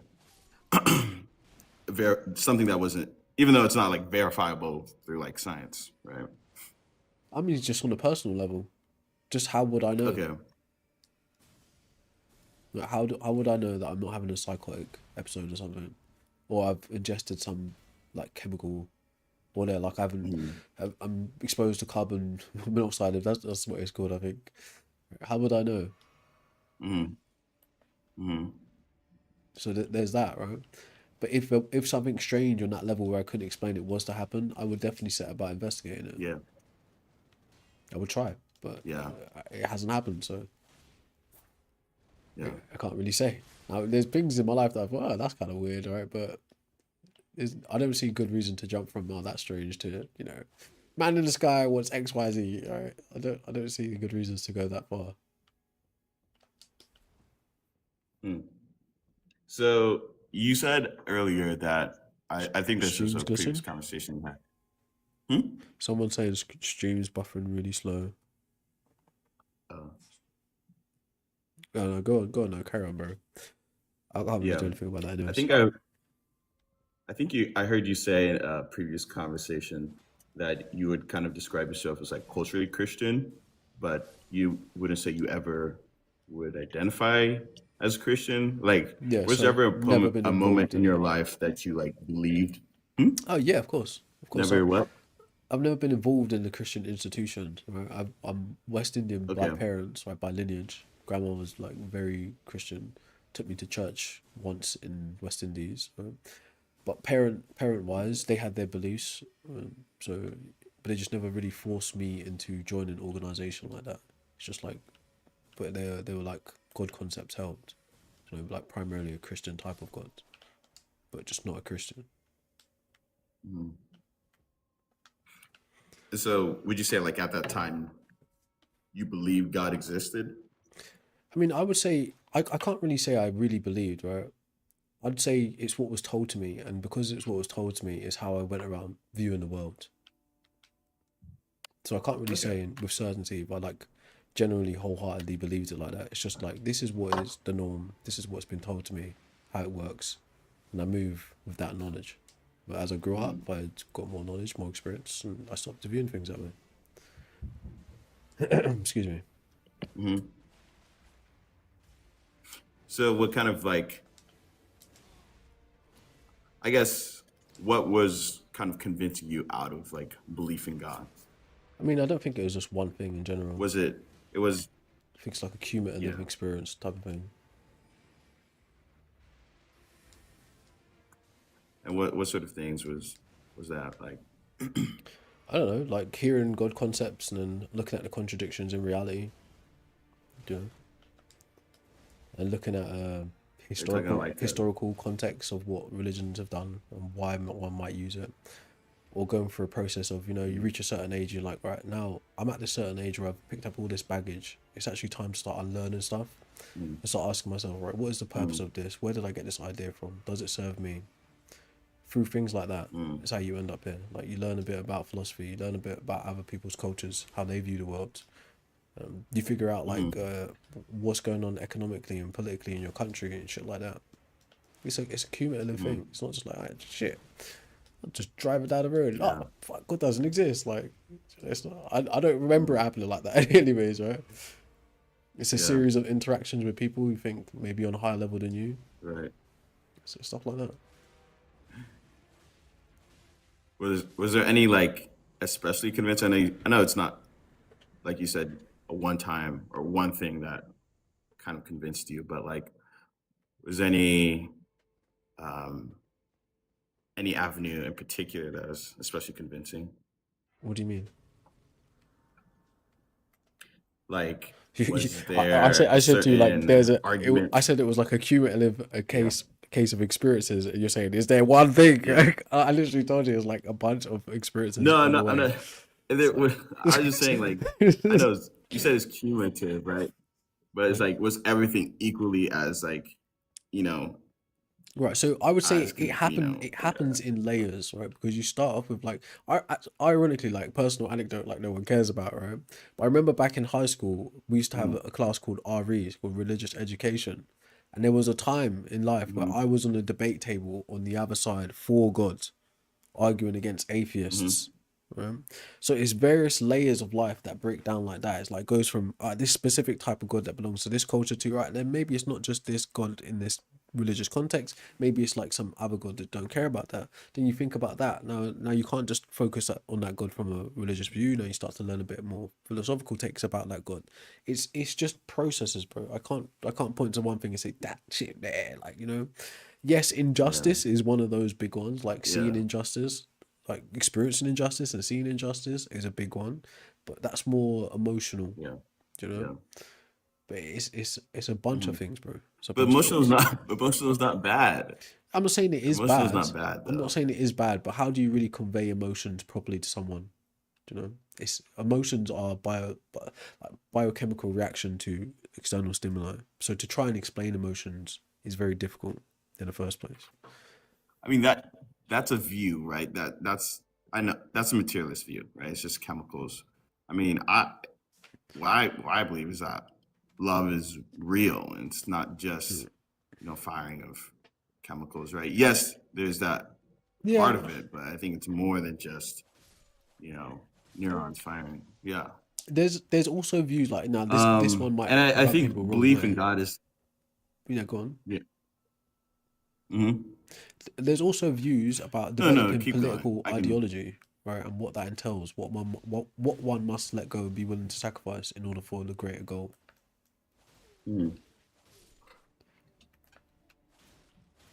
So that is entailed in it as well. That was another thing you said. Political. Yeah, developing Oh, so developing you said like certain political or political. class consciousness and ideology. Those things are entailed in the disbelief too. Mm-hmm. So it's nuance, it's layers to it. Yeah. But yeah, I Yeah. mean, let's not harp on about this anyways. Yeah. I was gonna say like I think belief in God is a similar thing that's not I mean, for some people it is one thing, right? That one experience or that one kind of moment or argument. But at least for a lot of others, including myself, I feel like it's more of like that cumulative experience, right? There's like the rational arguments, there's the emotional experience, there's kind of the explanatory power, sort of things like that kind of cumulatively form my belief, right? So like I guess to convince myself out of belief, it'd be like going at all of those things, which So I currently hold, I right? hope you weren't asking for the specific things, like you could go out and like commit religious Yeah. seppuku or something. He's like, oh, so this is how you become an atheist. Let me try that. Like, if there was a formula, I'd give it to you, bro. Trust me. Yeah, I'm joking. I'd bought all that shit and sell it. But I don't know. Like in the same way, like many things Yeah. cause you to believe, many things cause me to disbelieve. Yeah. That's just, I just like, I guess is what I'm finding difficult. I mean, like, I don't know what I really could say to you because, like you're saying, like, I mean, belief is so complex, right? Like, maybe if there was a particular point that was maybe more relevant than the others, I mean, maybe we could look at that. But I don't know what a good starting point would be. No. But anyways, bro, it's been an interesting chat. I'll give someone else a chance to come up. It's like we're kind of Okay. getting deep Yeah. into the times now. But yeah, it's been Yeah. very nice, bro. I appreciate you. Yeah. What's your name? It's set. What's your name, bro? I'm Daniel. Nice to Nice meet to you, meet you, man. bro. I'm Daniel. Nice to meet you. Nice to meet you. All right, good Take chat, bro. care. Appreciate you. All right, now try to remember who was in the queue first. All right, I think Russell has been here. Longest of the people are here now. Whoa, whoa, whoa. Russell, can you? Oh, Good evening, mate. oh, How are sorry, you? Russell. I'm so sorry, bro. I pressed the wrong button. Kato the Elder has now jumped to the queue. Oh wait, Hello, no. Set.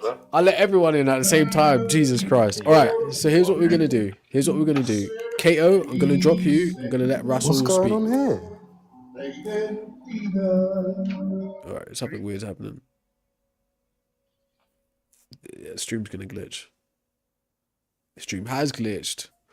Damn it, TikTok. Why do you do this, Hey, what's up, host? Thanks for letting me up. bro? Stream's glitched, bro. Hello, Set. Oh my gosh, stream is glitched. Good evening. No, he hasn't. I was actually I've been here the longest. I've been I here was the actually longest. here before you were. I was here before you were, but Oh, the I stream is was the next glitched. person in the list before he let the other guy up, and then. that's not true. I've been waiting here for like an hour. Oh, fair enough then. If that's the case, go ahead. Bro, I can't even hear you guys. I mean, I don't think you can hear me. The stream is glitched. Yeah, it's like way behind. Like, let me see something quickly. Wow, yeah, super delayed. All right, we got serious problem here. Mate, you're taking.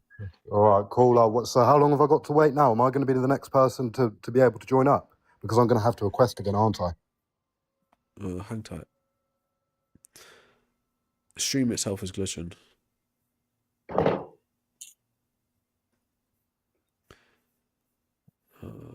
I want to refresh the stream without like ending it, so I'll try something. YouTube guys, can you still hear me? Yeah, YouTube can still hear me.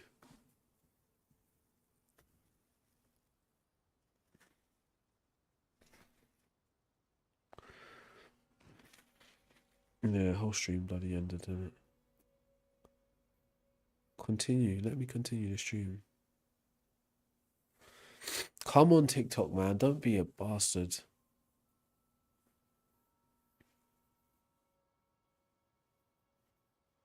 It's so slow.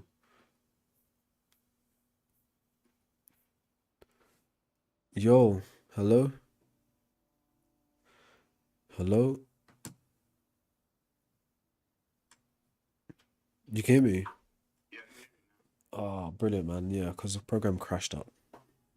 All right. So like, who was here first? Like, I saw Russell here first. In the requests.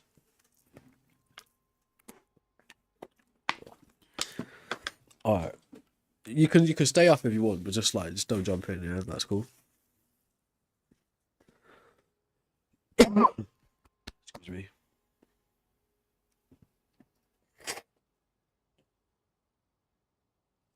All right, cool, man. Appreciate you, man. Appreciate you. What's up, man? What you saying, Russell?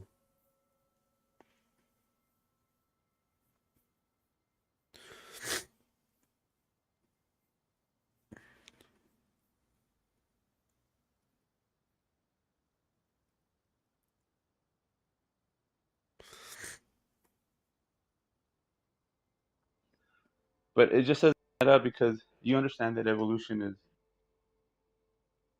aligns perfectly with theism.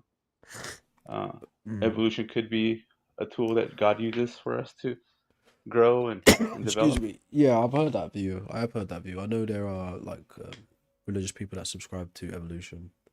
I know that. So now that I pointed out that your thought process is kind of flawed, No, what we're discussing though is what not the how does same that make thing. you feel? I would say what you're positing is like a question begging type of thing. The God existing is what's in question, and I'm giving a hypothesis that explains the God existing or the concept of God existing. You're already asserting that God does Hold on, you exist. think that? It's a difference Hold there. on. You think that asserting a logical possibility is question begging? Yeah, because the way you've delivered it, you're saying, oh, so the evolution thing is happening because God wants it to happen. That's the way you just said that. But how's that question begging? Because the God is what's in question. So you can't just assume the God's the one Oh, that's making that no. happen. Okay.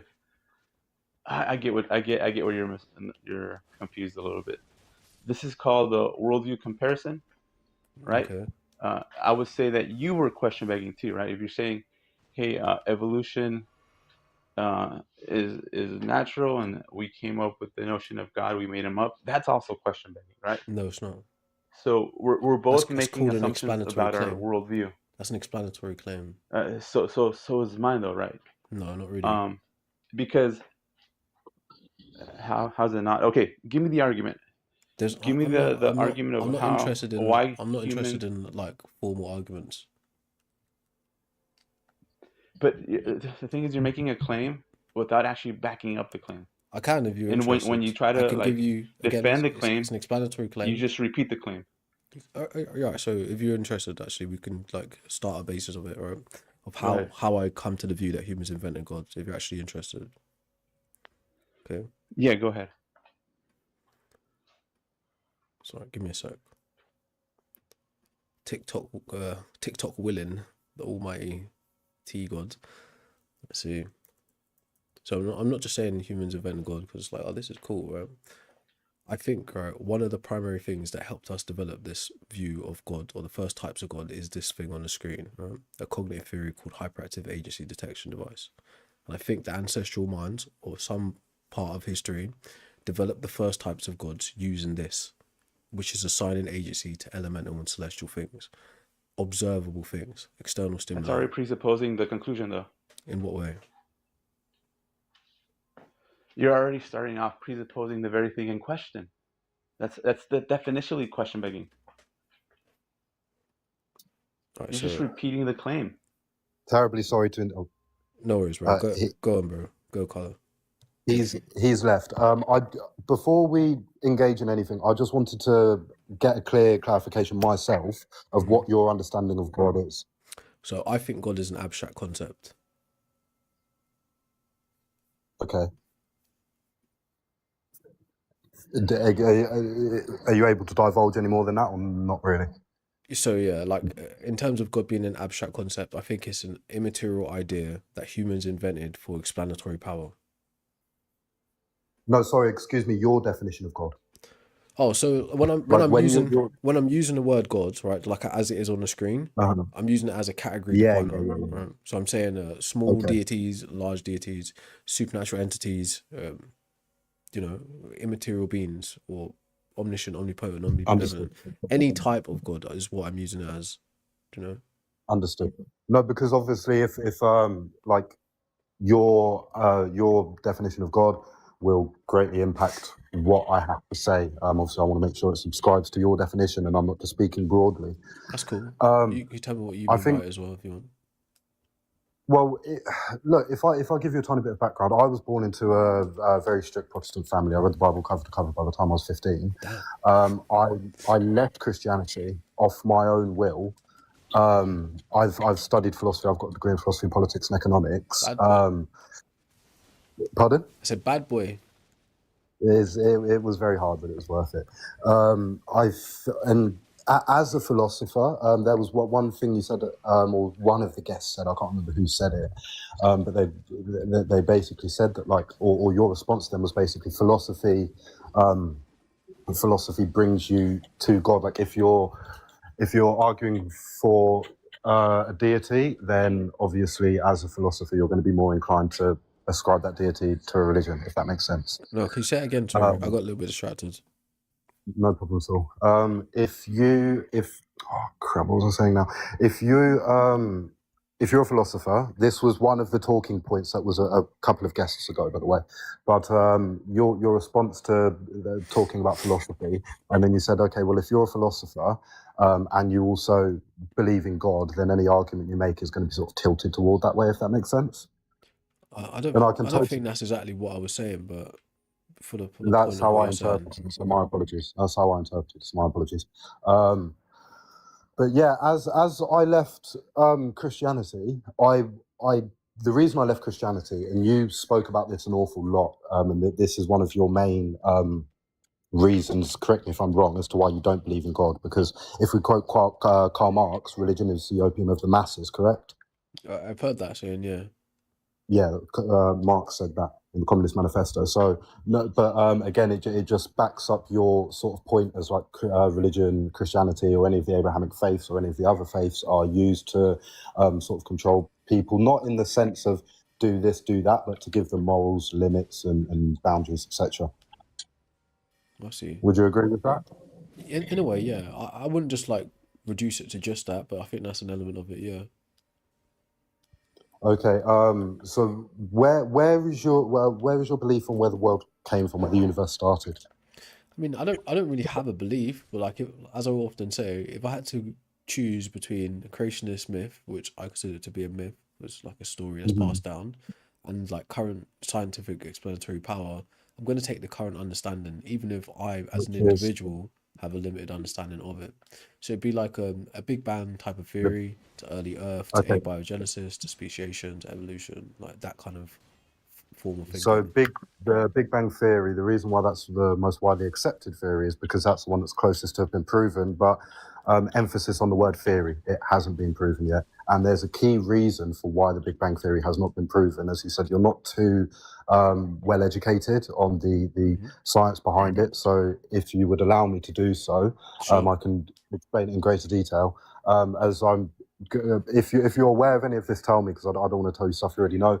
But to keep it brief, the Big Bang Theory, was the collision of two pieces of antimatter, correct? I don't know. I actually don't know that. Okay, well that is what the Big Bang Theory is. That's what has been hypothesized as the collision of two pieces of antimatter in already existing universe, but the explosion and collision was so powerful that it caused the universe to expand at a point to which it's still expanding now. So the Big Bang Theory, the reason why it has not been proven. Are you familiar with the CERN super collider in Switzerland? Yeah. So they made that in, goodness gracious, I think they started in 2007 or 8, and it finished completion early 2010s. If the CERN super collider was able to prove the Big Bang Theory, then the world would have been destroyed as we know it. They would have made a black hole and it would have sucked us all up. Now, that's not me saying the Big Bang Theory. That's not. That. No, it's. Yeah, no, and that is true, and that's scientifically factual, because once a black hole starts, it only gets bigger and bigger and bigger and bigger. And that is the purpose of the CERN super collider, to try and recreate a black hole. But unfortunately, that's why it's so big. Pardon? I don't know if that's exclusively true, but I mean, for the sake of what you're saying, I will accept it. Well, when it comes to like what I said, okay, it will create a black hole. That is true. Obviously, the purpose of the super collider was to put actual evidence behind the Big Bang Theory beyond what physicists can deduce from their studies or whatever. Now, as a religious person myself, because I'm still religious, I believe in the Big Bang Theory. I believe that two pieces of antimatter collided and they formed the universe as we know it now. Antimatter is infinitely negative. If something, can you agree first as a premise that if something, in terms of mathematics, if something is negative, then it's infinitely negative? I There's don't not know. really. I'm not gonna I'm not gonna walk down that kind of formal argument with you in terms of agreeing to things that I don't fully understand. I wouldn't do that. No problem at all. Just to be clear, I'm explaining things fact as they are. I'm not skipping over or missing any things. I wouldn't I mean, go I'll to someone to take agree your with me on word for something that I that. don't know. So. I'll take your word for that. But please do please go away and do your own due diligence No, as well. By all what means, I'm interested I in is the overarching point. So to me, this is just pieces on the way to the wonderful. All right, overarching point. What I'm interested that's in it. That's is the it. That's point it. itself. It is okay. Wonderful. So I'll speed up and we'll get there. So antimatter, right? If you look at magnets, this is how I like to describe it to people. If magnets, right, they attract, it's opposites that attract, correct? If you have two magnets and you try to hold up two positive ends together, they repel and there's a force and you can feel the force, and most of the time you can push it. Sorry? It's funny. It's a Star Wars reference. Pardon? It was funny because it's a Star I've never Wars seen reference. I've never seen It Star doesn't Wars matter. before. It doesn't I've matter. never seen Star Wars before. But just I like, don't just really watch carry on. films. I don't really watch films. Yeah, as I was saying, right, opposites attract and two things of the same repel. And this is why the CERN Super Collider hasn't been able to create a black hole, because that was the purpose of the CERN Super Collider, to create a black hole, ergo proving the Big Bang Theory. The reason why they haven't been able to do so is because they can't fire the protons, neutrons, electrons at a fast enough speed to collide and replicate the collision that actually happened all those billions of years ago. That in itself, I would argue, is proof that there is a creator.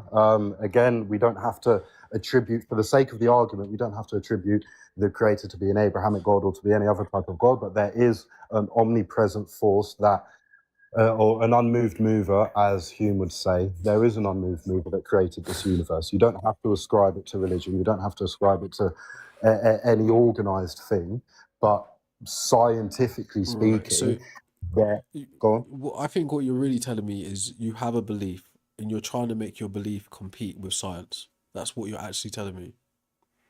Because How so? the belief that you're putting forward that there's a creator that's responsible for the universe is way less supported than any scientific theory. And again, it stems from that creationist myth.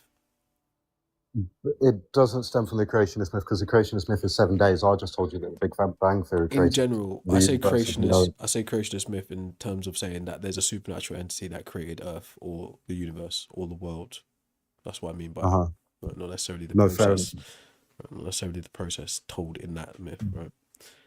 But The what you're people, saying is you would go on. like you're using your belief of there being a creator to compete or contrast with what the scientific theory is, e.g., a version of the Big Bang, because what you've discussed is a version of the Big Bang.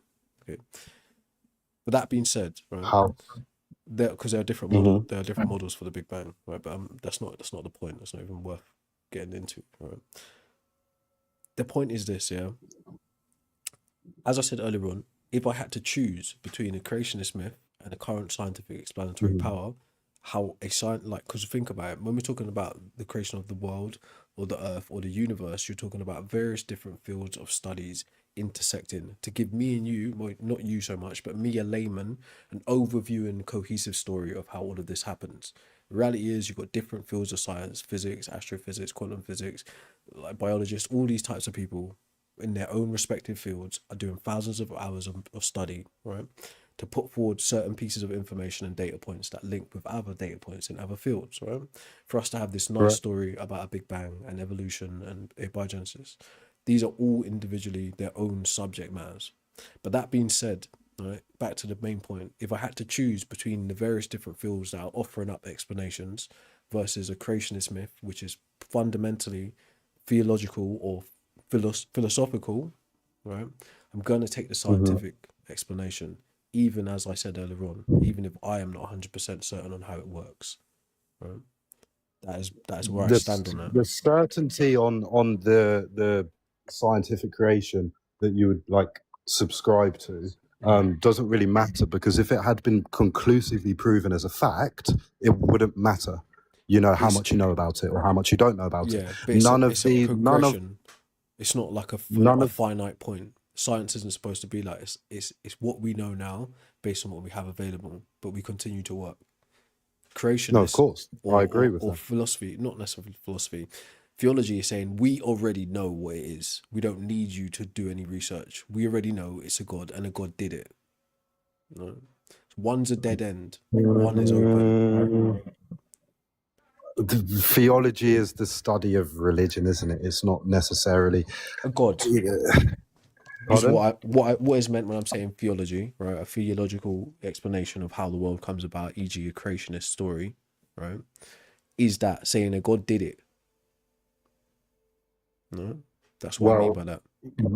okay, then That's a I'll go with closed. That's a closed scenario. So you're already saying a God exists and a God is responsible for the universe. Now, someone may put it to you, all right, what is a God? An immaterial spirit. Or how does an immaterial spirit produce a physical materiality? Now, there's some scientific work could probably begin, right, out of those ideas. But ultimately, if you're saying to me a God exists and a God created the universe, you've already closed off the actual naturalistic exploration. Do you get it? Yes, I do get it, but I never said that. I didn't come in here saying that God existed. I told you that I left the fold of Christianity for a reason. The reason isn't really relevant. I can tell you if need be, that's fine. But again, I knew that there was I knew that there was a creator. I knew that the universe was designed in one way or another by an unmoved mover. Like, that much to me is clear. It doesn't need to be ascribed to a religion in I think that's an particular or any opinion. religion. I think that's an opinion, right? I think being able to It reason, is an opinion, because it's not a fact. It's not been proven. But right, this opinion right, that I hold, also happens to be held by many of the famous scientists that makes you're no speaking difference. about.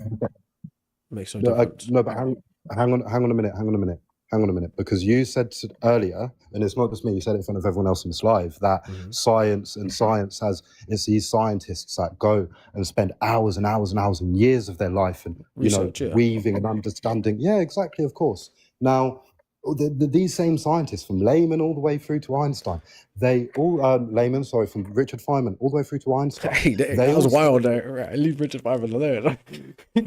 No, go, pardon? Karen. Like the way you said that, like, it doesn't matter. I'm listening to what you said, bro. Okay, well, from Richard Feynman all the way through to Albert Einstein, these physicians that have, like I say, spent decades and dedicated their entire life to understanding how the universe was created, none Yeah, of them have been able to give a that conclusive, doesn't matter though. provable answer. Provable answer, but every single one of them leans towards the fact that now we don't have to give him the name God. We don't even have to classify and give him pronouns, right? But every single one of these Yeah, physicians that have I'm saying dedicated their lives that's a say cultural that there is phenomenon, some. not necessarily a matter of reality. That's what I'm So saying to you you. digress I'm on saying that's a cultural phenomenon that all of these scientists may, according to you, share some view that there's a God behind the that. It's thing. not according to me. It's in their books. I'm Like, you taking can it just go and based read. on what you're saying, right? Some may be deists, some may be pantheists, some may be like monotheist believers, right? Varies, the views vary. But all I'm saying to you is none of that actually matters in terms of what is concrete. That's why they're doing the research in the first place. So it can be mind independent of their opinions. So you telling me you share an opinion with Einstein or Richard Feynman makes no difference. Yes, you can singularly, a priori, reason to there might be an uncaused cause, but you've been able to reason to that doesn't bring it to existence itself. That's just something happening in the mind Yeah, from an fact brings it to existence. anthropocentric point of view. Okay, but it Hmm. doesn't mean there actually is an uncaused cause or a first mover. That's the concrete reality we're trying to understand. So you saying it like it's a point of fact isn't so.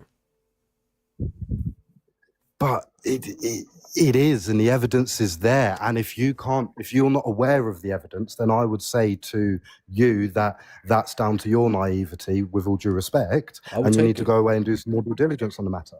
I would take it. But as I said, right, if you want to get to the main point of why you think I should believe that, then you should do that. But currently, you're not really doing that. I don't, because it's not my look. If I come up here and start saying yes, yes, yes, there's a God, blah blah blah, etc., and I start pushing my views onto you, it's very easy for your rebuttal to just be that I'm trying to shove my beliefs and everything down your throat, which is with all due respect, which is in more or less words what I've heard you say to some of the other guests. Hence why I've come from a different approach. I would disagree, right? I'm not opposed to you giving your views. That's the whole point of having a dialogue, right? You asked me how or why I thought humans invented God. I told you, right? Obviously, the second part of the prompt is changing my mind, right? So that whatever like tools you need to use or resources to do that, you should make use of those. But the argument you've given is, oh, there's Big Bang Theory, right? And you like, you have this view that it's a science. It's not like a fact. It's just a theory, as if it's not a scientific theory. Well, it is a. Then you went on to It's say, a, oh, it's a, no, it is a scientific. then you went theory, on I to never say, said it oh wasn't. yeah, like they built the CERN Hadron Collider, right? And because that wasn't conclusive, Hadron Collider. thank you for the correction. Because that wasn't conclusive, the Big Bang Theory isn't a fact, right? Therefore, you said it must be that this other view that I have, that there's a creator, is responsible for it. That's kind of where the conversation went. Right. Sorry, could you just repeat the last part again? My apologies. So you said, due to the fact that the Hadron, whatever you called it, the particle collider, right, didn't prove the Big Bang Theory, it must be this other view that you have, that a creator is responsible for it. I didn't. That is essentially where it went. Okay. So just because the collider couldn't prove the Big Bang Theory doesn't the collider failed to prove it. And again, go and delve into the scientific communities and Reddit and stuff about this, and you'll hear people that are much more. Pardon? No, Zerk, you said Reddit. It's just funny. Why is that funny? Because like the Reddit atheist thing it's just internet humor. It's dumb. But then I could sit here and say the same thing about TikTok, no? Yeah, of course. It's like Well, there you go, I know there I you don't go then, I there don't you need to go vote. then. So It's there my are own far fault for more vocalizing educated it, people but on it's just Reddit. lols. It's just like internal There are far more jokes. educated people on Reddit than there are TikTok, right? Probably, And yeah. again, the reason why I said Reddit is because definitely. The reason why I said Reddit is because it's a community of. Well, no, it's true, isn't it? Let's be honest. I mean, The majority I'll of take people that as your use TikTok- opinion. the majority of people that use TikTok are under the age of 25, mate. So. What does that mean? What do you mean? What does that mean? Intelligence comes with. Well, I said to you that the communities on Reddit are a lot more academically inclined and well versed to answer the questions. You gave us I'd appreciate that. I appreciate that. Let's not get lost in the minutia. It's just funny because of internet culture. That's all I'm saying. But yeah. Okay. Well, I'll take it as your opinion. Getting back to the point. I was saying, if you go do your own due diligence and see what the scientific communities today say about it, you'll come to realize they're saying very much the same thing as I am. The Big Bang Theory, because it. Allow me. The going back to the super collider, they couldn't recreate the Big Bang. That leads us to believe, and it leads scientists to believe, and anyone who's actually well versed in this stuff with half a brain to believe that the Big Bang Theory happened, because we have not been able to replicate it, hence why it's still a theory. But it's it's a theory. The creation of the universe with the most evidence behind it. You said there are several Big Bang theories. I'd be really happy to hear what the other ones are, because I'm not aware of them at all. So yeah, here's something that you should be interested in looking in. I think it's called the ekpyrotic model of the Big Bang, but it's essentially what's known as the Big Bounce, Big Crunch. Right? To me, that's not really that important, because what's really being said here is the Big Bang Theory is a competing hypothesis to the theory that God created things, which isn't actually a theory, right? It's a belief. No, it's not, because the Big Bang Theory was proposed by people that believe in God. So yeah, but he explicitly asked the church. He specifically asked the church not to use his theory. Who's he? Sorry, the guy who came up with the Big Bang Theory, some Catholic theologian. I'm aware of the story. I don't know his name, but he did explicitly ask the church not to use it, in the sense that Christians run around using it, ironically. But that being said, right, the idea of the Big Bang Theory is what's considered a competing hypothesis or a naturalistic explanation to how the universe comes around. The view that God created the universe is what's viewed as a theological explanation. You're missing the point, right? You need to go away and you need to understand and do your own research as to the Big Bang Theory. I don't know about the other ones you've mentioned. The main number one Big Bang Theory, right? I've never heard of another Big Bang Theory before. The Big Crunch, I've never heard that be referred to as It's the called Big Bang. the Never, ekpyrotic not model. once. There are actually a Okay, few. There can are you actually a few. So spell it or DM me or something so I I think can it's like have written in this Greek, myself? I right? don't. Just type in different models for the Big Bang, you'll find them, right? Well, the one that's most Wonderful. popular is called the singularity, right? It's kind of what you're talking about, a hot, dense state expanding. Right? Like I said, I'm not a scientist. Yes. I'm a normal guy, right? So my knowledge is limited on it. But that being said, it's not my job to try and combat what science is doing. All I said to you is this. If I had to choose between the claim that a God created everything or the current scientific explanation of how things come about, I will take the science, right? Because science is going to Which and continue to we're update. both agreeing that. Sorry, go on. The science is going to continue to update and move with the times as times go forward, of course. As information comes to light, right? For argument's sake, yeah, of course. So for argument's sake, we'll go with the singularity, right? As the Greek models, I'm not It's familiar a with. word. So I say let's Greek just because say, it looks funny. okay. Well, yeah, the singularity. It is scientifically impossible for the singularity to occur without something that is without an omnipotent force. Again, it doesn't have to be a man sitting on a cloud. And I got a bit sidetracked earlier when you said the reference about Star Wars when I was talking about magnets. I've never seen any of the Star Wars It was the films. I don't Force. watch You've films. never heard anyone say But, use the Force. going back to the point of what I was saying, Come on. opposites attract, right? A positive and a minus, they attract, the magnets pull toward. Negatives, obviously, or if you have two of the same things, obviously, they repel, and you can feel that force, two same ends of the magnet. You can feel it, yes? If you try to push them together. The stronger the magnet, the bigger the force of the repulsion is going to be. Now, these pieces of antimatter that collided to form the singular... That's is this what the it was. thingy? Yeah. So just Hang on a minute, like, can I have a read look this in your own proposal of time. cosmos? Not from singular, but from collision of several three-dimensional brains, membranes. Can you zoom out a little bit? Sorry. Zoom out. It says multiple suggesting that. Yeah, like as in make the yeah, that's fine. Yeah. And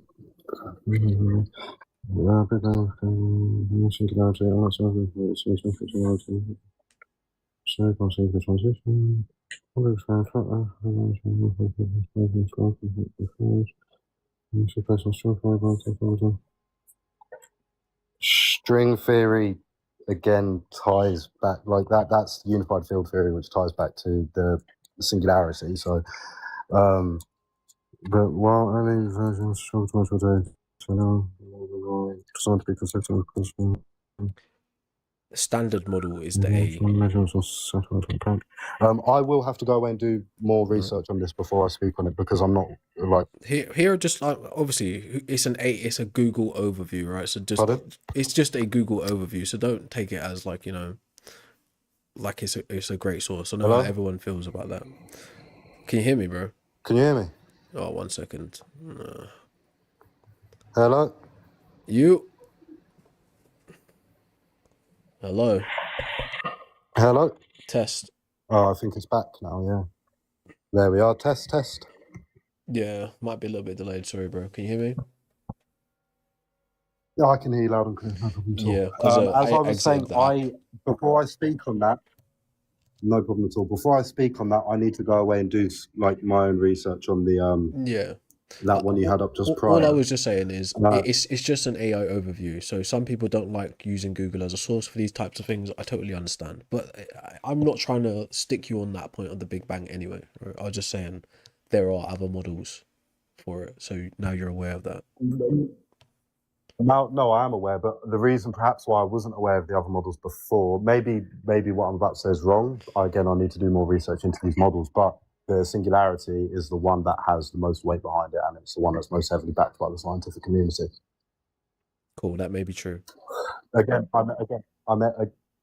I may be wrong. I need to go and do more due diligence into these other models now that you've shown me about. But back to the point, my point about the singularity and about antimatter, two pieces of antimatter colliding and then everything expanding on from there, is that, and I asked you earlier, I said about numbers, when they're positive, it's measurable. So there is a limit. You know, I can say to you now factually, you are, if you don't like, let me speak for myself, I'm 6'1". That's a fact. I can measure it. I'm 6'1". I know that. If I'm negative, you can't measure negative in the, I guess you would say, in the normal ways as which you would measure something positive. So Not in for numbers. the sake, In numbers, you pardon? can. You can have infinite negative numbers. Well, there you go. Now I was getting to this. Once something becomes negative in terms of mass, right? They're infinitely negative because you can't ascribe a weight to something that is negative. So it's automatically assumed as infinitely negative.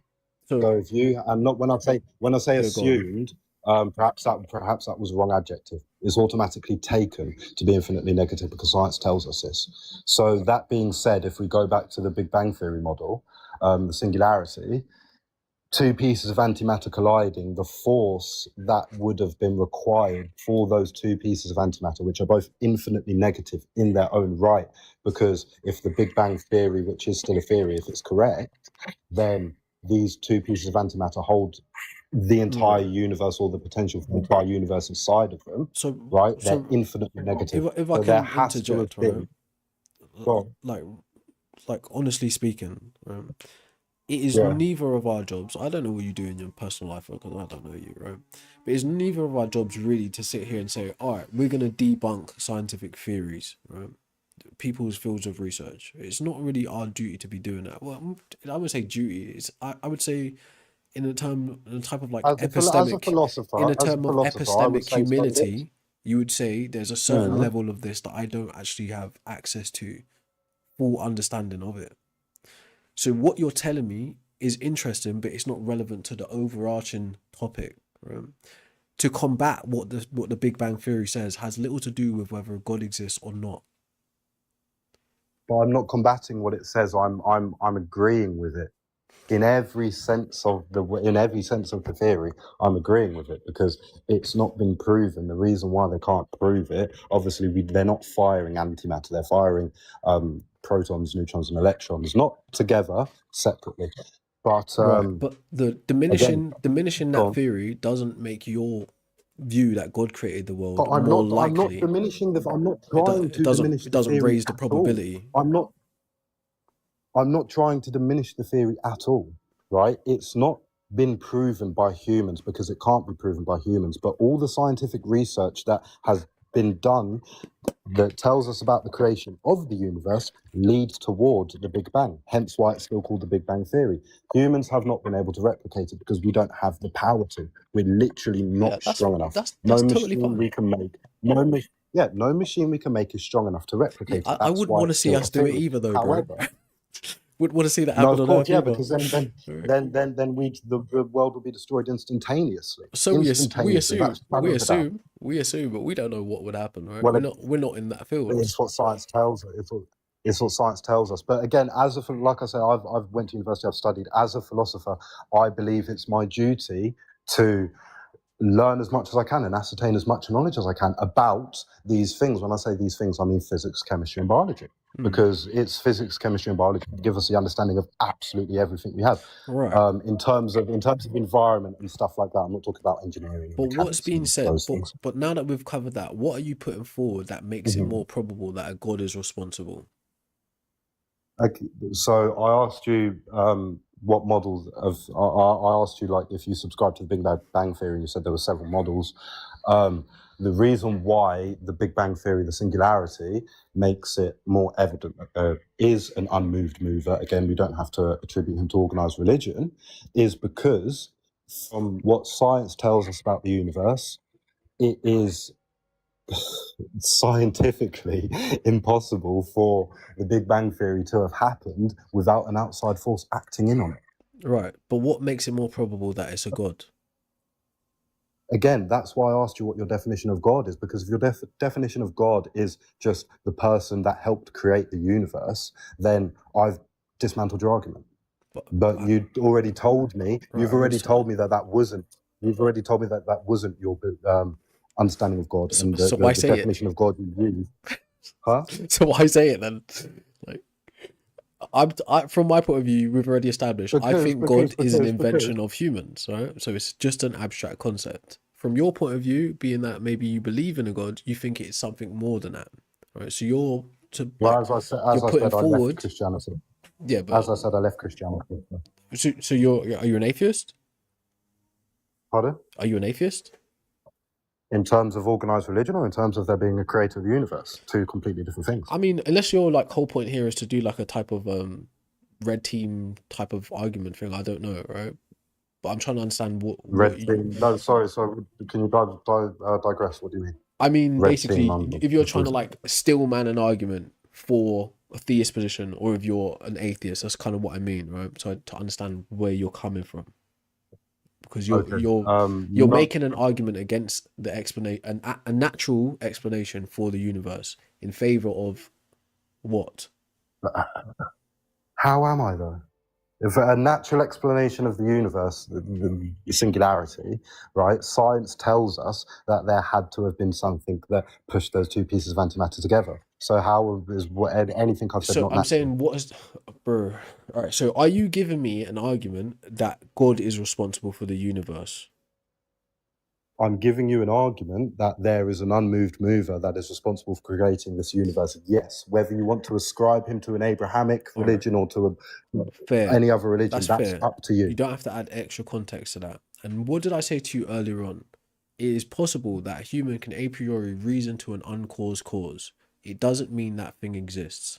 Right? And the type of reasoning you're using to get to that uncaused cause is like a classical or linear view of causation. There are actual other views of causation that don't come with this first domino view. So how does this help? I'm aware, but none of those other theories of causation have as much evidence behind them that the Big Bang does. None of them. None of them come close. And I've done my research, far more research into these things than perhaps you would have, or other people on this live perhaps would have. My point is simple, okay? It's not about religion. Yeah, my point is about the creator of the universe. Something helped create this universe. That is my point. Simple as. And I think I've done enough to prove it just by explaining their singularity, blah, blah, blah.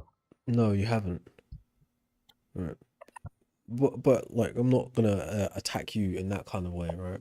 But truth be told, if you think about the conversation we've had here, you haven't given more reasons to think there's something that's responsible for it. All you said is, I don't think it's the Big Bang how it's described to us. And then you said there's a first mover, which is an ancient argument at this point. Right? This is 2026. So you've not added anything to that in a unique way. Do you understand what I'm saying? So it's not convincing to anyone. It's not convincing to people who don't understand the Big Bang Theory. Which evidently, with all due respect, you don't. Otherwise, you wouldn't still be going back and forth with me on the matter. Because it's incredibly simple. The Big Bang Theory, if we go off logic, do I'm you not know the Big Bang ascribing Theory religion. doesn't describe T0? Do you know that? Yes. All right. So how is it relevant then?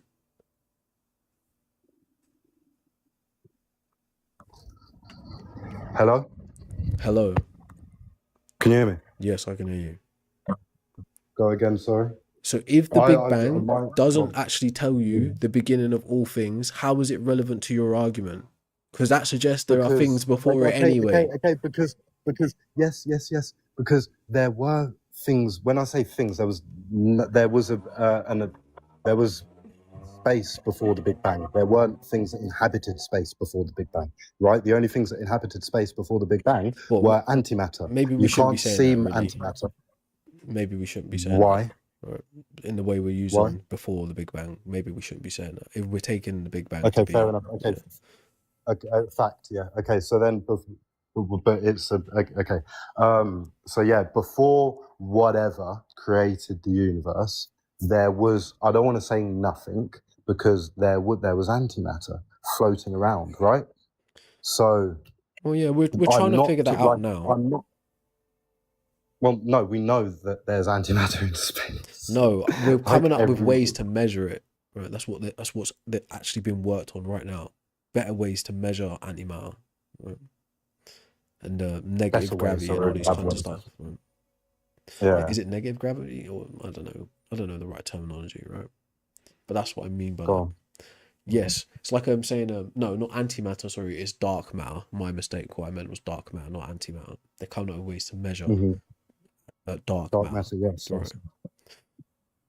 Yeah. But that being So said, yeah, those two things were prevalent, and like if I say prevalent in the universe, I don't want you to then just say, well, hang on a minute, because the universe was created. You said it was created by this. I'm just using that as a word for whatever there was prior to being filled with balls of gas I and understand, water right? and stuff like that. I understand. But Yeah. what if someone So was to say to you, all you're doing is playing God of the gaps? You're saying, hey, there's this lid currently, and we don't know what's beyond that. So therefore, what's beyond that is God. How do you reconcile that? we'd say so. Sorry, go one more time. If someone was to say to you, the whole thing you're putting forward is you playing God of the gaps, you're saying, we're at a limit in our knowledge. We don't know what's before this thing that we do know about. Therefore, the thing that's before what we know is God. Again, I'm not calling it God. I'm saying it's an unmoved mover. It's not. I'm not attributing it to God. I'm saying that there is something there. There is a force. It doesn't have to be. It doesn't have to be tangible. This force, right? Because Yeah, antimatter is not tangible. I understand that, but in the context of the conversation, it would make sense to be at least steering towards a God concept in some way, or else it's senseless. Yeah, well, yes, but unfortunately now the God and the concept behind it has been so heavily attributed to organized religion that you can't just say that, okay, this person or this thing that helped the Big Bang happen create you can't just call that God, because then automatically it's okay, well, it's attributed to Abrahamic religions, it's attributed to etc. Agreed, right? But here's the problem with this. Kind of like one of the earlier callers today, right? His whole view was like the fundamental, or he's saying basically consciousness is fundamental to the whole way that the universe operates, and to him, consciousness itself is God, right? So what is happening there is he's defining God as this specific thing, right? In a similar way where you're saying you could call the uncaused cause God, right? My explanation, like what's on the screen, accounts for that. If God is an abstract concept that humans develop, it makes sense that humans can describe or see something and call it God and decide to change the attributes of what a God will be at any given time. Like saying, actually, God's just the uncaused cause, or actually, God is fundamental consciousness, or actually, God is everything, or actually, God is an anthropomorphic deity, or actually, God is just a spirit. Do you know? What is on the That's why screen I asked you in the accounts very for that. beginning what your definition of understanding of God was, because it's such a sensitive thing to sit here and it really is just such a sensitive thing to talk about. You can't say that, okay, like there is something greater than us that's created or at least contributed to the creation of the universe in one way or another. What would you then call that? Because again, this is what the Big Bang Theory, the most widely accepted theory for the creation of the universe as you and I know it. The Big Bang Theory tells us this. So what would you then say Sorry, I as a missed rebuttal to that? I missed the main point. Can you say it again? No problem. No problem. The main point is that when you're saying like, oh well, we can change the attributes of God over time because God's invented by humans, etc. The Big Bang Theory has like scientific community will tell you it's the most backed theory for the creation of the universe as you and I know it today. So then when the Big Bang Theory tells us that there was something, an outside force that must have pushed these two pieces of antimatter together, what would you then call that? Not and a God. Again, if we can't, because if we called it a God, we'd be doing God of the gaps, wouldn't we? Because we're saying there's something that pushed this together. Therefore, it's God. Right? We call it whatever it is when we figure it out. Right? It could be some abstract governing principles of the universe. It could be just like And again, that's why I another asked you what your descriptive law. definition of It God is, could be because another descriptive law like gravity or the electromagnetic spectrum. It could be something to that effect. Right? But it's more likely to be not something really. like that. No. It can't be. And again, go like just do your own research, due diligence. It cannot be. So because I don't think you understood what I said. Sorry, go on. Say it again. So if Perhaps I missed that. you're saying, right, you asked me, there's something before the Big Bang, right? And I said to you, you'd be playing God of the Gaps by calling it God. And you was like, what else could it be? I'm saying to you, it could be an No, I abstract. said, what else could you call it? I said, what else could you call it? Fair, right? Something else you could call it, right? Whatever it is, whether it's responsible with agency or without agency, you could call it an abstract set of principles, right? A type of governing law that we're gonna discover. But I don't know. Of course, this is conjecture. I don't know. But no, because the governing laws that we know for the universe, for the Big Bang Theory to have happened, it's happened outside of those laws. Yes. Again, because if we go back because to those laws anti-Machiavellian are descriptive. That's the point of a descriptive law. Right? You're observing something, right? You're not saying it's an ought law. It's not a prescriptive law. It's a descriptive law. So when something happens that deviates from that description, it now gets encapsulated by that description going forward. Or we make a new description based on what's taken place. Like, it's not deep.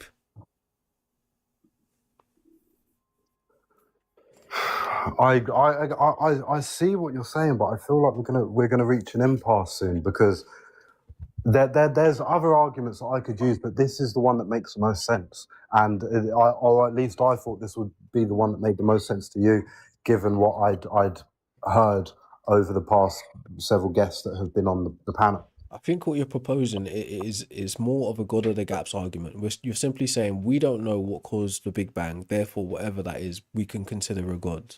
We know what caused the Big Bang. We know what caused the Big Bang, right? We know that there was. What we don't know is what aided it, right? You just changed the word. Pardon? You just said the same thing. Just No, changed we the know word. we know what caused the Big Bang, but there's something that aided it along the way, right? Now, we don't have to call the unmoved mover God, right? But there was something We that don't goes know if there outside the is an laws. unmoved mover, bro. We don't know if there Again, is one. we don't have to subscribe to time. We don't have to subscribe to time being linear, but it's what science tells us, is it not? No, it's not. There's such a thing called the B theory of time, or the block universe theory. Right? There are other theories. Keyword theory. Scientific theories. Like one of the people you mentioned earlier on, Einstein, e.g., like a scientific theory. What is a theory? What is a theory? Let's look it up together. That's not been proven. Let's look it up together. A theory is something that's not been proven. Let's look it up together, bro. Hence why it's a theory. Let's look it up together, bro. It's theorized. It's someone's thought that they've had, and they've put tests to try and do in place, but they haven't been able to conclusively prove it. Let's look it up together, okay? So can you read what's on the screen? You there, bro? Yeah, move it over. To the right or to the left? To the right, to the left. Sorry, to the left. So we just squeeze it in a bit. Hopefully you're able to read it. I'm gonna read it out anyway, so don't worry. A scientific theory is a well-substantiated, comprehensive explanation of the natural world, built upon a body of facts, tested hypotheses, and laws consistently verified through observation and experimentation.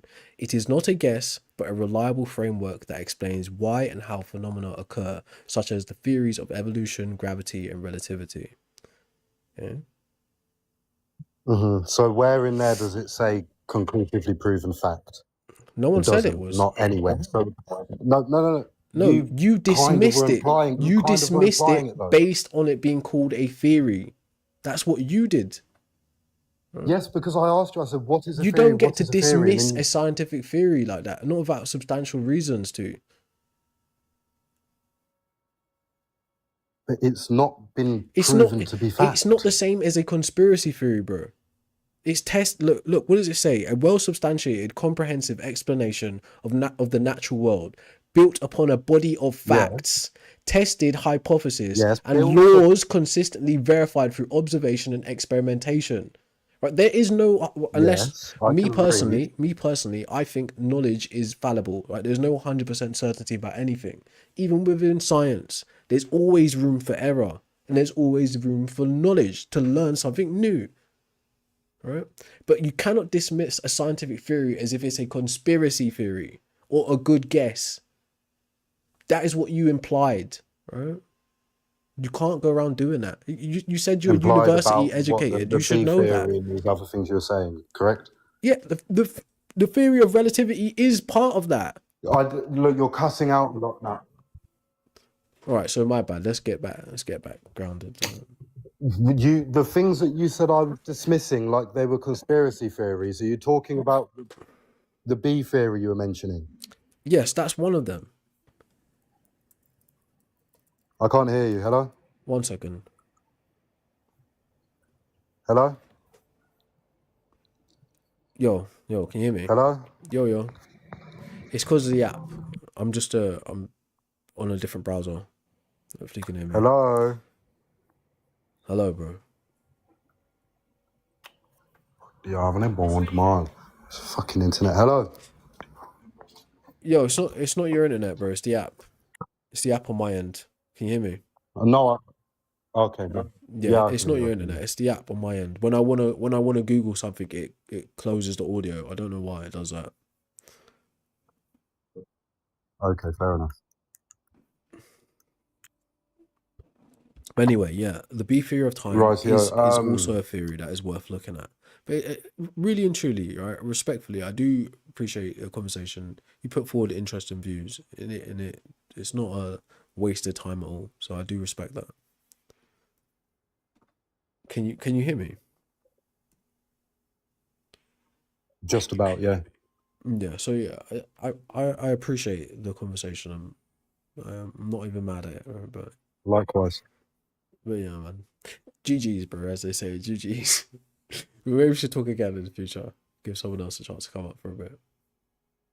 No problem at all. All the best, mate. You too, bro. Take care. All right. Man, we're gonna do maybe like 1, 2 if we can, and then get out of here because like food hasn't even been cooked up properly yet. It's like 4 o'clock on a Sunday. We're supposed to have dinner early on a Sunday. Old culture. Hey, what's up, bro? How you doing? I feel that, man. I've been trying to eat dinner earlier. I don't know why. Like, it's just like traditional for some reason to have food ready early on a Sunday. It's like a Christmas tradition as well. You get food ready early on Sunday. But anyways, alright. What's up? Oh man, I can't hear you. Can you hear me I think now? it glitched on my end. Nah, it's this damn app, man. Oh, there you go. This I can app hear you now. sucks, bro. Excuse my French. TikTok shop. It's so annoying. What are you saying, anyways, bro? It's like Yeah, so got anything he for the was yeah, I was gonna say that he was definitely misrepresenting a lot about black holes and a lot of that. So I think that the best conjecture for a God would be like if you look at ancient the ancient belief of God came from like there were a lot of them were Hermetic Platonists. So Platonism, kind of the big Plato versus Aristotle, is what is the nature of mathematics? Do these underlying truths of these mathematics reside within our reality or outside of it? So a lot of the big proponents of Plato like say that it resides outside of our universe itself. So the nature of information and these underlying truths could be understood as being beyond this reality, right? So a lot of science actually came from like the underlying belief that a creator did make the universe, and so we were kind of trying to uncover these underlying divine truths of reality. So the church actually backed education and the science for over 2,000 years up until like the 1800s. I don't think it would have been the church. And The in my church opinion, in a I think Christian way wouldn't have that existed that long. no, I'm saying that the church, the classical education model, was backed by the church. So it's been around since literally. I mean, they've built up the model a little bit. Like there's a little bit of a evolution of education, but Yeah, for it, sure. it built into what we knew as like the classical education model. So a lot of these flat earthers are actually flat earth was a atheistic myth used to discredit the church, literally so they could separate the church and science could branch out on its own. I don't take that So to be a no fact, bro, because it's not the way I yeah, it understand it actually happening. it is. They early Christians they actually never taught a flat earth. There's never been a actually most of them supported a globe earth like since ancient Greece.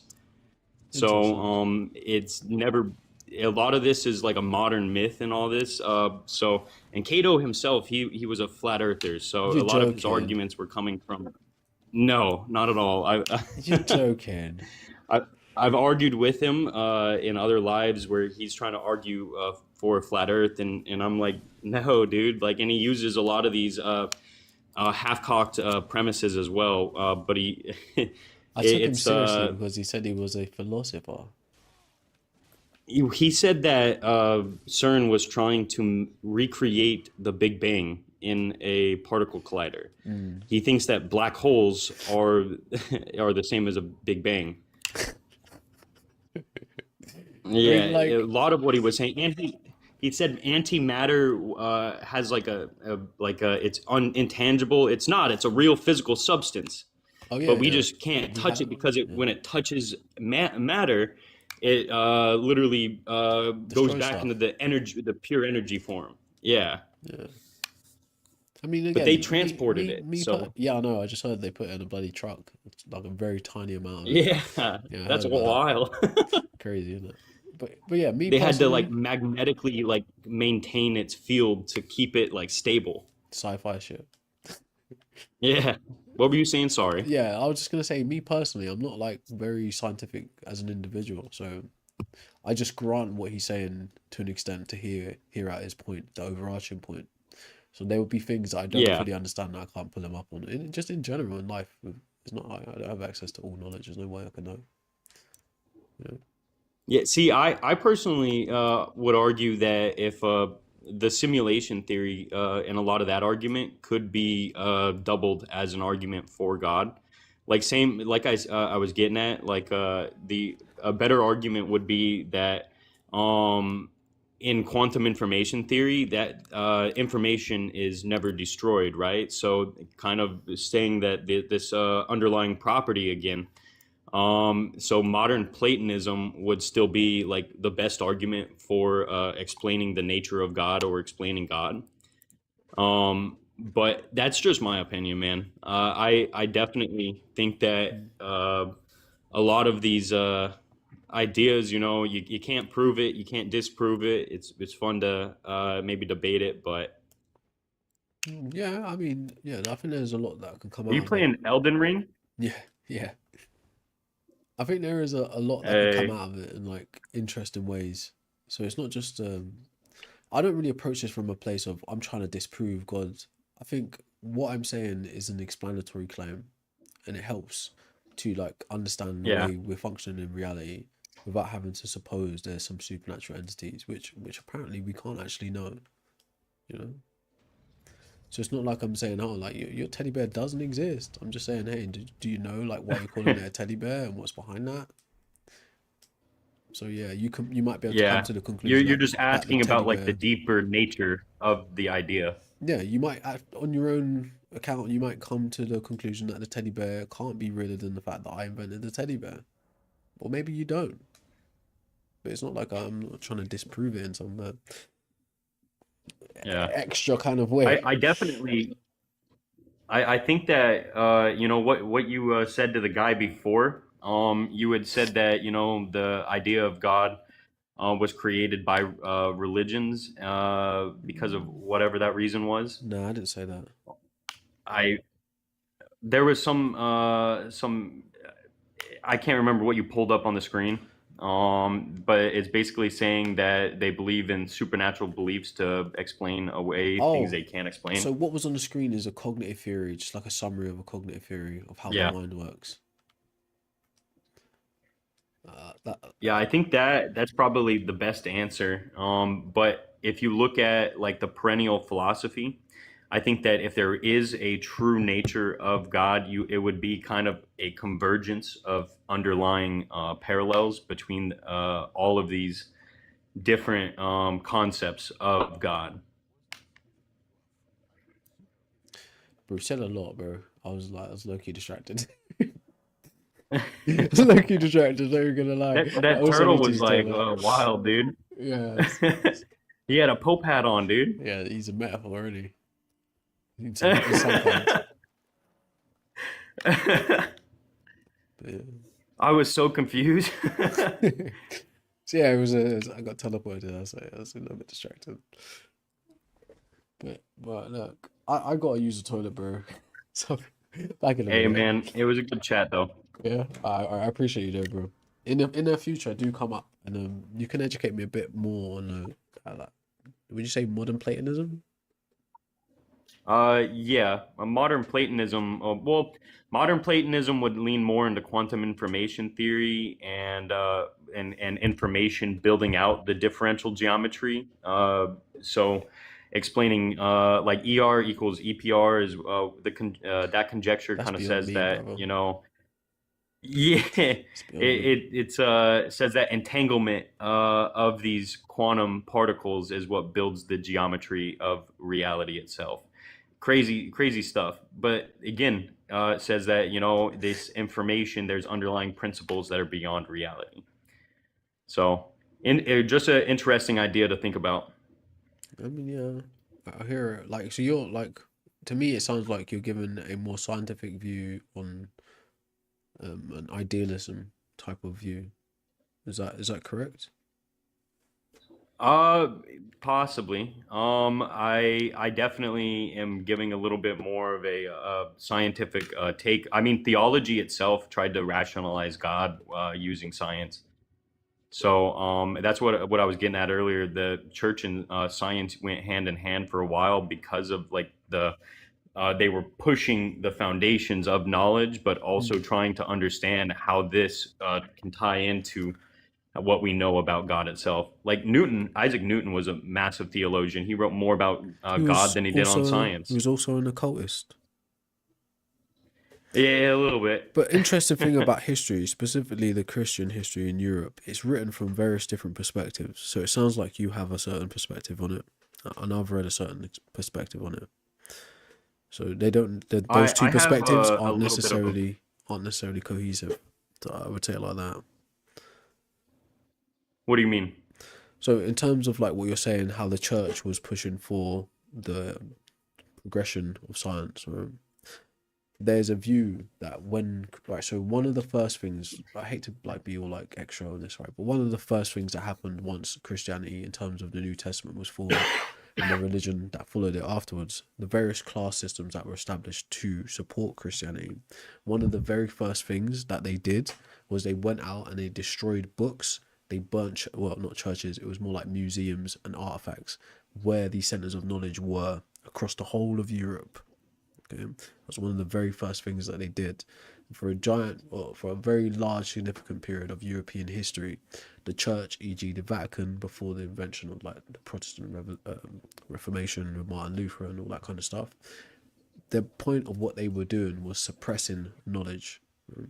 Medicine, biology, philosophy. They were suppressing knowledge. That was a good portion of what they did, right? But that being said, in terms of Not necessarily, let's say during the Renaissance I'm talking, period, yeah, though. It may be later period. I'm talking leading up to that. In like the year 400, the church was literally accused of being the downfall of the Roman Empire because of what they were doing, Christianity itself. Right? But that being said, anyways, right? There are individuals that are found within these institutions that are pro-education, but ultimately, once like to be fair, a lot of the ideas that were used in Christianity already circulating in the Greek world and the Hebrew world, and in other places like Egypt, Indus Valley, ancient Mesopotamia. A lot of the views are already formulated and passed to them at the Yeah. point where they're coming into the game, right? Yeah, But that's they what I was saying. but Early Christians were hermeticists. they're Like, also fighting against knowledge for a large portion of their existence. It's through Reformation, it's through modernization that they've been basically dragged kicking and screaming into things like the Enlightenment. But they were the active stumbling block for European history for the majority of its time in recent years, or recent like about let's say 1500 years maybe, right? So that being said, right, I'm not disputing what you're saying, but you actually find from historic accounts the church has been more problematic in terms of education and science than helpful. I'm not saying that necessarily that they weren't like but that's what I was kind of getting at. They tried to reconcile science with religion. Sometimes when they couldn't reconcile it, they would call it heretical. Yeah, So they I suppressed definitely information. don't disagree with that For at all. public intellectuals in the past in Europe, it was super Yeah. dangerous to espouse any ideas that would conflict with what was found in the Bible. So many a men, from like lawmakers to philosophers to scientists, mathematicians, had to play the game in order to remain within that aristocracy, that sacerdotal oligarchy, monarchy systems, mercantile class. To be able to get your work published, to be able to stay in a university, you had to play the church's game. So when you're viewing it as like the church is pro-education, you're missing the point, the actual subversive nature of education in contrast to religion. Well, I'm not necessarily saying that they're maybe like the best system of education. Like I said, I think that the separation of the church and science was a good thing because it allowed science to progress on its own, as it should. Science was progressing on its own before the existence of a church or Christianity. Science, it's really just a methodology. If you're talking Science about it progressed like now, all over the world. I agree. yeah. So the minute humans gained that evolutionary ability for like sufficient cognitive functions to make tools and languages, science was there. That was it. That is science. Creating a tool, creating a language, like, you know, coming up with processes to obtain food, maintain harvests. All of those things are scientific processes. Writing a book, right? All of that is a scientific process. My main point was a lot of the deeper philosophical beliefs of early Christians being like Hermeticists and as well as early Platonists as well, still kind of could be supported in modern day science. Huh? Wouldn't like Plato and all those guys be before Christianity? Yeah, Plato was before. Yeah, Plato was before, but that's why he influenced it. Yeah, so that's them borrowing. That's what I'm saying. That's not them promoting it. Right? When the philosophers developed what was called the natural sciences, right? Before it became science as we know it today, it was just a school of philosophy to think about things in a reductionist process. How does this work? And go into it bit by bit, and then it becomes this old school. You know, there's no saying. Everything starts in philosophy, and once it works, it becomes a science. Yeah, no, I absolutely agree. They borrowed it, and that's kind of my main point was but was that the original idea they borrowed would be their best idea to argue with now. I'm not necessarily saying that it is the best, that it is a proof. I'm just saying that that is the best argument to be had for them. Well, maybe, but like, for the church. Toilet is calling my bro. That's the main point. Yeah. But yeah, like I'm sorry for going on a long tangent, right? But yeah, like you're good. My view of it is Christianity specifically has been a stumbling block to education, right? Whether it's philosophy, science, maths, English, whatever. In fact, being able to have Christianity in English was a fucking sin. Well, not even just a sin, but like a cultural sin. Like people got unalived for wanting it translated out of Latin. Well, from Greek and Hebrew to Latin, from Latin to XYZ, right? So they're really like, through a certain telling of history, they're actually quite problematic. Anyways, I appreciate you, like I definitely don't disagree. I was mainly saying that, like, you know, through the classical education system, they at least did support some pillars of free thought and science, and they might have I think that's like maybe curated it to the church's beliefs I a think little that's bit. And like you retroactive. said, I think that's retroactive. I don't think that was a reality at the time. I think that's us looking back what do in you mean? hindsight, and how they've been managed. All right, so how Christianity functions, right? It functions imperialistically, ultimately going out to garner more resources and more influence. During this expansion of the influence of the church, they're able to manipulate the telling of history in hindsight. So now we can appear as if we were progressive when at the times of these things we were not. Does that make sense? So, are you arguing that the classical education model wasn't seen as progressive? In what way? What are you It was saying? literally it was the liberal arts.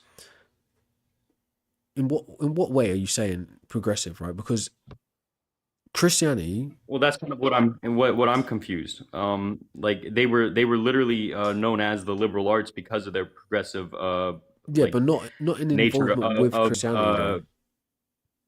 huh? Not in involvement directly with Christianity. That's independent of Christianity. Yeah, so classical in classical education, the higher faculties was theology, law, and medicine. In some settings. In some Well, settings. that's literally because like in like The the church theology was the aspect of pillar it. of No, yeah. go Yeah, on. that's what I'm getting at. Yeah, the rest of it was built up like actually through like scientific frameworks from like I was getting at the trivium was like Plato's like its logic and they used a lot of like early Greek philosophers and thinkers as well as scientists later on built out this framework.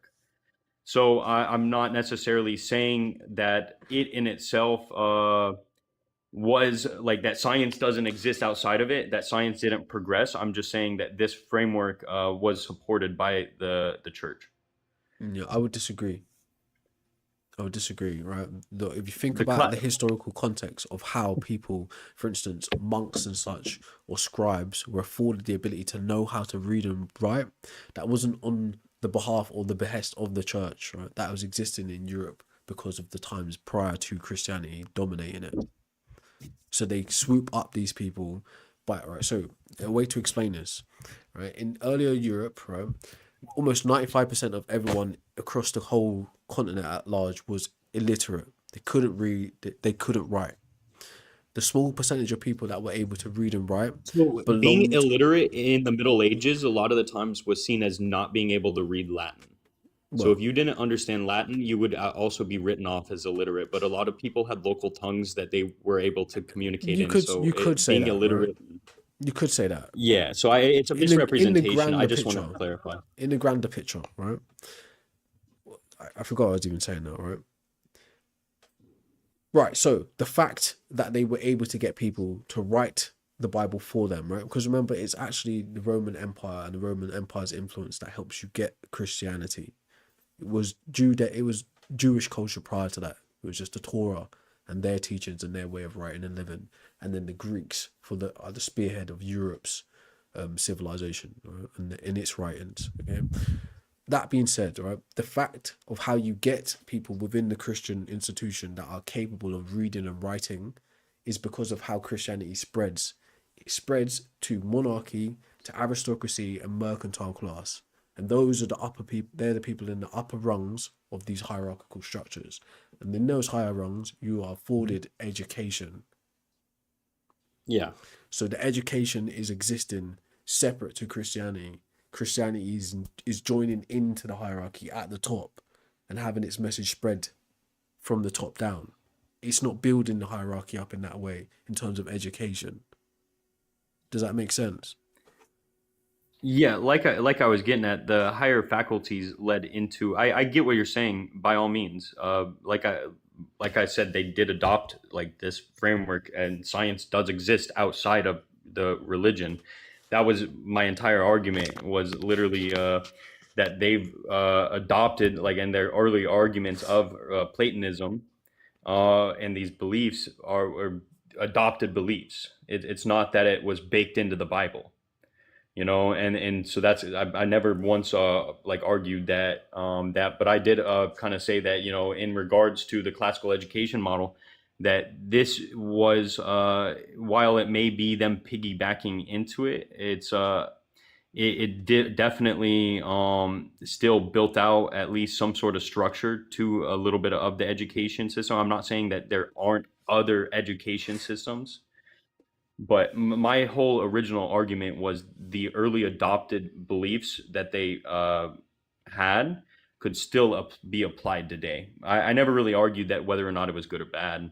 Don't Like get me I wrong. I definitely, understand what you're saying, right? I just yeah. I take umbrage with the view that Christianity helped propel the sciences or the arts in that kind of way when it was really one of the biggest stumbling blocks, and it kind of still is today, right? I'm Yeah, speaking like I don't disagree institutionally. that. Institutionally, Yeah, on an individual level, like some people you might consider saints and like significant figures in history who were also Christian, their contributions are as human as anyone else's. But institutionally, it was actually against education in that way, against the sciences, against progress of what you would call the liberal arts.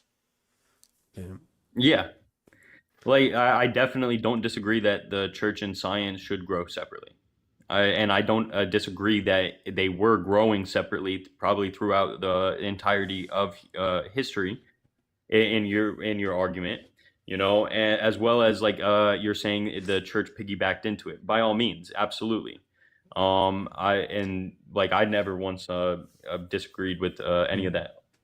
That's Yeah, I hear it. I I hear don't it. want you to feel like I am. I hear it. I hear it. Like, yeah, hey, who cares, right? Yeah, Who's- yeah, who cares, right? But no, seriously, it was nice talking to you. I do need to go to the toilet. I've been saying this for like yeah, 10 minutes. absolutely, man. So, that being said, folks, Yeah, no worries, I'm man. gonna end the stream for now. I might come back later tonight. I can't say for sure, right? But food's got to get eaten, toilet's got to get done. So, I appreciate you all for tuning in. Hopefully, it was entertaining in Yeah, some way. take care, Right. man. Appreciate you, bro. What was your name, Ron? Kevin. Appreciate you, bro. Good chat, Kevin. bro.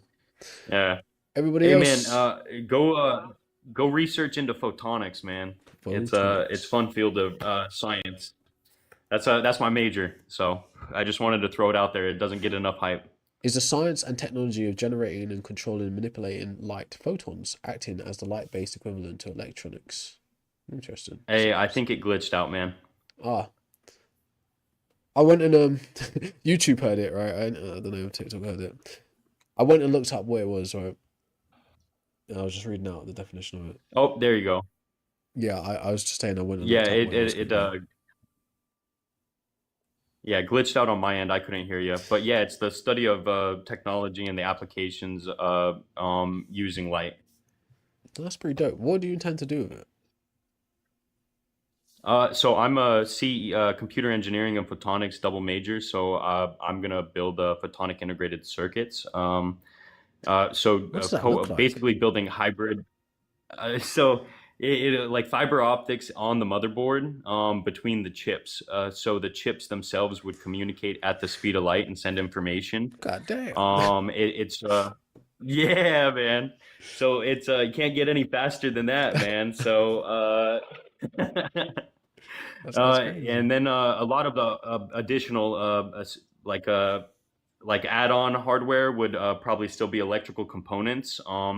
But the information channels would probably be more like a fiber optic or waveguide driven. So you could be able to see your computer thinking. That's kind of crazy, bro. But the other components would definitely need to Yeah. update though to be able to manage the speed, surely. Yeah, the thing is with AI, a lot of the hardware's like infrastructure system out here, like the manufacturing system's kind of getting hurt because you need all this hardware for all these AI factories or whatever. And a lot of the taking the kind of getting the punch from it. So if we can build like a specific hardware, like a photonic based hardware, like that can actually run faster and do a lot of this matrix math that AIs require, you could build like just actual components that would run exponentially like faster than what we currently have. So like there's MPU models out there that are literally photonics based, and they literally are just like analog components that get retranslated back into the digital. So it's really interesting how a lot of the systems kind of interface and are built out. But I want to focus on like so I can build actual components versus like augmenting the motherboard as So well. you'll So be going into the thing manufacturing. is I eventually, yeah. So I'm from like a little bit of a manufacturing background already, and then I went back into school for this. And so like right now I'm halfway through my degree, so I'm finally getting out of all the damn math and physics after the this next couple semesters, and picking up a lot of the actual course specific classes and stuff. So I'm pretty excited, man. Do you think this will And be I used go to in? the one of the top photonics colleges in the world. So Do you think this will be used in quantum computing? oh, it is. Yeah, absolutely. Photons are a lot of photons are the qubits. So a lot of quantum computers are already photonic systems. So this is and so technically with my degree, I could go and work on quantum computers. I just think they're a little bit of hype right now, and I don't necessarily know if yeah, if I want to focus on that. I kind of like I said already am enjoy a lot of the hardware space as well as I love you know like I built a bunch of I was an assembler, soldering boards, building boards, doing a lot of that in PCB the past. shop So I type want to shit. still do some of that and like have hands-on stuff. That's pretty Yeah, cool. yeah. No, no, I But it's mean, it's like not pretty. with That's super cool. with quantum computers, I feel like it's a pretty intense math. Yeah, well, I wouldn't doubt it. I wouldn't doubt it, but it's I But mean, it's it's the first I've ever definitely heard about the field, so it's pretty cool. yeah, that's what I was saying. It's not a field that anyone really hears enough about. But it's basically like lasers, optics, all the way to like how it applies to imaging systems as well as fiber optics and a lot of other applications for it as well. So it's pretty cool. Definitely, like you can in let's say bio sensors. Like I could build like sensors that are more cost effective in terms of energy I don't know what output. a So biosensor is, light bro. it doesn't cost as much energy to process information. I don't know what a So biosensor is. like if we build like sensors inside of the body, just for like if like a um let's say what's a pacemaker. If you start building some of these like components like that in the medical industry like biotech industry, if you start using photonics in that field you could so a lot of the issues is electronic components, like let's say they can interact with like a electromagnetic field. So technically pacemakers, you get a strong enough frickin' solar flare, it could True, maybe interact with it. So there could true. be things that interact with those systems. So Do you think? Look, random technically, you question. could try to design some of it with photonics. Do you think Pardon? photonics will be like work in a similar way to how our nervous system works, like neurons and stuff like that? Yeah. So our neurons actually do use photons as well. It's there's a whole field of called biophotonics. Rah, that's mad. So it's pretty cool.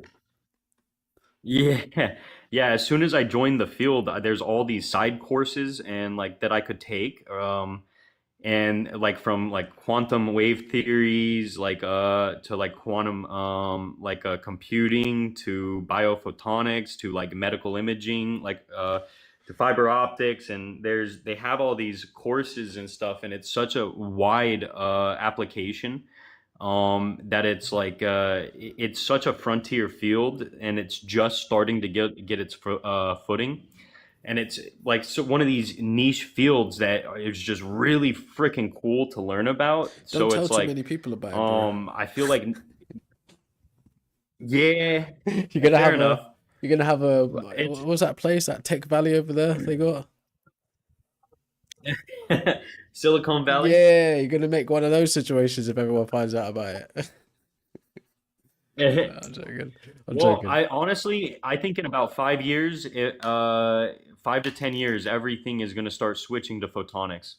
We're going to see a massive drive in the industry, and a lot of people, if you don't understand CE and photonics, you're going to kind of get left in the dark when it comes to hardware.